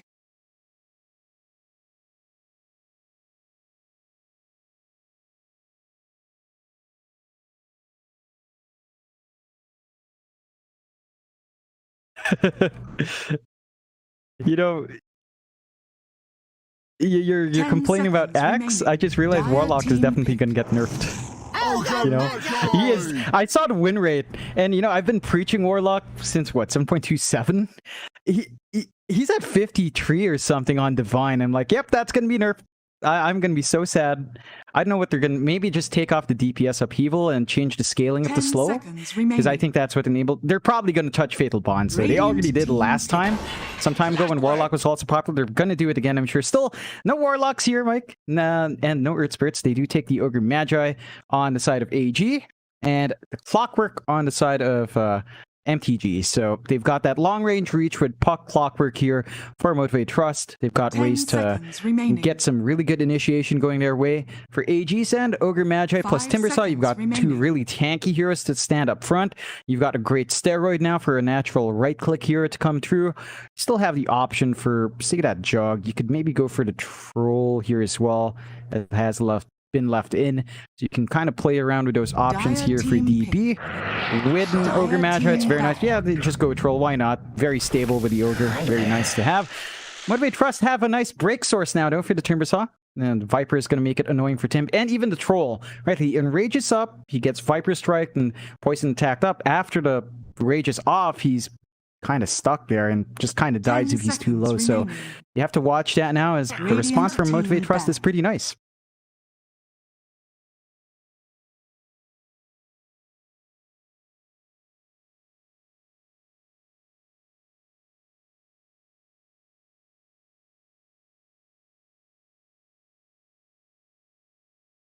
Ten seconds remaining. 5 seconds remaining.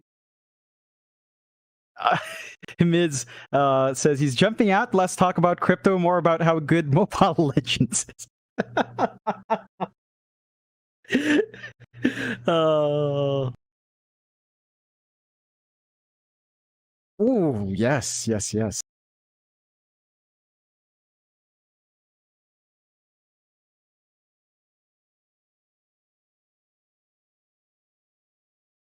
Yeah. Dire team ban.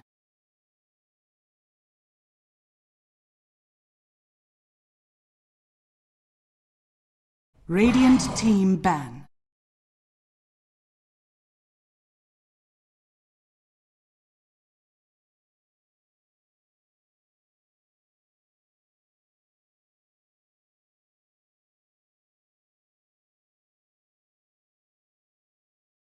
Ten seconds remaining.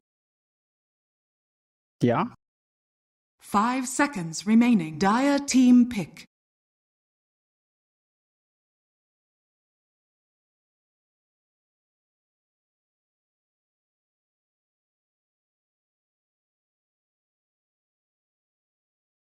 Yeah. For sure. Find it curious that AG managed to, or opted to ban the Grimstroke here in the last pick. It doesn't feel like you have too much flex on Motivate Trust. Maybe they could flex that Puck.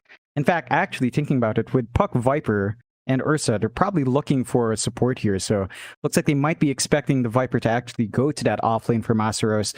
We'll have to see as it goes on. Maybe they flex that puck here for support on MTG, and we've seen that a couple of times. No, they go to CM. So Masaros Viper looks like coming through here. That makes the lane for the troll actually really darn annoying. Like, you don't have the best presence there. The Viper's just going to be a constant nuisance. Viper plus Clockwork, you trap the troll up. You're going to be able to melt him through early on. You're going to have to put a lot of work here on the Ogre Magi to zone them out. You do have a really tanky body to do that. But the Viper does have a lot of damage, and as the auto attacks fly out, the poison attacks come through, you're not going to enjoy standing in front there for too long, the Ogre.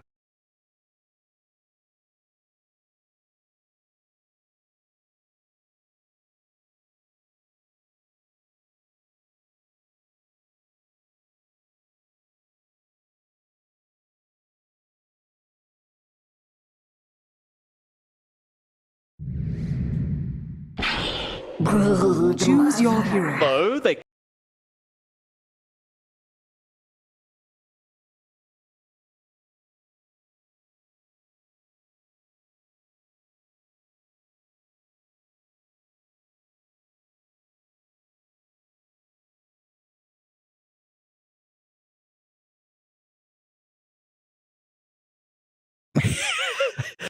Yeah, it takes you back to your router right there, Mike. Just reminding you what's in your garage right now still. It's a really strong pick, as you mentioned. It's going to be putting a bit of a curveball there for Motivate Trust. They're going to have to deal with it in some way. And we're going to see if they've had enough. They do have some decent ways of clearing out the Broodlings as they fly out. Once the ult is up and running, you could, just kind of AoE clear with a Crystal Maiden, with a Viper, and even Fearless can kind of handle that for you. So DB's going to have to be careful with his micro there. But you have a lot of early presence as well for DB, so they need to play around with that. It looks like Mamang Daya is on the troll, so that's looking like perhaps a troll mid unless they change around lanes here. But we'll see. It's going to be a really wild game number 3, which is what I love to see. AG and MTG have been really going back and forth in this series, and it's always good to see another wacky draft from both these guys and trying to close out here.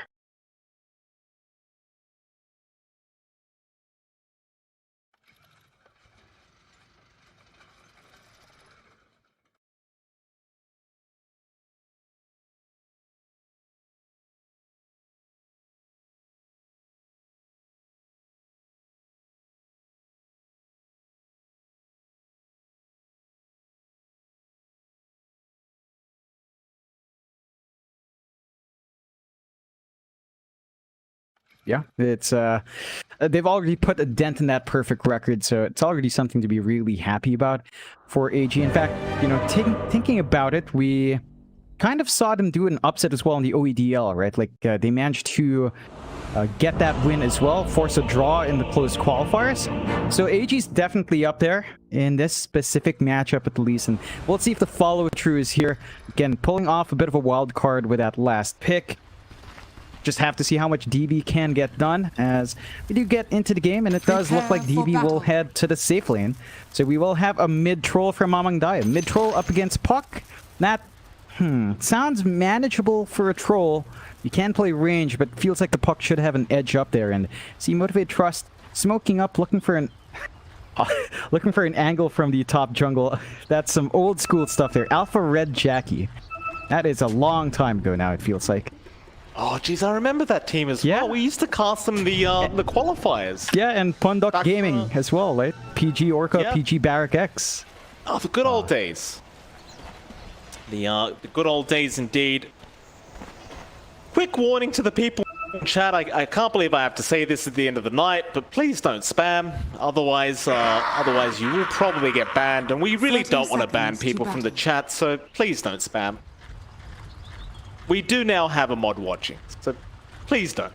Anyway, apart from that, Army Geniuses versus Motivate. Looks like Motivate is going to try and maybe make their way over to the triangle. They've got a nice observer ward on the cliff right now, so they do have vision of Wami.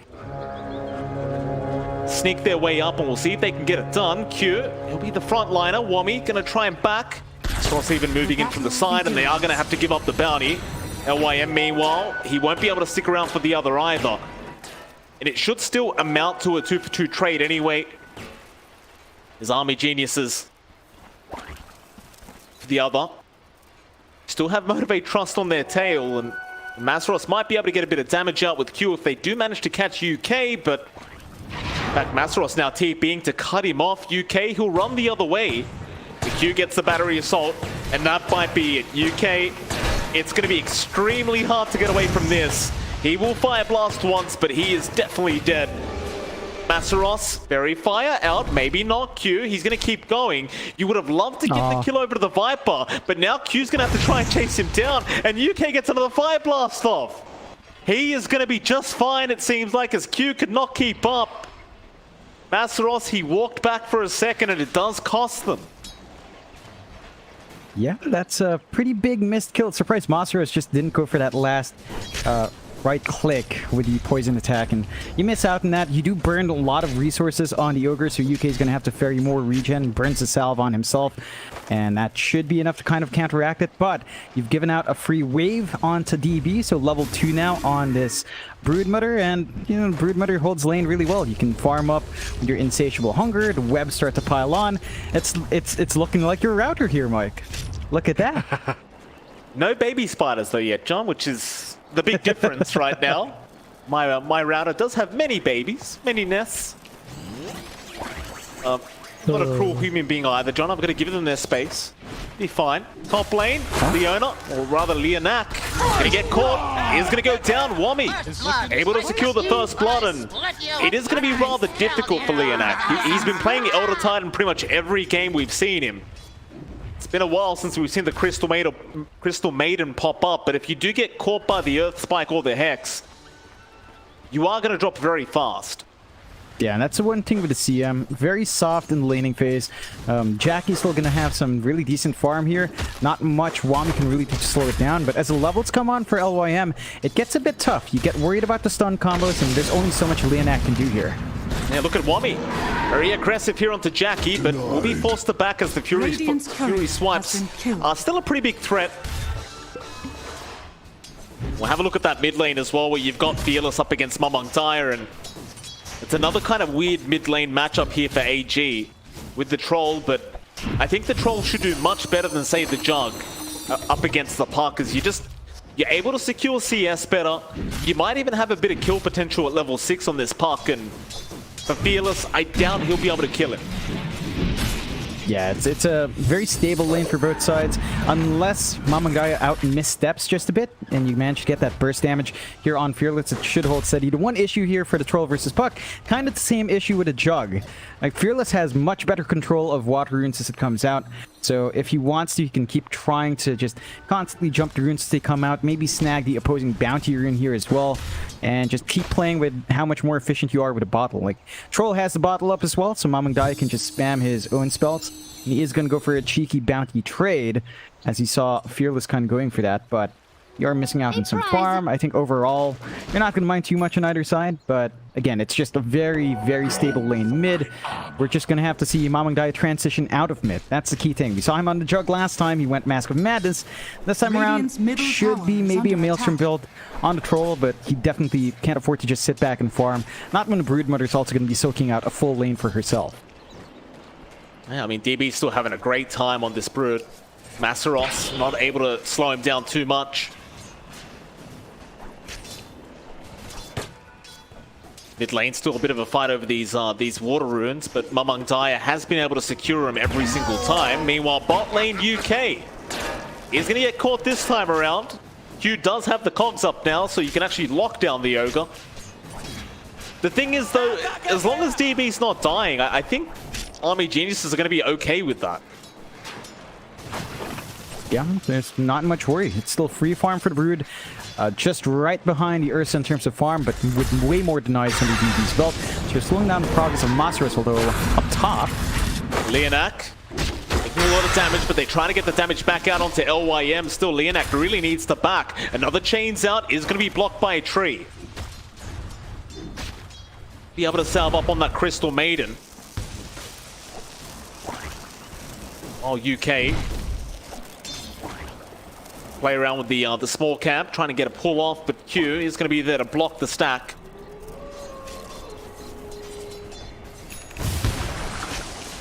Look at that CS board, John. I mean, even the Troll's having a great time. Like, Mamang Daya, top of the CS board, only seconded by his Broodmother. Now Motivate can't really do much in the way of stopping this.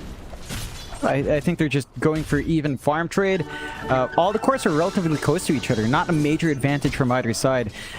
Going down, it's just 31 to 29. The only one lagging behind is really Wami, but that's kind of to be expected from a Timbersaw. So you're kind of happy with the state of the game for both sides. None of them are taking too forward risks, although they do find Masteros at least. That they do, and that's also a Viper, John. A Viper does tend to drop off a bit if you do fall behind, and at least for now, he's doing just fine in terms of farm. He even has the Falcon Blade already up on the Viper, but you're still going to be very cautious because the hero does tend to drop off a bit. Because the Nether Toxin Break is always going to be nice, but you want a bit more than that. You don't want to be just a walking Nether Toxin the whole game. Yeah, definitely not. You want to play with a potency with your clockwork here. Issue is you can't really lock in a Broodmother all too well, so you're going to have to always go for UK. Well, they've got UK now, but DB immediately out onto Masteros. They're going to kill off the Ogre, but this Broodmother is just going to keep going. And eventually will be forced to back as Q got the job done with the Ogre.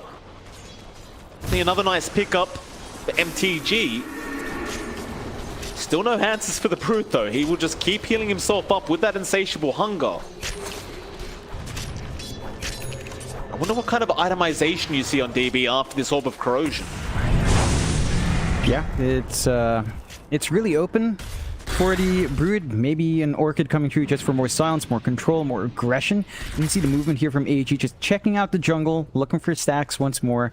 Fearless does manage to at least save it for now, but they still have this really nice cliff ward to watch the stack so they can invade once more. We saw them do that in game 2 quite nicely, and that's going to be key in slowing down some of the flash farm coming out, especially for Jackie. You take away those stacks, the Ursa, suddenly even with a fast Battle Fury, doesn't feel like he has that burst farm on hand.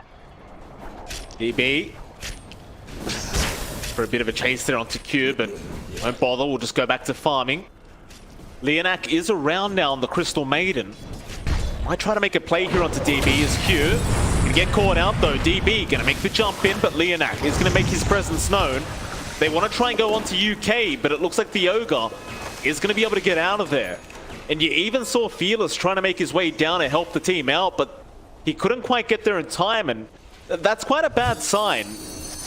When you've got 3 heroes down against 2, you can't get the position 5 kill. And your mid lane is even rushing down to try and help out. Yeah, it's just bad news overall, though. You do line up for Mamang Daya. There's your battle trance out. Even Masteros going to come in now with the Viper trying to go onto the Troll, and they have so many heroes coming in. Clockwork going to get stunned up, but they found the Troll. Q, he's going to be just fine to back out.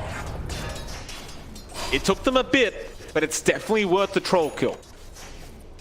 Yeah, they keep down Mamang Daya. He was just free farming a bit too well. Managed to get the punishment off. I think the key thing for Motivate Trust while all this movement happens is that Jackie is not under any threat at all.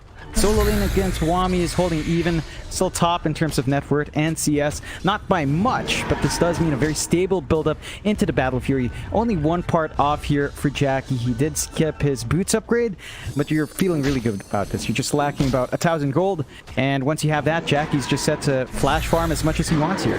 Jackie going to be chased down now by Wami. Gonna try and make a run. Wami does have quite a bit of damage output here onto Jackie. Fearless gonna rotate with Leonak. They might be able to turn, but Jackie, he does not want to risk it. Wami looking a bit too tanky on this Timber right now, and I suppose maybe they could turn now with the high ground advantage. In fact, they found LYM on the Lion. LYM can't get Q in time, it seems, and will drop. You will be okay to back. Of course, Wami on the Timber, probably not going to be too happy about that. No. He doesn't manage to line up for the kill. He doesn't die at the least, but it feels a bit unnecessary to have the line in that position. So it's a freebie for MTG coming through. They will line up once more for Jackie, though, and he is alone now. That he is, but can you kill him? You need somebody to get in there to just stun him up immediately, and that's just not the case right now. Suppose you could just keep accepting the fact that the DB is farming on the Brood, and As Mamang Daya is back to farming on the troll, but your concern is that Jackie's going to have that Battle Fury up soon. And he is going for that Battle Fury rush over going for the treads first. So playing much greedier on the Ursa, but if you can get away with this, it does feel quite impactful. Definitely does, and it should open up the Roche opportunity as well. Once you have that Battle Fury up, the damage is going to be nice enough to go for that. And again, there's just no rotations coming through from AG. They've got a passive mid here, and Mamang is just farming up as well. So basically, all 3 lanes are just farming. Even DB, now you could say DB's having a great time. The Ags is going to come out timely for the Broodmother. But everyone else on Motivate Trust is ready to move around the map here. A Bayar, coil out from Fearless. Q going to come in now onto Wommy. They'd love to get the Timber Sword down. Wommy taking a lot of damage with the Viper Strike out, and it should be enough. Without that Timber, oh, what a hook shot. Q! Just a completely blind hook shot out onto LYM. Maybe he had vision from the rocket flare, but a great hook shot nonetheless. Leonak will be the one to take the kill on the Crystal Maiden, and again for Army Geniuses, well, actually never mind. What? Jackie gets taken out solo by DB. I just don't understand why Jackie would show at bot. Like, everyone left, the tier 1 fell. If he wanted, he could have played in the triangle, but to show in the lane itself is just, without backup, super risky for the Ursa. He still had a top jungle to farm in. In that case, the kill that's coming out from MTG just don't feel very worthwhile. Like, you give out your Ursa, he loses his net worth lead. It's looking a bit better for AG. DB now is playing out with the Spiderlings. So it's definitely looking like a router out here, and the bot lane's just completely infested. Like, they can't stop DB at this point. He's just too big. Once the Ags is up, even more of the map is going to be denied off. The side of MTG need to be very cautious with where they put Jackie to farm up here. They do. UK and LYM now going to smoke up on Army Genius's end of things and move into that dire jungle. The only target they're going to have around is Masaros. In fact, never mind, Q's going to show up now on the Clockwork, but they're already jumped in on the Viper. You've got Wommy there with the Whirling Pet, but Fearless is going to show up on with the Dream Coil out. They might just have enough to burst down both supports, while Masaros, he's just not dying. The Chakram not going to be enough. UK trying to get the damage out, but they just melt. Masaros, he tries for the TP back to the fountain. Will not work, and he will eventually die, but it's at a great cost for Army Geniuses. Definitely is. The one thing I think they're trying to do here is they're playing 3 Protect 2. Because they've got a Troll and a Broodmother farming up. So it's 3 heroes buying space for 2. In that sense, it's kind of working out. Like, the 3 heroes die, but DB, again, is free farming. Mamang is playing catch up on the Troll. Maelstrom is almost done. And at that point, the Troll can really start to dish some damage through. Side of MTG, well, they've got the Battle Fury on Jackie. It's a bit more comfy standing in front, clearing out the creep waves. You could cleave through the Spiderlings as well if you're not careful. I think we need to see something defensive for Jackie Rush. Maybe a BKB after the power treads, just to ensure he's not going to be kited around by that Silken Bola, by the stuns and the hexes coming through from AG's draft, and just have that forward presence. If you get that timing for Jackie, this early spike from Army Geniuses might not feel as great. They still need to play quick. Like, you have a Brood, it can kind of scale nicely into late game, but your strength is still in that early to mid. So you have to get a little bit more done here on DB, and once the Axe is up, he needs to look at invading other lanes and forcing more towers out. Yeah, gonna be targeted. Cog's pushback is gonna be there, and now the coil's out from Fearless. Leonak gonna move in to lock down the Ogre. Here comes Masaros as well on the Viper. They just want Wommy dead on that Timber, and it looks like he is set to fall. Meanwhile, Mamang does at least kill off Leonak, but it is not worth it, and now they will turn around on the Troll. Mamang needs a way out of this. He does have the Battle Trance. That might be enough. The silence was not there in time by Fearless, but it won't matter. They have so much control. They will lose Q, but they get the Troll. And it's going to feel very worthwhile for Motivate Trust. As it's just 2 supports for 2 cores. You can't say no to that. The only problem is, though, John, DB did get the bottom tier 2 tower at the bot lane. Middle tower is under attack. And that's a good use of the space coming out for DB. Has managed to, again, kind of counteract that net worth swing by spreading out some more gold and also denying out a complete lane here. It's going to be tough for them to clear out. Leonak has to commit the freezing field just to kill some of those Spiderlings. and they just go back into the webs anyway. So, man, you know, you can't even deal with spiders in Dota 2. You can't deal with them in real life. They're just in. Once they're in, they don't leave. Nope. In game as well. Even the cold doesn't stop them, Mike. You can't, John. You just let them be. Just don't become their enemy and you'll be fine. Smoke is there from Army Geniuses. Wami going to move in with LYM. We've also got UK around the Ogre. They're just going to go for the outpost for now. That is one of the big advantages of the Brood getting that tier 2 tower is you're going to be able to soak so much more XP out of the outposts and deny so much away from Motivate Trust. Radiant's middle tower is under attack. You can just remain on the high ground, get some D wards out. Motivate, they're going to keep trying to go after this mid-tier 1 tower. I think they're still very confident to go for a fight against Army Geniuses if necessary. Mind you, we haven't seen a fight yet with DB on the Brood. They're going to go in with the Viper Strike. Onto UK, that'll be an easy Ogre death. No problem for Masseros. However, the top tier 2 tower is under siege and DB. They force Fearless to come back in and rotate, and now the buyback. They're going to try and start a fight. Masseros, he's been left behind. He will try to force staff away, but he needs to try and man up, and it looks like it is not going to work out for him. They will get at least the Viper. It does cost them an Ogre buyback. At least it's something. It's pretty worthwhile. Killing off Masseros. They don't manage to save that mid-tier 1 though, so it doesn't feel as good. Kind of managed to make it work, and the side of Motivate Trust can't really do as much. You saw Fearless bail out early on to clear out the top tier 2, because DB switched that lane. The Axe is up on Brood here, although... Yeah, Fearless, that'll be a massive pick-off. They can get the puck and they got the Hex out. Fearless gonna drop, Leonak gonna try with the freeze and the fight back. Mamang Daya, very low Q, hook shot. He's gonna connect with his own creep wave. Very unfortunate there, as they probably would have gotten Mamang Daya, and the Troll had that hook landed, but it just wasn't the case.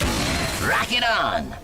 Yeah, and it's just a bit awkward now for Motivate Trust. They lose their mid tower in exchange, so they don't really have a map advantage, especially since they lost their bot lane completely. And you've got DB freely working the top lane. Got 1,000 in the bank. Already has the Ogre Axe up. Could be the Sanch or BKB. Not quite showing it yet, just flying more clarities. So you're open in itemization here for the Brood. You don't have a major net worth advantage though on the hero, but you've got those level spikes. You've got all the presence in the world, and it's very hard for Motivate Trust to hold you down. They are making a swing up top though. Fearless, Hex, not going to be there in time, but the Earth Spike, it does land into the finger. Just on the edge there for LYM, but a great start to this fight as Q now is going to try and hook shot in after Mamang Daya, but they don't get the cogs to hold down the Troll. LYM, he may die for this, but it's well worth his life. He'll try for the TP out. He is going to make it. Oh, Motivate Trust, they get nothing. Absolutely nothing for their trouble. Yeah, and it's all coming down to the fact that Fearless is always so far forward very early on. He's not respecting that line. There's a lot of burst, a lot of control just from that one hero for the puck, and that's why you see a lot of lines into puck. Just a great counter pick overall. You're going to need to be much more cautious in stalling out for your team. They aren't too far behind here. MTG just bounces to a less than 1k lead for AG, so it's still a really even game in that sense. 9-12, but the map control is just really scary. AG can be all over the place. DB has still not died, has been not contested, and the BKB is almost up for this Brood, so no matter what way you're looking to hold her down, it's not going to be enough while that BKB lasts long. Onto that top tier 2 again they go. Army Geniuses, they are making this work so far. It's a 9-12 with a 1k advantage for Motivate Trust, but in terms of objectives, they are well and truly ahead. Illusion. Motivate. Dire's top tower is under attack. To move in. No, they're going to go through the mid lane now. So not actually looking for the fight. They're going to try and force pressure in this mid lane and force them back to defend, but no, they're sticking around. It's not going to be that hard to get the tier 2 top tower. They've got it. Yeah, just really easy. You've got the Troll who can stand in front, the fervor stacks just build up, and there's not much MTG can do. They have to be cautious. Only one outer tower left. Top jungle now just completely covered in webs as well. Tower is under And that attack. just gives so much easy free Roche access for AG once they start eyeing that objective. Again, a BKB for DB is going to come out soon. You will have a BKB up for Jackie soon as well. In fact, it should be flying in, so Jackie might be ready to go with Blink BKB on hand on the Ursa. Just need to find a good target. Like, if you want to squash DB down, you have to be ready with some really good chain stuns.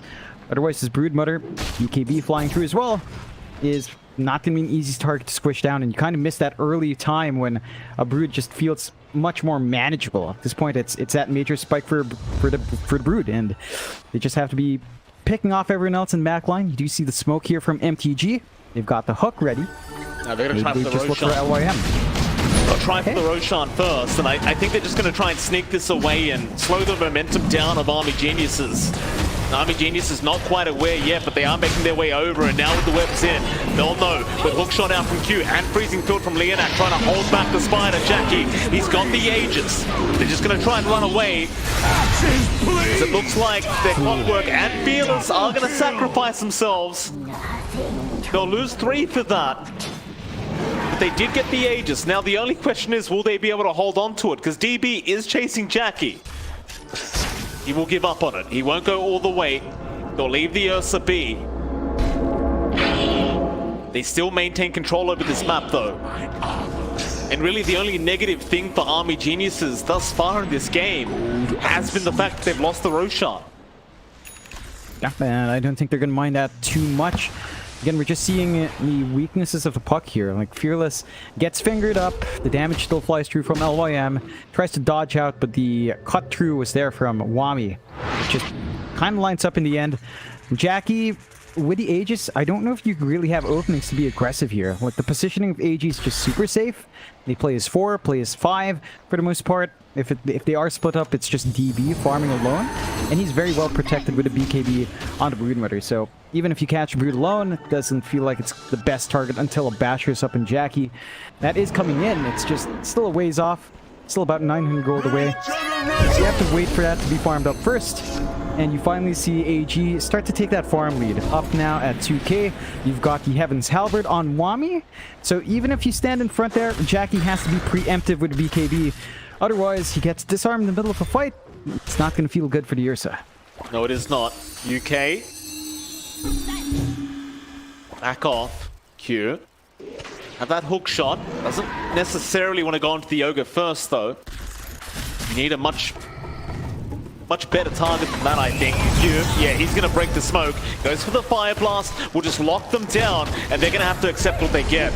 UK, he's going to try and TP out. He does not get out of this. Q is going to hookshot and get the kill. Radiant's middle tower. But it is going to mean the rest of Army Geniuses are going to be just free to leave. Again, MTG, they definitely wanted more than that.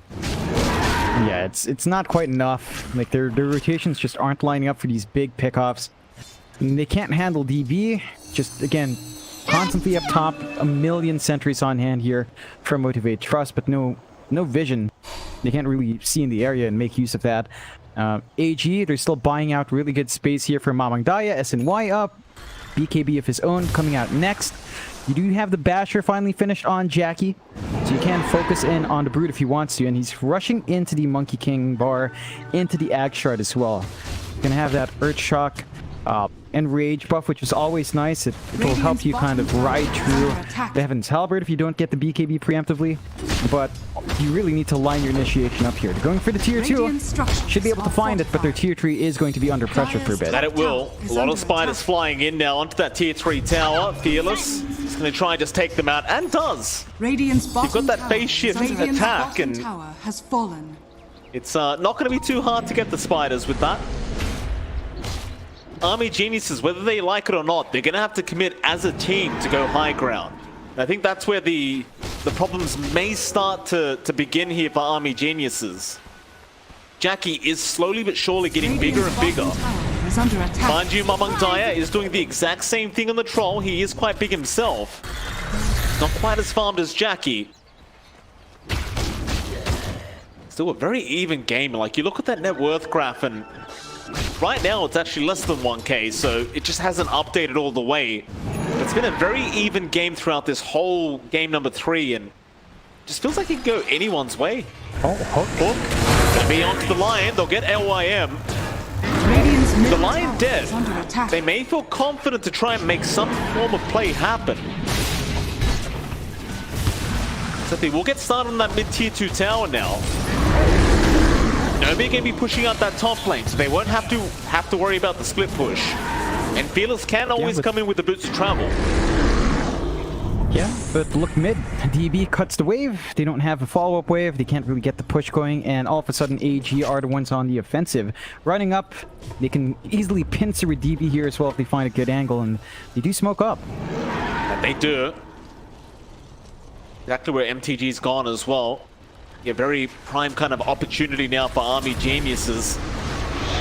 Paints forward, they found Masaros on the Viper. That's how they'll get started. Masaros, they're going to force staff away. Gets the Nether Toxin down.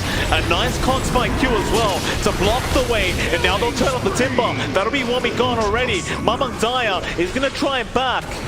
The Aegis does expire, mind you, so this could be dangerous for Jackie. Now they'll go back into Masaros. Battle Trance there, even through the coil. They'll get Q dead. Fearless needs to back off, and Masaros, he will go down. But Jackie is back in, and he'll clean up Mamang. Gets UK as well. On the Ursa DB, he'll be able to BKB TP out just fine. It's a bit of a prolonged team fight, but MTG, they do manage to come out on top. Yeah, you can see the damage output here of Jackie just overwhelming the side of AG. Like this build on our troll on Mamandaya, Maelstrom and SNY is nice, but he's not going to be cleaving the same way Jackie will. So if you clump up in a tight spot like that, Jackie will punish you. He's got the Basher up. Next time DB shows up, you saw him prioritize just TPing and BKB and TPing home because he knows he can't stand and fight against that. Has to be a bit cautious with his positioning. If he gets caught out, if he dies even once, it feels like the Broodmother can start to collapse in on itself there, and just have to be really cautious. They haven't made headway in the high ground from AG. I think that's where it gets dicey. We're at 27 minutes in, they cleared out the map so quick, but they couldn't find the main objective. They couldn't make a headway into that Ancient, and the Broodmother does feel very sensitive in its timings, despite the tweaks to the hero. It still feels relatively early to mid. And Leonak? Oh, Leonak. He's going to split out DB, but they get the rocket flare off. They aren't going to make the chase, however. TG just going to back off. I think Fearless might have the Aghanim Scepter up very soon, and maybe just wait that out on the puck before you go any further. It does feel like that next Roshan's going to be extremely important for either side. And I'd say even more important for AG, though. You saw Jackie, even without using that Aegis, was able to clean up the Radiant side. You give him another Aegis plus a Shards upgrade, there's going to be problems. Oh yeah, 100%. It's going to be really potent coming through if they're allowed to get that. The AoE and the Silken Bowl is just so annoying. And you will have the MKB for Jackie, so it's only the slow that's going to be a massive issue, but it's still going to be annoying for the Ursa nonetheless. And it's on edge for Jackie, like he has to be very careful with when he pops his BKB as well. It just complicates matters when DB gets that additional presence with the Ag Shard. Next Roche, we're going to find in about half a minute when the respawn is. So far, MTG though, 3k lead up in their end. They're the ones playing against the Broodmother. So they're going to be feeling great about the state of game right now. There's a smoke out from AG, but there's no one in that top jungle anymore. They've learned their lesson. They're just playing bot to get that safe farm up. Tower is under attack. Yeah. Wami needs to be careful. They see the flamethrower in the mid lane. Radiant's bottom tower is under attack. DB seems very confident in split pushing, but we haven't seen much of him in a team fight recently. Seems to struggle quite a bit in that aspect. Even with the BKB up. I mean, Geniuses may just want to kind of rotate to Mamang Daya being that main kind of position 1 now. Meanwhile, Jackie, he does have that big MKB up. Do get a little bit more concerning now as the Ursa just going to hit that much harder, and he's not going to miss either. Sean, still got a minute and a half to go. So AG, they're going to start the pressure at that top lane. Motivate, they'll stick around the river for now. There's your smoke up. They're going to try for something. Is under attack. walking in the wrong direction here. No one's playing in the triangle. Looks like both sides haven't figured out that they're just playing the opposite ends of the map right now. They could wrap around. He could look for a nice hook angle here if he wants to. Wami would be a nice way to start. He doesn't really feel that tanky if you catch him without the reactive armor stats. Among Zaya, not going to be spotted. Jackie, he's going to run to the Roshan pit, and Wami just chain out. DB will start moving his way in now on the Brood. Both teams going to be very desperate for this next Roshan.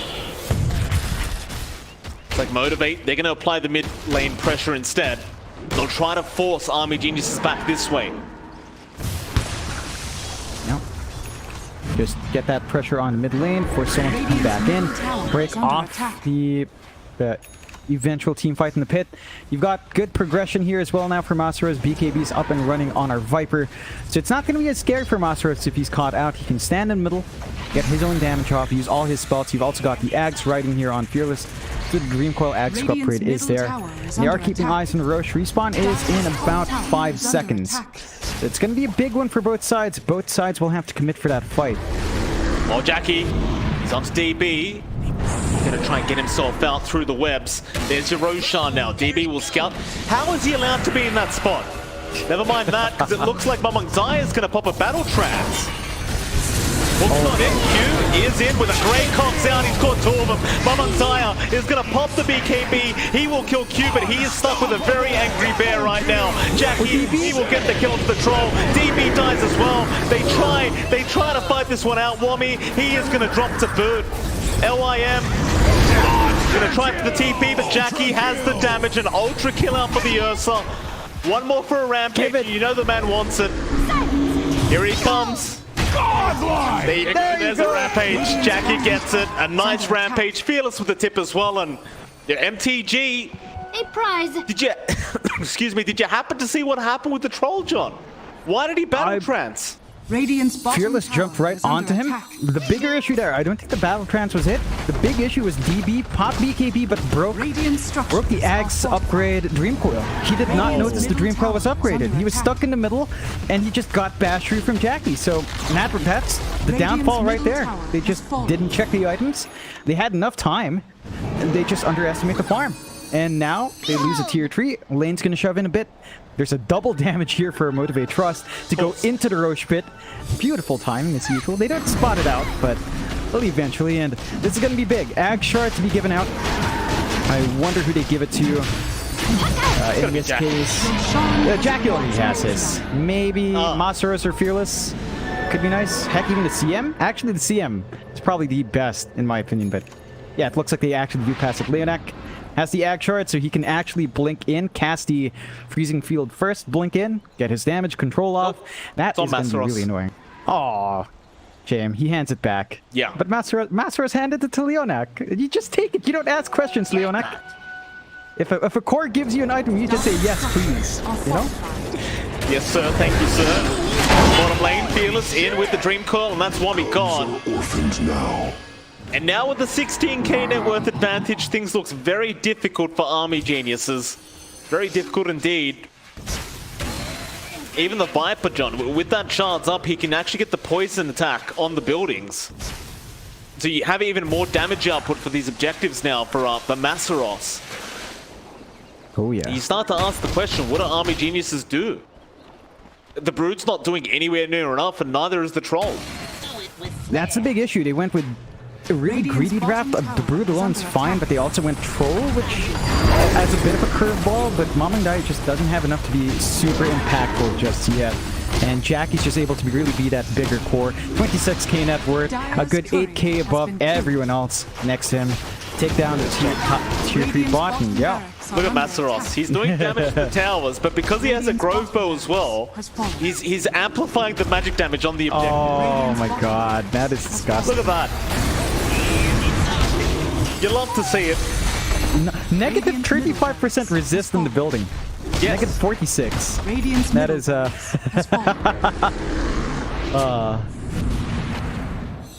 what do you do, John? Just good stuff to see. Viper shards, it's a thing.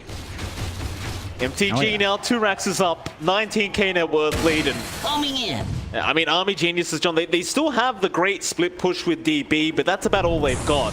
They're going to try and smoke up, but this could be the last-ditch team fight. If this doesn't work out...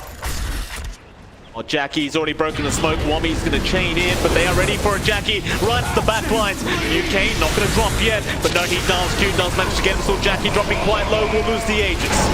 That is one life, but the hook shot in from Q, going to stun them up. Jackie has to turn around and try to fight this one out. There's your coil, there's your enrage. He is trying, but they are attacking very, very fast. Jackie going to turn back around now, getting DB onto Wami. He is not really that tanky anymore. The Tipple will drop. Mamam Daya, he's going to try, but he will drop as well. And there's your GG call. They have had enough. Motivate Trust. They do lose one game. They lose their undefeated streak in terms of single games. But in terms of series, they are still undefeated. Yeah, they managed to keep that streak up. AG putting up a really good fight throughout the series, taking one game.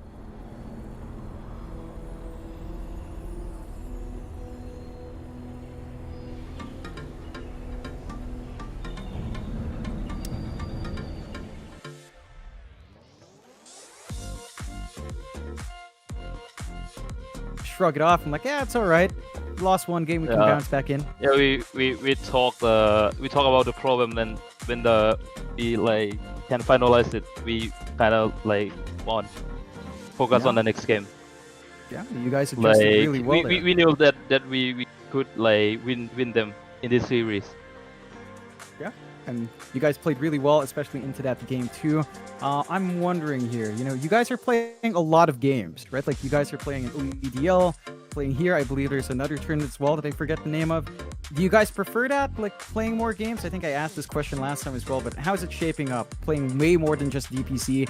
Is that part of the success here for Motivate Trust? Just the fact that you play so much more and know so much more than other teams? I think we've been like away 3 or 4 months away from each other. That's why we need to like play a tournament together to get in shape. Yeah, fair enough. Can I take it back? Can I take it back as well, Fearless? I don't mean to go that far back, but back when the team kind of split up, back when Jackie joined T1 and Masteros joined Fnatic, I wanted to ask you, because I never got the chance, how did you personally feel towards that? Because I'm sure it was very hard on you being kind of left without that full stack. Were you feeling kind of bad about it? Were you happy for your friends that they'd made it to those big organizations back then? I felt a little bit bad for myself. But I kind of understand my friend. That's why I don't take it personally. So you were happy for your friends, but of course for yourself you were a bit upset. Yeah, it's both. Yeah, I get you.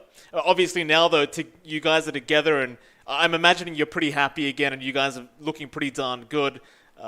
Quite frankly as well, I mean, just based on the series we've been watching, you guys, you say you're out of practice, but it doesn't look like it very much. It looks like you guys are just back to the way you guys were before this year came around.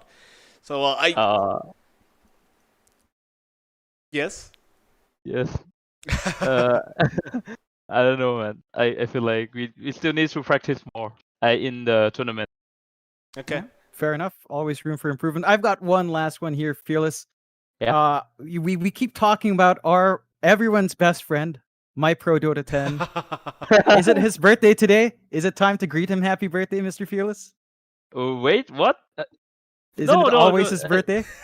No. It's not my pro birthday today. Not today. Not today. Yeah, not today. Okay, not today. All right. But yeah.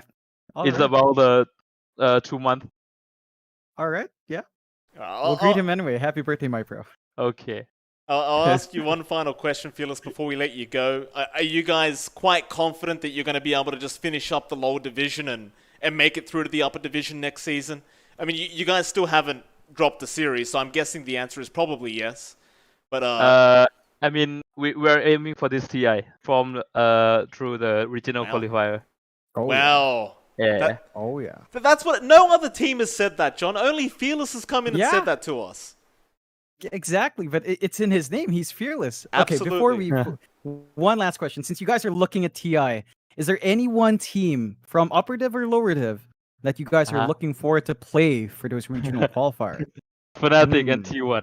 There you go. That's right. No. Just kidding. I think they would have like DPC point to qualify for TI.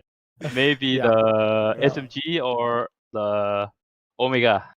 Okay. All right. Fair enough. Fearless, you guys have got a lot of fans, obviously. Your countrymen, the Thais are out there. They're always very excited to watch you guys. You got any words for them before we let you go? Thank you. คนแพ้ไม่ใช่คนอารมณ์ดี There you go. I have no idea what he said, but I'm sure it was good. Fearless, thank you very much for the interview. It's been a pleasure, and hopefully we get to speak to you again soon, sir. Okay, see you guys. See you, Fearless. Thank you. That was the lovely Fearless. Obviously, very nervous in interviews, but he's a happy guy. He's a chilled guy, and I'm very happy to hear that from MG Trust. You can feel the confidence, right, from Fearless when he says we're going for TI. Who cares about upper division next season? We're not even thinking about that. We're going straight for TI. Exactly it. I love to hear. No other team, as you mentioned, Mike. No one says that. Nobody. But they do. I love that mindset coming up from MG Trust. And hey, they're undefeated in terms of series, 5-0 now. Yeah. They've got a right to be confident as well. So props to them.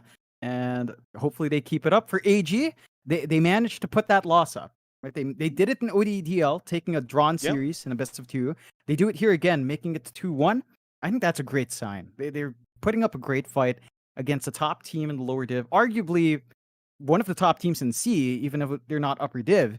And I think there's just a lot of room to improve. Well, I look forward to see what AG brings out as well. But big congrats to MG Trust. They're looking good going into those last 2 weeks here.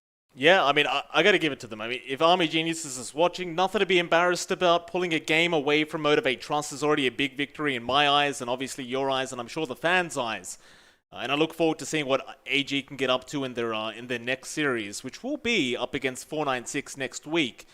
So that should be rather interesting to watch as well. Of course, with that, John, that is it for tonight, at least for lower division. We do have an upper division series between OB Neon and, of course, the side of Smart Omega, is it, John? I believe it's Omega Esports. Yeah, Smart Omega. Is it still Smart Omega? Still Smart. They're still sponsored by Smart, which makes it awkward for me to talk about my phone. I'm using Smart, which is actually really good. So hey, if Smart Omega, if you're watching, it's working out well. Thank you. But yeah, that should be great. I want to label it the Rambulan sa Hapunan. What does that mean? Dinner John? fight.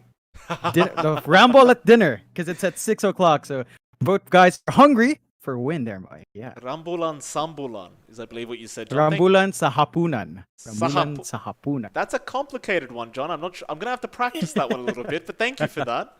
So if you are looking to watch that series and you can't be bothered moving over by yourself, I'll be around and I'll host the main channel once they're live. Of course, if you are bothered to just go straight to the main channel, it is PGL_Dota2, at least on Twitch. But like I said, you could just go AFK and come back and I'll be hosting the channel when they do go live. In fact, how much time is there till they go live? 1 hour, just about? I believe it should be about an hour. I believe Yeah. they start at 6 p.m. today, so it's going to be a bit of a wait, but it's a worthwhile wait. It's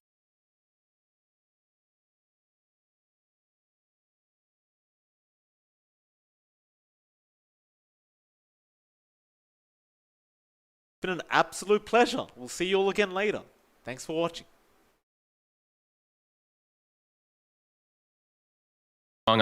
I do like the Troll overall into PA. Like, it does take time for PA to be able to fight back versus Troll, and Troll, he will be able to naturally build into a way to deal with that evasion, while on PA, it's a lot harder for you to deal with that. Sure, you'll get BKB and stuff like that, but yeah, I think I'm liking Nigma just because they have like the one-up on the team fight, too. Yeah. Because they have the 3, the Tidoners are kind of the only real big team fight besides the Puck on the side of Hellbear Smashers, so I think I still do go with that. Well, let's see how this first game is going to play itself out and how Team Nigma will fare without Miracle. We're heading over to our commentary duo of Cap and Kyle. You know, going into this series, I was looking at it and I was like, okay, Hellbear Smashers, they might do their thing and get an upset in one game, but ultimately they're going to get 2-1. But not the case anymore. I mean, this is a pretty different Nigma when you're missing Miracle and you've got a stand-in of RMN. Yeah, nothing against RMN. Hi, MMR players have been coaching the squad for a long time, but, not just anybody can replace Miracle. And he's not a mid player either. Yeah, see, he is directly trying to replace Miracle right here. So I'm not sure if they're going to keep this dynamic? It's always kind of interesting. Do you put Mind Control in an awkward position here, which is certainly in an awkward position with against Hellbear Smashers? They go for the early 5-man movement out the Brambles, trying to create some cover, but Gilger does get the toss back. They quickly surround Mind Control, and that'll be it. Ace gets the first blood. Love that from Hellbear Smashers. Yeah, they're 0-4, but they've been competitive. They took a game off of OG. They took a game off of Secret. They are no slouches. And this win keeps them in contention to stay in this upper division. I like that you come out, get the first blood, get some confidence.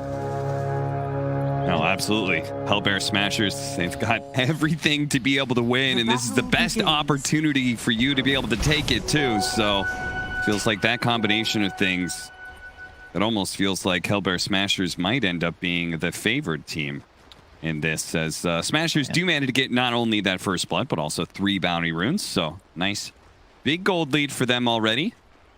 And I gotta say, I mean, their draft is pretty solid. There's a reason the panel was favoring them. The Troll ult with AA ult does work a bit weird. You know, Troll can still be ulted by Axe and killed through his ultimate, but he doesn't shatter. However, you don't regen with any lifesteal when you pop Battle Trance, so be curious to see how that plays out. But if you look at the team fight, you know, Hellbear Smashers, just with the Tide and the AA, like, that's so much damage. That's your experience-based damage you were talking about earlier, right? They've got a lineup that just naturally scales with levels. Tiny, Tide, Ancient Apparition. They've got one hero that really needs a whole lot of farm, and that's going to be Ace. And it does feel like that is the 4 Protect 1 archetype. Fits pretty nicely into this meta because you want to be aggressive, so you kind of need 4 people running around trying to start fights. Yeah, we haven't really seen many drafts work out where it feels like there's 3 cores that just need farm, and fortunately for Nigma here, it does seem a bit complex. Like, it's a Troll. Yeah, you'll have some sustain behind you, but Batrider Mars, they're control. They're not really offering too much damage. You know, we've seen Liquid popularize this combination that we see right here with Willow and Mars. The fear into the arena can be huge, but you know, ineffective against Puck. PA could leap out of it and will buy BKB. Yeah, they've got a very scary team fight on the Nigma side. Fogg was talking about how Warlock Batrider was one of his favorite duos in the past. The upheaval plus sticky napalm. GH going to be jumped on here. Spear through multiple brambles. Tofu's going to take a lot of damage. They managed to pick up level 2. So Shadow Realm plus the healing salve gets the hit onto Tofu, and GH should be able to secure first blood from Mind Control and should be able to still get out. To GH, if Ace really wants this, it's going to cost him a lot as he gets speared up. The bramble doesn't quite latch, sadly, as Ace very easily, I think, could have maybe gone down there. The bramble had gotten in, but that's really nice creep control there. Nigma had a huge creep wave advantage, so they get levels early. Their enemy wave was dying faster. If Tofu's level 2 there, that's at least a turnaround kill, but did not have the XP. Timely level up from GH. Hey, look at this. RMN doing a great job in CS. He's slightly above. Now Stormstormer still has 3 creeps coming in, but the fact that they're looking pretty even is really nice for RMN. And of course, this matchup in the past has been very good for Batrider. Batrider, of course, being nerfed a lot in the last patch, and that's why he kind of disappeared for a bit. That's why he has to start with the Quelling Blade. You just don't get enough damage off the napalm stacks to last hit effectively. Puck with a 10 base damage advantage. Gilger feeling like he can't do anything or isn't needed in the bottom lane. Is going to go for an early rotation here onto Mind Control and help out this lane. He's going to take the spear, but Mind Control's certainly dead. I like this move. Tide, he might suffer down here, but already level 3 with the 2 points in Kraken Shell. So just the pure defensive style. He just wants to ensure he doesn't get zoned, is able to get as much XP as possible. And you can see there, if the wave is controlled by Ace, AA Tiny is a kill combo. Like, Mars can't do anything about that. GH, is he gonna die here? They still have Avalanche, so I don't think there's a way out. He's got no more healing salves. He wakes up the neutrals. Tofu trying to aggro it, but Gilger times his last hit nicely and is going to be moving over to try and secure the runes here. Taken away from RMN. There goes that water rune. So nicely done, RMN. Not having a real refill on the bottle may actually make a huge difference here. Yeah, that's huge. Because RMN... Oh, no. Speaking of bottle refills. Yeah. It's nice though, because the way you play bat mid, you kind of have to be out of mana almost at all times. You're shoving waves constantly. Napalm spam, Firefly for the rune spawn. So really well done there by Gilger, but you know, GH had died. Tactical feed. Because it's actually worth in a way for Bet because he gets the free charge. That's something I really hope we see changed at a point. The fact that the fountain regen lasts long enough to both fill bottle and give that extra charge. Yeah. 2 extra charges. Yeah, the 4.5 sort of hit that you get out of this is pretty insane for sure. No doubt that bottle in some way needs to be nerfed. Because I think the refill, that should stay. But the 4.5 charges, maybe a bit excessive. GH. He does get out the Curse Crown, and he's got Mind Control running interference for him. Ace is still going to go for it. Immediately going to be speared up. Brambles is here, but GH is going to take too much damage too quickly. He dies again. Now, there is a price they pay for this. Hellbear Smashers are leaving their Tidehunter on an island. He's getting some pretty solid XP, already level 4.5, but you know, not really much in the CS department.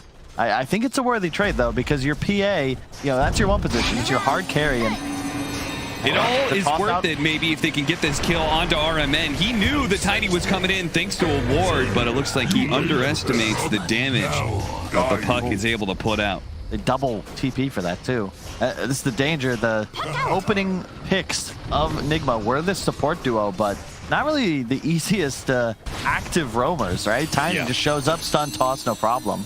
Willow Warlock, like, you need ultimates to do anything, really. Going for the power rune here, doesn't even spawn. Stormer is taking a lot of damage from Kuro. Another round of spells, GH. Gonna throw that last Shadow Realm hits, and Tofu barely survives thanks to the stick charges he has leveled up. Now they manage to get the lasso here onto the Tiny, pull him back down into the river, so there's nowhere really where he can run to. And hey, look at that, a regen rune for your efforts as well, RMN. It's right back up to full plus. Stormer looks like he was grabbing the bounty rune. Doesn't quite time his phase shift correctly. Does take a bit of damage. In fact, the Bramble's landing, and that last hit, that's going to be enough. He's going to burn out, whether it's to Healing Word or it's to Fatal Bonds. That was a really weird play from Stormer. They're just overconfident. The Warlock threat is real. Back in the day when I used to play this mid, this was like the hard counter to puck because you just can't juke the damage. And the Fatal Bonds and the Shadow Word are deceptively high damage against a hero with such low base HP. And Stormer just doesn't respect the level 4 Warlock. Rasmus, if he really wants out of this, maybe could have Ravaged right away, but of course he will hold on to it, knowing that the Ravage is more important than his life. Meanwhile, top lane, they're going to go for the kill onto Mind Control. Again here, the Cold Feet barely manages to get him there, but he is level 6 and it's close to the tower, so they can't really play into him any longer. Yep. I like the build a lot by Mind Control. Early Bracer, Chainmail ASAP with a Raindrop and a full wand to boot. So 1200 HP, but even more so because that Raindrop is going to proc twice. Look at this double ward placement from Nigma to make sure they know exactly where the Tiny is going at all times. Because he has to be successful in his rotations top and mid constantly if they're going to be leaving the Tidehunter to dry out here at bottom lane. I wouldn't mind. See, the trouble with Tiny is that if it's a different... You know, this is like the Mirana 4 position, right? You'd be doing more of like what GH is doing, stacking camps to help get his Tide back into the game. They have 0 Ancient stacks, and oof, nice deny from Kuro. It is going to cost Kuro his life as they're going to get the coil toss combination, but he is rather tanky thanks to the levels that he's been getting. And it's going to take a long time for Stormer to actually get this kill. In many ways, this space is actually going to be well worth it for Nigma.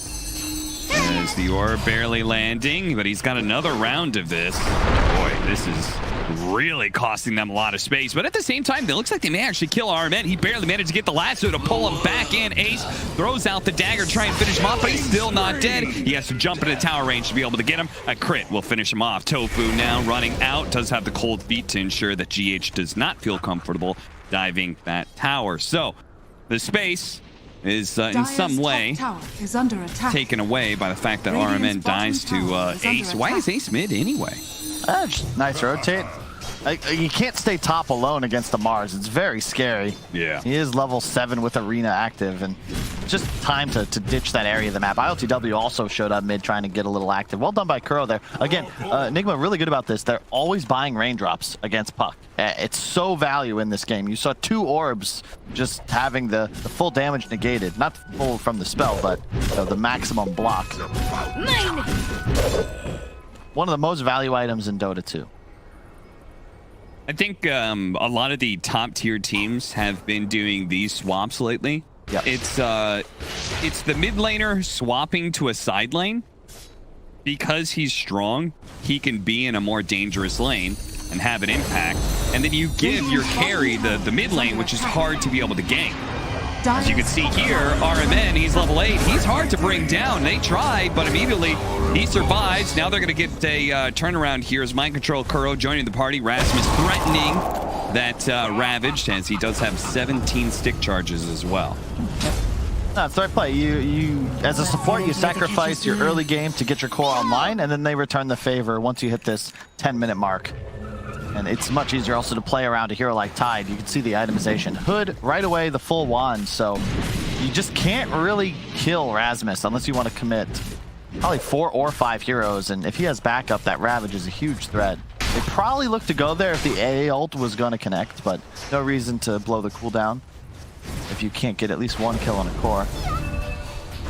RMN comes back to mid with the Siege Wagon push on its way.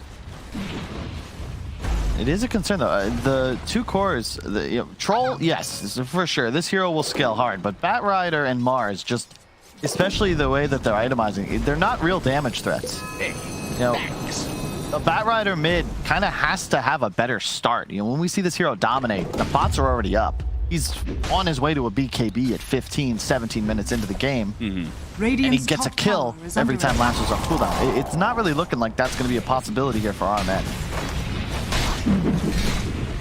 Another Ice Blast sailing on by. I will say, I agree with you, especially since they've got heroes that deal. They've got 2 mobile cores, and that it's hard for Batrider to be able to kite out. And then the Tidehunter, who thanks to Kraken Shell gets rid of the sticky napalm. But I am impressed by these Batriders going late game with the new shard. Yeah, that's true. That is pretty crazy. It certainly seems like Batrider has a fresh power spike late game. Yep. That he didn't have before. It's something he said about the way Dota's evolved, so all the changes and additions. Hang on, might have found the runes. Gilgert dodges the bramble. Very nice. They're going to try and bump him back into range of the lasso, but Gilgert covers himself with the avalanche. So there's like a lot of legacy information in my brain that may just be outdated, specifically this relationship between Bat and Tide. Because back in the day, you scrim against LGD, Vici when RTK and Zhao were still in the game. They would first 2 a Tide into your Bat, no problem. And they saw it as a hard counter. Yeah. I think that's still the case. But to your point, maybe Bat later on, you just have so much damage amplified from your shard. Tides isn't quite as good, although I have seen it used by Monkey's Pro because it does reduce tower damage on the Tide shard. It's really cool. Yeah. But is it viable? I don't know. Coil only onto the 1 here. ILTW. He's going to still be hit by the Ravage Ice Blast combination. Maybe this isn't quite what he expected. Now the avalanche over the top. He gets tossed. That's going to be him shattering. A terrorized dodge there by Stormstormer. The rest of Enigma are going to close in on Gilgert, but he's hero chatted lining for a reason. He knows that was a great fight and a great exchange. Yeah, you take those all day. Nice, right? I mean, you kill the troll. That's it. Ace lives, troll dies. That's the dream. AlcodeTV is off to a great start. Don't get me wrong. He's very close to the battle for you, but that death will hurt. Skips the ultimate, I think partially just because he recognizes how useless it is against AA ult. Sure, so he'll be able to farm that a little bit faster. Don't think it would have helped him there. Comes RMN back in with the boots of travel. The Ravage is down, so Nigma, how much can they get during this opening? And it seems like they really actually want to just straight up take mid tower. No coil for a bit either. It's still going to be difficult. And rather dangerous once they start taking more and more damage from the tower. I love this from Hellbear. They just bring the whole squad. You want to push this lane? You're going to have to dive. Yeah, you don't have Ravage, but Rasmus is serving as an offensive lineman for his stack. You can't really go on Tide. This is the Dota mistake 101. Rasmus wants you to try to kill him. He's a no Ravage Tide Hunter with a hood. If you do that, you're not winning the fight. He's serving the purpose of a Ravage by just existing and absorbing your Radiant's damage. middle tower is And he under also attack. helps that Hellbear Smashers have a decent number of low cooldown nukes they can just kind of throw out to defend towers, like the Puck especially, who's now found the opening with the coil just now coming up on GH. Now, let's see if he dodged the spear in time. Phase shift, not going to be out. He gets speared. He gets stuck to the wall. Still not dead. Will manage to get off an orb. Jumps a little farther away, but the last hit from RMN is here. So, he keeps on pursuit. He sees Gilger. Kuro's Golem leading the way. He'll try and slow him down. Gilger does have Avalanche, which he can slow down RMN, but RMN may feel bold enough to keep it going. Man, he's so slow. Cold feet, not quite there. Now he's going to toss him over to Ace, and Ace is actually going to be the one last. So if they're both together on this Firefly, Ace is still alive, but the TP actually getting canceled there by the spear, and RMN gets the double kill, all thanks to Gilger's alley-oop. He goes ahead and thanks Gilger for that one. Nigma do close in with GH and mind control to ensure this team fight. Oh, they're going to go for the Ravage, but it's just the two of them. They really want this kill into RMN. The spear goes out. They only get the one kill out of this one, but it is a killing spree collected. That is huge, though. AlcodeTV put in so much work. His squad just pretty much won a team fight without him. He killed top tower, farmed a couple, I think 4 or 5 creep waves top, through the jungle, now to mid, no Ravage, so you're probably going to be able to push this mid tier 1 as well. And Ace dies. This is a huge lead now. AlcodeTV is taking on the game. He's a full Claymore ahead of the PA. Has the Battle Fury complete. Tofu caught out here. Trying to get a little vision. Fortunately, Ace does actually clean up the kill on GH rather quickly. Radiant structures are fortified. They got the tower. Nigma, they should be plenty happy with this. Under attack. And indeed, they'll back up. So just the net worth exchange there, fantastic for Nigma. But now you add in the fact that they've got this really nice map control. They took the enemy mid tower while still keeping their own. Cooldowns are still up for a little while on the Ravage and such. These are all fantastic things. You can see AlcodeTV and his tip to RMN. He is very happy with the space he's gotten. He's 2,000 net worth ahead of Ace. He's a Yasha plus ahead. Like, he still doesn't have a battle free up on Ace. So every minute that we see this disparity, that's an extra 200, 300 GPM the troll has as an advantage. That'll be reflected in the XP gained as well. And the map control now, because they've got mid tower, look at the ward coverage that Kuro's placed. It's beautiful. Yeah. He's got all three lanes in a way covered right now. Both jungles in the mid lane covered in wards. Nice aggressive wards that are going to be able to give you a good read of what Hellbears are up to. Hey, so long as you don't like lose a big team fight and the enemy starts pushing onto your side, but getting a pick off like this certainly helps his Ace. He's got to jump away here over to Tofu, and that'll be just enough space to get him out, and they actually lose GH in the process. So not bad for the Smashers. That's a very needed survive. Oh, Stormer missing the coil there. That could have been a nice exchange. They actually dropped the Golem to make sure that Smashers don't really try and take this too aggressively. And they will start retreating. Ravage in 5. It's a 4 position for a 4 position so far, so with the Ravage ready to go, if RMN extends a little bit too deep, look at him, just the upheaval. Oh god, is Tofu gonna die to the Golem like this? The spear comes out, the Golem needs another hit, but he doesn't quite get it. RMN, is he gonna try and go for a flame break? He is, and he's got him too. Tofu gets burned out from a distance. They blow the Ravage to kill RMN for that though. Yeah, but that's, I mean, AlcodeTV was already in the pit, and now he looks to commit. Like, this is just go for Roche, of course. Like, this is the second or third time, it was second time, the Rasmus Ravage just, it's too selfish almost. Like, that one kill, is it really worth it? Because you're losing objectives. You can only do this as AlcodeTV. You have so much map control, but again, the vision. Like, there's no fear now. You see your enemies, and he is solo killing Roche as we speak.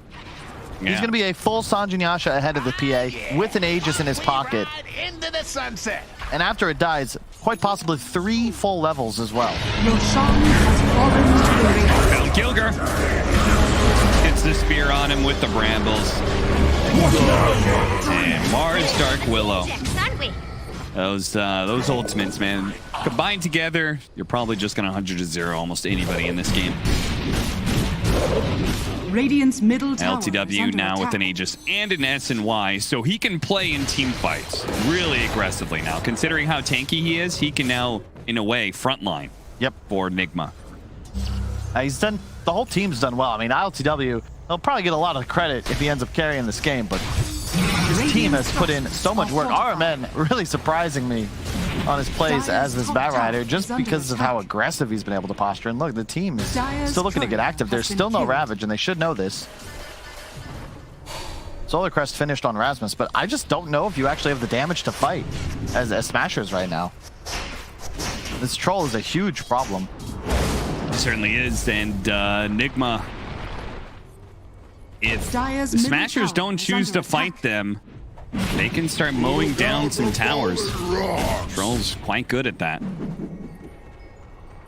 Gilger spotted here by GH. Radiant's middle tower. Nothing good to come of this. Oh, I like this. Elver Smashers are backdooring the mid-tier 1 tower. That's always a nice play. Yeah, they really wanted to open up the map.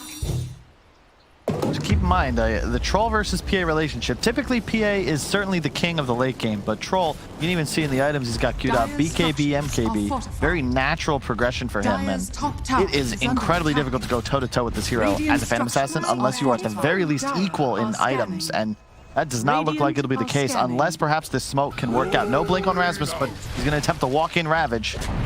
Blink on the puck. They need to try and get this Warlock. They're going to lead off with the coil onto the 2 supports. With the Ice Blast coming in as well, they might just be able to burst the backline almost immediately. They do. 2 supports down. Mind Control gets off the arena, though. And the puck, it's going to be a combo of ultimates that brings him down. RMN and Mind Control both down to about half health. Ace looking for his opportunity to jump in. Spots it now onto RMN. Meanwhile, the Tidehunter Rasmus being gone on by the Troll. Bit by bit, he will be whittled down by the Troll's damage. But now they're going to go for Mind Control as well. They're leading ILTW from last year, which is a great idea if they can actually finish off Mind Control's Mars. But they can't. He's too tanky, it seems like. And Ace doesn't want to try and go for that kill with ILTW in the neighborhood. So they're going to back off. Ultimately, a 3 for 3 is the exchange. Man, that could have gone so much worse for Nigma. I'm surprised they came out of that so nicely. Both supports died right at the onset. No spells cast by Kuro. They got the tier 2 though, so he'll be able to teleport right in, heal up Mind Control. It's the new outpost coming into play. This is that the 5 seconds versus 6 second TP. Maybe not super effective, but he got healed that much faster. And now they can just keep playing on Hellbear Smasher's side of the map. Yep. And even start taking over their triangle. And once a PA loses her triangle, I just don't know how you recover the game. Yeah. You know, because you are so reliant on hitting Ancients. I think Ace might have had to get a little more aggressive in that fight. He didn't actually enter it until it was 3-on-3. Sorry, I was laughing at Rasmus's inventory. He knows what he needs. And it's 1 item and 1 item alone. A Blink Dagger for him. Looks like Tofu. He's very dead. Is Gilger? Yeah, Gilger's going to be caught out as well. Both the supports getting picked just outside of their base. There's nowhere for them to move. Nigma, they're just kind of a wall. It just faded, but there was a ward on the high ground by top outpost in Dire Jungle.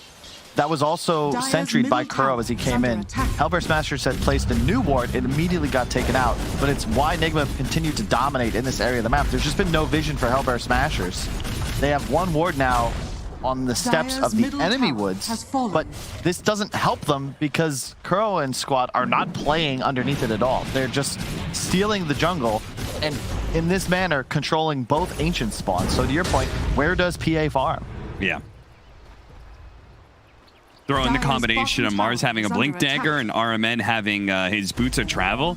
And if you play on the side lanes and you play really deep on the enemy side of the map to try and find farm, Nigma could certainly close the distance real quickly. A Phase Shift is going to be able to dodge the spear, Mind Control.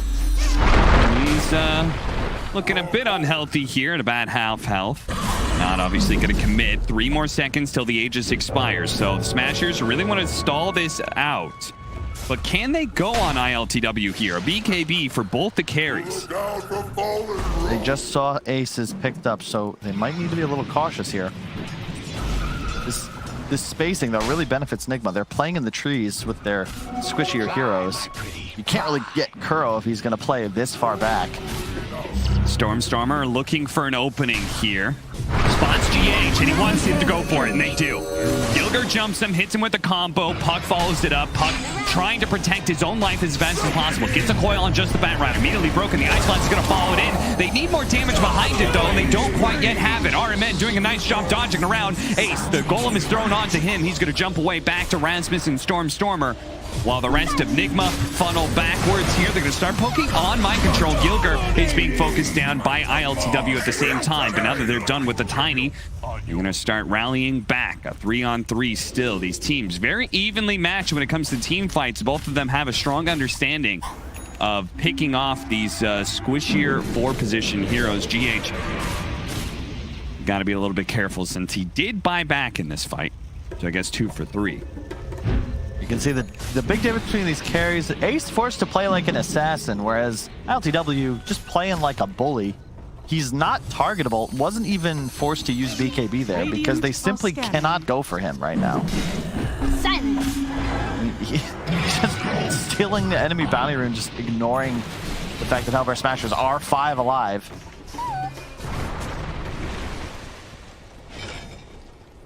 Really nice placement. They're just going to continue to apply this pressure. And he's going to be able to naturally progress into an MKB. So the PA feels like you are answered for the next, like, 10 minutes. Yep. Probably, maybe if we survive for another 15, then the PA starts becoming a big enough threat to some of these other heroes. But RMN, he jumps in big time to be able to go for the Ancient Apparition, but he immediately gets turned around on by the Smashers. Nigma are going to use that BKB on ILTW to TP home, and Kuro looks like he's far enough back.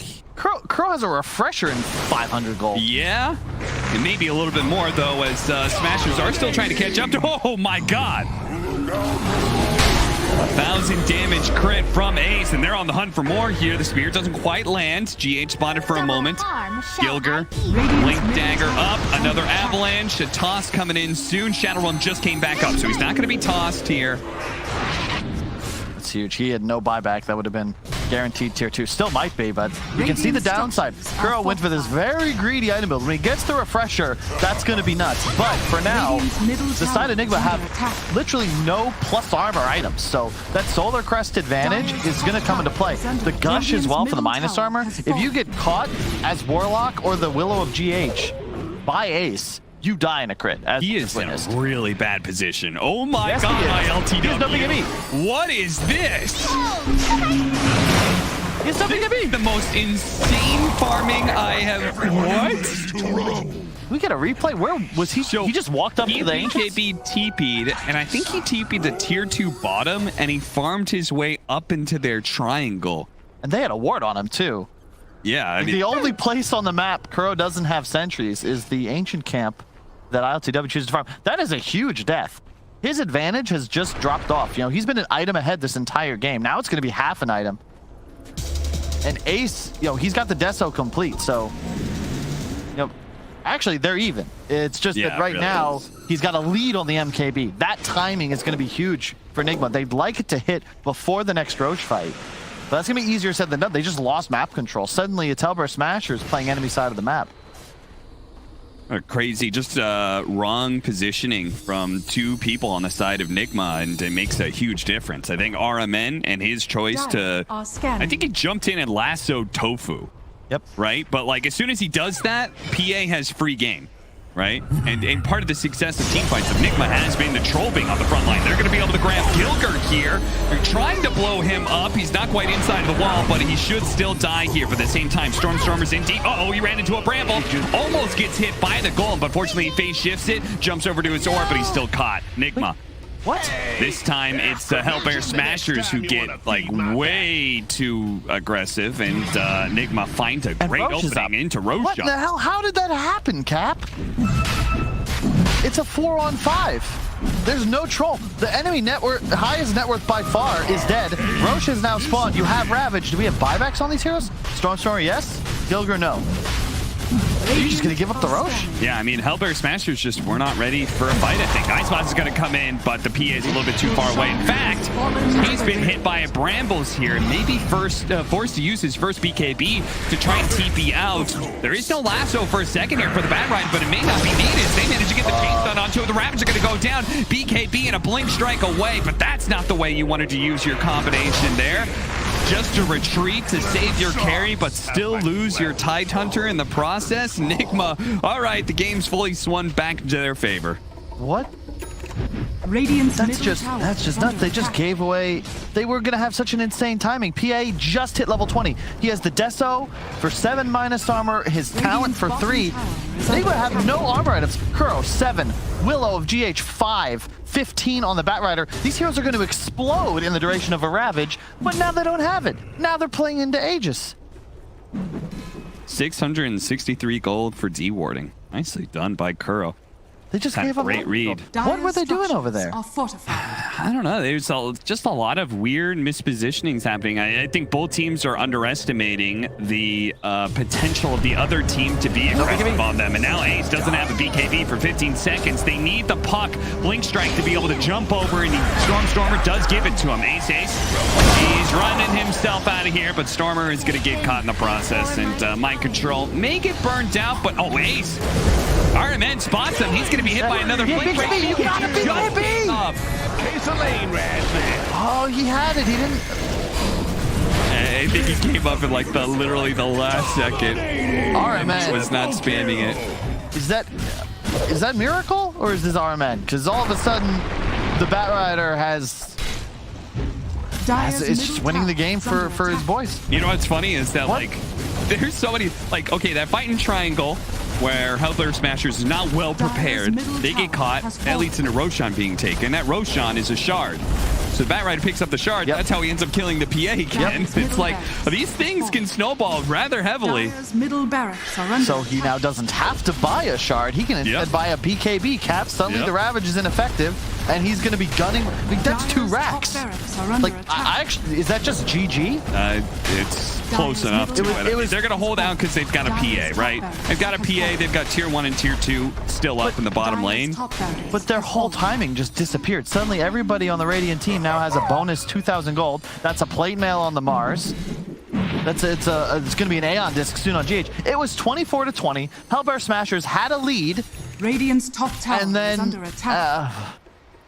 Man, just I don't know. I guess by now I should have learned to buy the dip, but I cannot believe that they turned this around. Yeah. Fistful of sand. It all just slips through their fingers, and Hellbear Smashers, who had an opportunity to take control of this game. Plate mail on the bat. Now they're dealing with the BKB plate mail Batrider, who has the shard. PA no longer has that insta-kill potential because Team Nigma just picked up like a bonus 30 or 40 armor across their players. Now they have a Refresher Golem and an Aegis and a DD. Still have an opportunity for outplay RMN in deep here. Tried to go for the lasso, but the Lincolns protected him, I believe, on the puck. So, did he not know about that? It was new, just picked up. It's the right choice too, mostly for the defensive application on PA, because otherwise, there's no protecting him. He can BKB, but still get lassoed and he'll be done for. It's a pretty sick move. He didn't have that Lincolns. They would have just found a insanely good pickoff to end the game. Still looking very good for Nigma as they have 1 minute left on the Aegis and should be able to run up to high ground and force something. Hellbear Smashers, they might be able to stall until the Aegis is down, but it's probably going to cost them a lot. Maybe buybacks, maybe Ravage. Do have Glyph, but look for Kuro just to drop the bomb. He's got 2 of them. Yeah. Double damage. Oh, and double damage too? Yeah, they could definitely force a response from Smashers now before this Aegis is gone. Okay, they're not going to wait. The Lotus Orb going off actually does manage to get the lasso back turned around, but it doesn't matter. Gilger is being ripped apart by AlcodeTV. They do have a buyback, though. RMN almost getting critted down to death. He's got to be careful of that MKB. Double damaged up by AlcodeTV, who's running down heroes right now. That is going to be the use of his ultimate. He's got 14 seconds left on the Aegis. They really need to take this Megas now, because he won't have those extra lives soon. AlcodeTV toss back, and they do take him out before the Aegis expires. Now the Golems double dropped in. Phase shift is going to be able to dodge one of them. Instantly ravage up. Can they burst him down? He doesn't have his ultimate. He eats the cheese, but he still is getting chunked on by Ace. Now Smashers, they haven't even lost their barracks just yet, are going to look for more. Everybody else, maybe they can catch the Dark Willow here, but other than that, great fight for Smashers. They will hold. Oh man, so they kill him a second before Aegis respawns, but sick play. The BKB was down, so Gilger with the immediate toss back forces AlcodeTV to be out of position. He had no ult either and used it purely offensively. Yeah, he just used it. He's just like, I'm in, but Kuro didn't drop the rocks. Then he does onto the puck. Both of them, both are dodged. Like, why do they need to initiate here? You can just chill. Just you let kill them go on Tiny. AlcodeTV. It's all good. Like, use the arena maybe if you want to, but it's all fine here. Okay, everything's good. You don't need to do this if you're AlcodeTV. You can just hit the Rex. You have a DD. Instead, he's now forced into the tier 4s. You're going to see a toss back in just a moment from Gilger. Beautiful toss back by Gilger that saves the barracks and puts the troll in a very bad position. Yep, they get the crit. But now watch Crow. Golem 1, Golem 2, what? And then there's just a wrap. Like, if you're going to use that, that should be, I don't know, you ever play StarCraft 2, when you're launching nukes? Like, you want to put it closer to the enemy base full of workers. You don't want to aim for the army. Or in this case, I guess the lone Dragoon. Not ideal. And now, I don't know if this is going to turn it around necessarily, but at least Smashers have some breathing room. They're going to have a Satanic soon on their PA. Don't know if I like that choice, actually. He might need damage, but I guess they're considering that if our PA can actually live and just go toe-to-toe with AlcodeTV. Gilger breaks the smoke and blinks away. Very nice by him. Smashers may still be caught in the process. Dagger doing a lot of damage here. They're going to poke at mind control some more. Brambles actually caught him and terrorized as well. Stormstormer is just dead. Not buyback. Now they've got the Gold Scepter. He does have a BKB. He's going to jump back first, holding on to that magic immunity for as long as possible.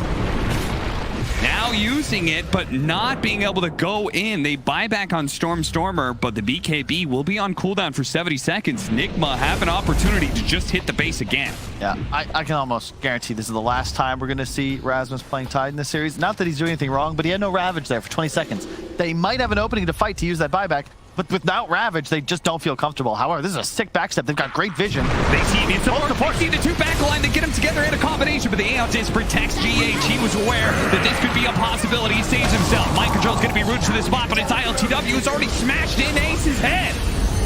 He rips them apart with that MKB, and as soon as Ace is gone, the fight's done. They don't have any damage. This is a 4-protect-1 lineup. There's nothing left. So that's it. Radiant structures Nigma. Don't even get the Ravage. Oh my.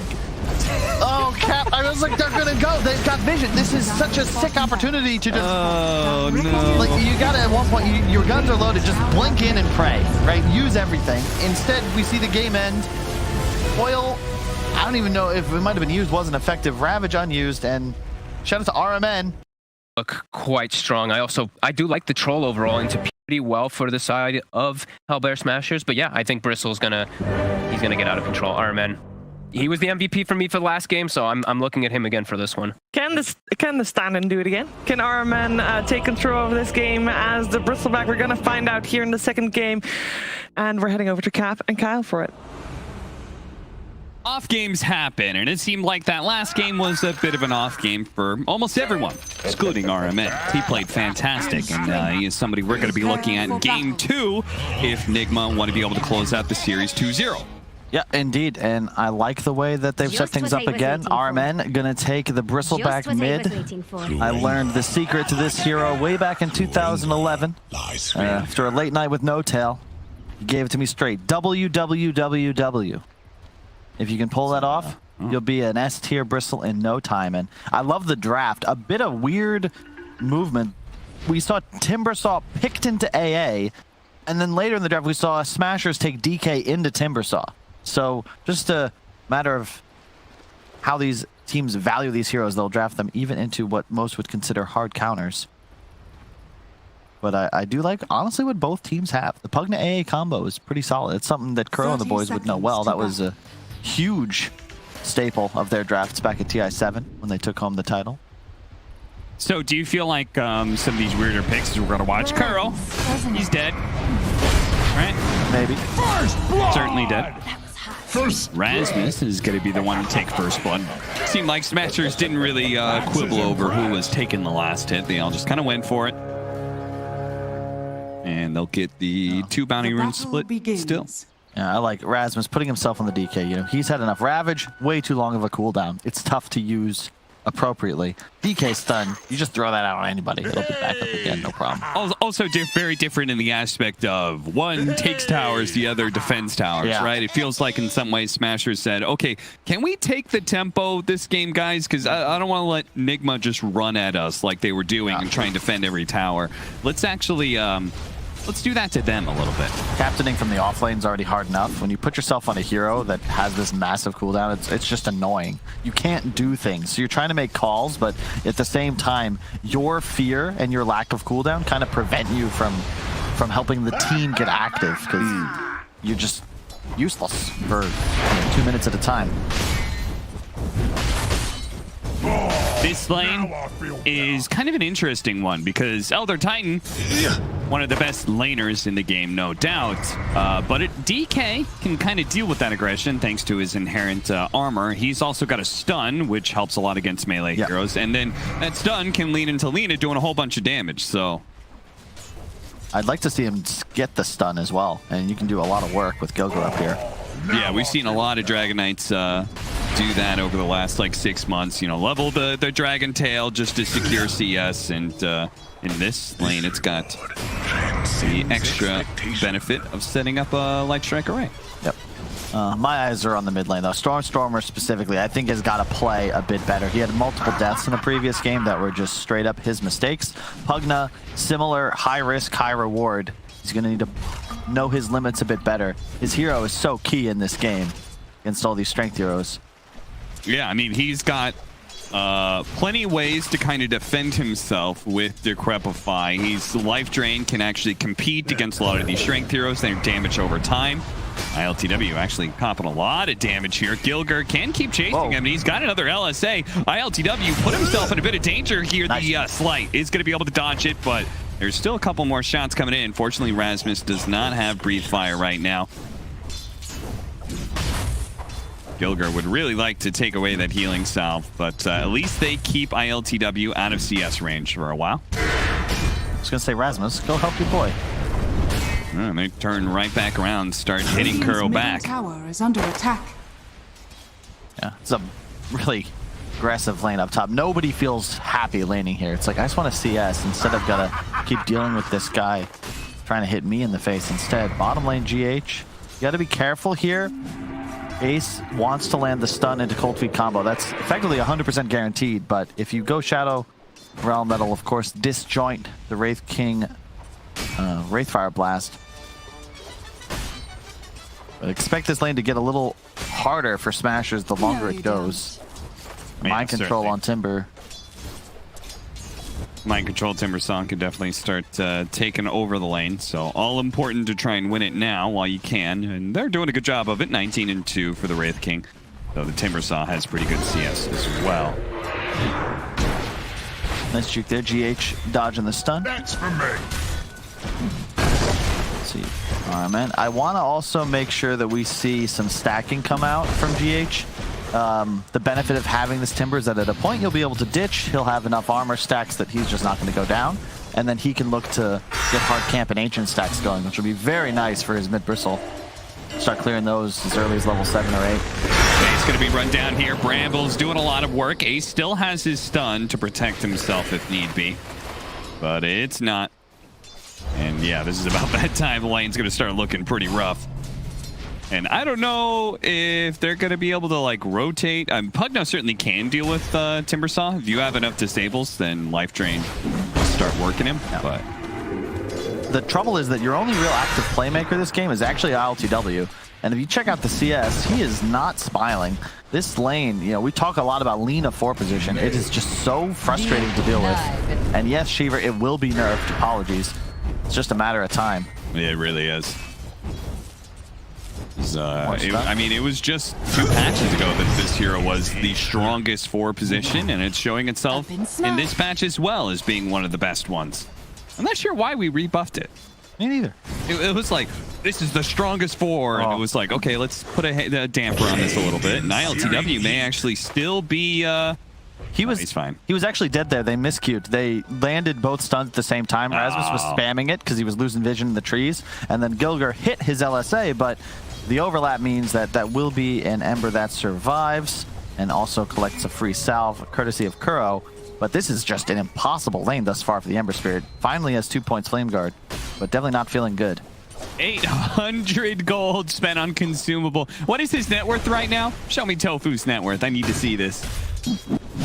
All right, so he's, since the start of the game, he's netted himself about 250 gold. Hey. Could be worse. This is where the Bristleback's lane becomes untenable. You can't really do much against a Stormstormer Pugna that just drains you. Yep. And this is where Stormstormer needs to be able to appropriately pressure. Nice LSA, making use of that added AoE. He's still dead, though, because there was that rotation from GH as Gilger will be found in the jungle. Run. Yeah, you're all right with this, though. Yeah, 3 heroes, and DK's still farming. You can't really do anything to him right now. Yeah, unfortunately, same is true for MC on the Timber, as we watch him just pressure poor Tofu. Yeah, and GH can rotate. What does Tofu do in this game? Yeah. What do you do as an ancient apparition at this point? You're just sad, man. Speaking of sad, RMN, same deal. The big difference here for Hellbear Smashers, and I like this change, they actually have tower damage, Cap. Previous game, they had nada. This time, you can actually do stuff in the mid game. A big part of why that last match was so hard for them was they lost their tier 1 mid and their tier 1 top before they even really got any pressure going. They had to backdoor towers and hit them for 15 seconds just to get the structure damage, and this time it'll be a lot simpler for them. You can see Stormstormer, like, I like that him as a Pugna, he treats taking this tower as like a hugely important objective. He's really trying to take it as quick as possible so he can start rotating around and helping some of his side lanes. Maybe even empty out that mid lane for someone like Tofu, who doesn't currently have a lane to play in. Just so funny watching Armin. I don't think that's gonna... I thought he was actually just gonna decrep and drain there, but wants to go buy his arcanes, I'd imagine.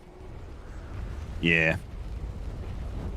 There you go. That's what I expected to see. You can see Armen, he's pulling the creep wave, likely over to the jungle. I think he should have done that a bit earlier. I've seen some Bristles do that as early as 3-4 minutes into the game to make it a part of their rune control, but also allows them to accelerate their farm. Now the tri-lane comes to top. The Dragonite, it's a good time. He's level 6. They just add in the Ancient Apparition. Just another body to kind of join in. It's not like he's helping bottom lane anyway. And they can go ahead and start hitting that safe lane tower together. Yep. Or they're actually going to fake it out here a little bit. They're moving both the supports to mid. Dire's top tower is under attack.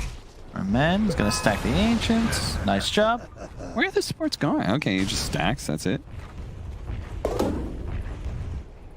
Tofu would love a lane somewhere, but it doesn't really exist. It's a tough AA game. 3 cores that are really happy to just run at you. They do get the ward. Well done. That's something. Ooh. Barely living there, GH. Share in your wisdom, Titan. Dire's middle comes. Okay, is he dead? He's dead. And Gilger very likely had his life traded out, but the DK could still come over and help him, certainly. He's going to hit the stun onto 2, the LSA onto 2 as well. Rasmus keeps him back and keeps Gilger alive. Yeah. Radiant's bottom tower but has that fallen. is the Timber factor we can witness in the bottom lane. There's nothing you can do. It's why this hero is a first pick. It's why they're willing to take it into even the AA counter.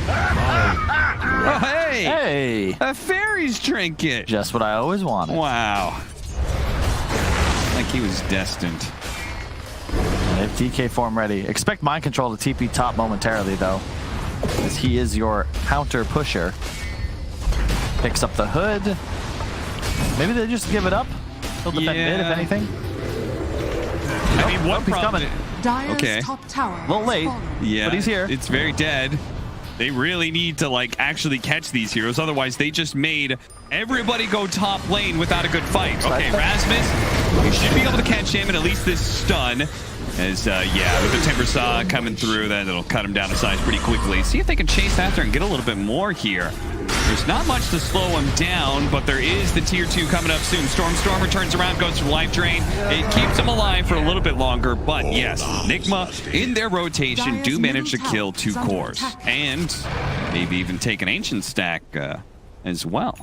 That was really well done by Nigma there. They had to collapse. Like, as you said, they brought 5. You need to be able to pursue and get kills. The downside of the draft, limited disable, but they have incredible damage, and they're just untargetable. MC is actually playing like the role of initiator. So the second kill he's picked up with handy chakram and body usage. I will say, those last 2 deaths are totally unnecessary, right? True. Like that was just a bit of a mystery. I understand Storm's like, oh, I don't want to leave my captain behind and stuff, but like, there's 5 people. Like, you know, you could just take the L. Yeah. It's a small L. It's a lowercase L. When you're healing somebody that dies, it's like that. Yeah, it's like when you ever seen the scenes in the movie where the guy is distracting the lions, raptors, whatever the creature is. He's like, hey, over here. Yeah. And then they start running after you. Oh, yeah. You got to think that far. Moment. Yeah, exactly. Why did I think this was a good idea? Yeah. Because now you've just been hurting yourself. Your frontliner's gone. Mind Control is being chased down right now. He's got a Dragon Tail in a second. If they can actually hit it with stopping him from Timber Chain, they do. And they get the kill. Mind Control falls. A big rotation used, but worth it. Also, love the build from Ace. He's been off-screen farming, but top net worth, and he has the armlet build. This was not a Midas or Radiance game. Armlet. The plus armor, super effective against ET, and it's necessary to be able to go toe-to-toe with heroes like Bristle and Ember Spirit. GH with a handy solo kill. Gilgler looking to change. Tofu's not having a fun time playing this 1v1 game against GH. Ancient Apparition against Dark Willow. You're just like the freest kill. GH, nice jukes here. Bottom tower ensuring that the LSA doesn't catch him, but Decrepify still going to slow him down. They'll eventually get this kill. Oh, Terrorize. He's still got TP. He still does have a TP. He's going to get into the trees and try and TP maybe one Shadow Realm stuff, but they just need AoE damage to kill him. A little bit more space, I guess. Looks like he's playing one of those Aghanim's Labyrinth levels. The traps, which, depending on your group of friends, you either were auto-skipping or always going for. The caster stack, you had to skip those. We had some players who couldn't handle the traps. I was always a trap clearer. Radiant's bottom tower is under attack. I was the person that pinged, like, click here, then click here. You can do it. And yet some people still mess it up. It was a good litmus test. For who could click buttons. Yeah. Oh wow, Echo Saber. Have we seen this? A couple of the regions. Echo Saber after the armlet. It's the efficient build, right? It's so that you might not necessarily be picking fights, but you're always ready to fight, and it does help you scale significantly. Big amount of burst damage. Rasmus, he is very tanky, but Timbersaw, it just makes any of these strength heroes look so easy to deal with. And Dark Willow's another one of those heroes that feels like she cuts down these big tanks as well because she just seems to have unlimited damage. Yeah, most definitely. What will be the play? Let's see. Aether Lens on the Pugna. Yul soon on Gilger. Rasmus just rushing a blink. Poor Tofu, man. He's just getting ran at all times. Yeah, he really is. Cold Feet will get him some distance. Over the triangle, Gilger's being run at here by GH. And now, this is a big kill. Getting Stormer. They're going to use the Terrorize to make sure he can't life drain anymore. And with this kill, quick and fast, is the Hellbear Smashers, they're kind of just playing 4, but not necessarily together, and they're just getting picked off all the time. Well, that's the thing. Ace with his build, I figured would be in a much more active scenario, but it's just really really weird the way this is being played out, because Nigma are playing the draft. Like, look at the tier 1. They're not even bothering with it. They've warded strictly to Slay. They're now going towards mid for the more valuable tower. Arman in trouble, though. Has the hood. He does have GH next to him as well. Here comes Mind Control. They're going to start kiting backwards here. Rasmus is going to be stumped up, and the dangerous thing, Mind Control's coming in, but he's getting a little low on mana. Rasmus building up on the minus armor thanks to the viscous nasal goo. Looks like it's going to be Mind Control who's the victim of the over-aggression. And Ace is actually going to be joining in on the fight now. Almost killing GH. Stormer not able to catch up, though, and they just seem to have... Is it weird that, like, they've got stuns, but it feels like Hellbear Smashers are lacking in disables somehow? They just I was about to say both teams don't really have stuns, but then I'm like, wait, but how do they have so many of them? It's just the lack of initiation tool. The blink should help, but it's just a problem where, you know, the two cores of Nigma are just kind of running rampant, and they somehow seem to find Tofu and Gilger at the start of every fight. It's really just Rasmus that has to be there. Ace has to be there so that they can, you know, stun heroes and actually fight, which allows then their spellcasters to position properly. No, that's definitely what it is. I feel like Tofu's never with a stunning hero. And it's also never Tofu plus Gilger plus a stunner all in the same area, so they could just boom, boom, boom, that hero's dead. You saw the combo. Like, in a DK stun, the Timber died because there was so much magical burst. They don't even need auto attacks. But this is the problem, is that oh, nice deny. Middle tower. They're going to try and go for RMN here. He's facing the right direction, too, for them to be able to burst him down. Nicely done. They've got burst damage to kill any of these guys. Timbersite's actually going to go back into this one. The life drain keeping Stormer alive, but the Terrorize now going to fear him out. He may be rooted, though. Mind Control's not going to be able to catch up to Stormer. They've got some more magic damage, and he's dead as well. Ace actually was able to chase down Kuro. They're still going to try and chase after AlcodeTV, but he's a slippery fella. And look at GH. He's just waiting for the pickoff. He's waiting for one of these supports to be off by themselves or something. Dire's top I mean, this is kind of Smasher's game. Like, if you look at the way that Nigma have been forced to itemize, it's a first item hood on the Bristle, a rushed pipe on the Timbersaw, but they need more than that. And they need defensive dispels. They need Lotuses, they need Yules, maybe even a BKB on the Bristle. Just because of the threat. You know, a stun into the magical burst is just, you cannot live. There's nothing you can really do other than avoid or remove some of these spells. And Ags will be the build-up for AlcodeTV. He has a Maelstrom, but not having the greatest game, to be quite fair. His lane was rough. And the damage output for Nigma will be there, but they need to somehow pick off the supports to start. And now I think that Smashers, they've got the memo. Like, look at this. Fights are going really well when we're around each other, guys. Tofu's like, I'm going to keep you between the enemy now. And this is perfect. Like, look at this. This is exactly what you want to see. They're on the same screen, but Tofu in the safer part of it. Tier 2 items are out. There's the Blink Dagger from the Wraith King. So now, initiation's getting, like, really straightforward for Hellbear Smashers. Double Blink Daggers, double frontline heroes that can create space for our spellcasters to make sure they hit all of their spells. But Nigma, they're going to get on top of him first with the AlcodeTV leading the charge. He managed to find Tofu. The stun coming out, Dragon Tail, the Ice Blast as well. Out of Mind Control with the Life Drain. They managed to burn out the Timbersaw. But RMN is right up in their face. He's doing more and more damage over time to Rasmus, but he's chased away by the Life Drain. The Terrorize is going to be used to make sure the Pugnut is not a factor. Ace, they can't really deal with him, and as they try and run away, here come the Blink Daggers. Ace is going to be able to blink forward as well in a second here. Oh, got hit by the Quills.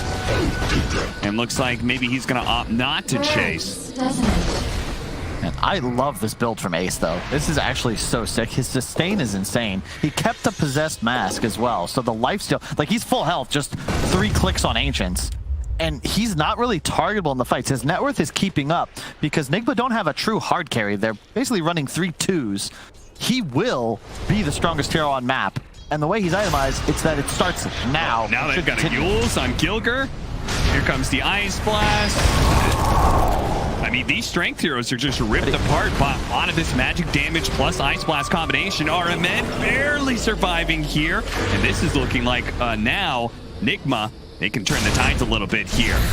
start poking at Ace first, seeing if they can take away his first life. Hellbear Smashers trying to help him out here. The life drain keeps him alive for a little bit longer. Turns around, does a good amount of damage to Mind Control. Resetting up now. Stomp. Oh, managed to blink away before he's hit by that one.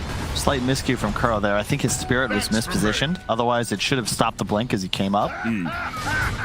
He was facing away, so shouldn't have been able to blink there, but alas, I don't know if you want to fight them anyway. Hold up. Back line, but they found Mind Control first. They're going to get the jump here. A long timber chain through. They just need a little bit more damage, and Stormstormers got that damage to finish him off. Tofu, he will be the victim here, but that is fine for Stormstormers, especially as they get a return kill on a GH who couldn't actually get off the Shadow Realm. He gets zapped down by the Nether Ward. Rasmus sees his opportunity to be able to get fresh initiation onto the Ember Spears. They have chain stuns. He's dead. Triple kill for Stormstormer as they could just keep chasing these heroes down. The only thing that's stopping them from blinking of the DPC PGL Dota 2 experience here in Southeast Asia Upper Division, where I've got a real treat for you guys. I've got D&D on the panel yet again, reunited, and it feels so good. Yeah, thank you. Production was very happy with our panel yesterday, and they said they want to have it today once again. All so here 20 we minutes are. of it. Yeah. Didn't really, have enough time to talk about it. Our panel was actually long.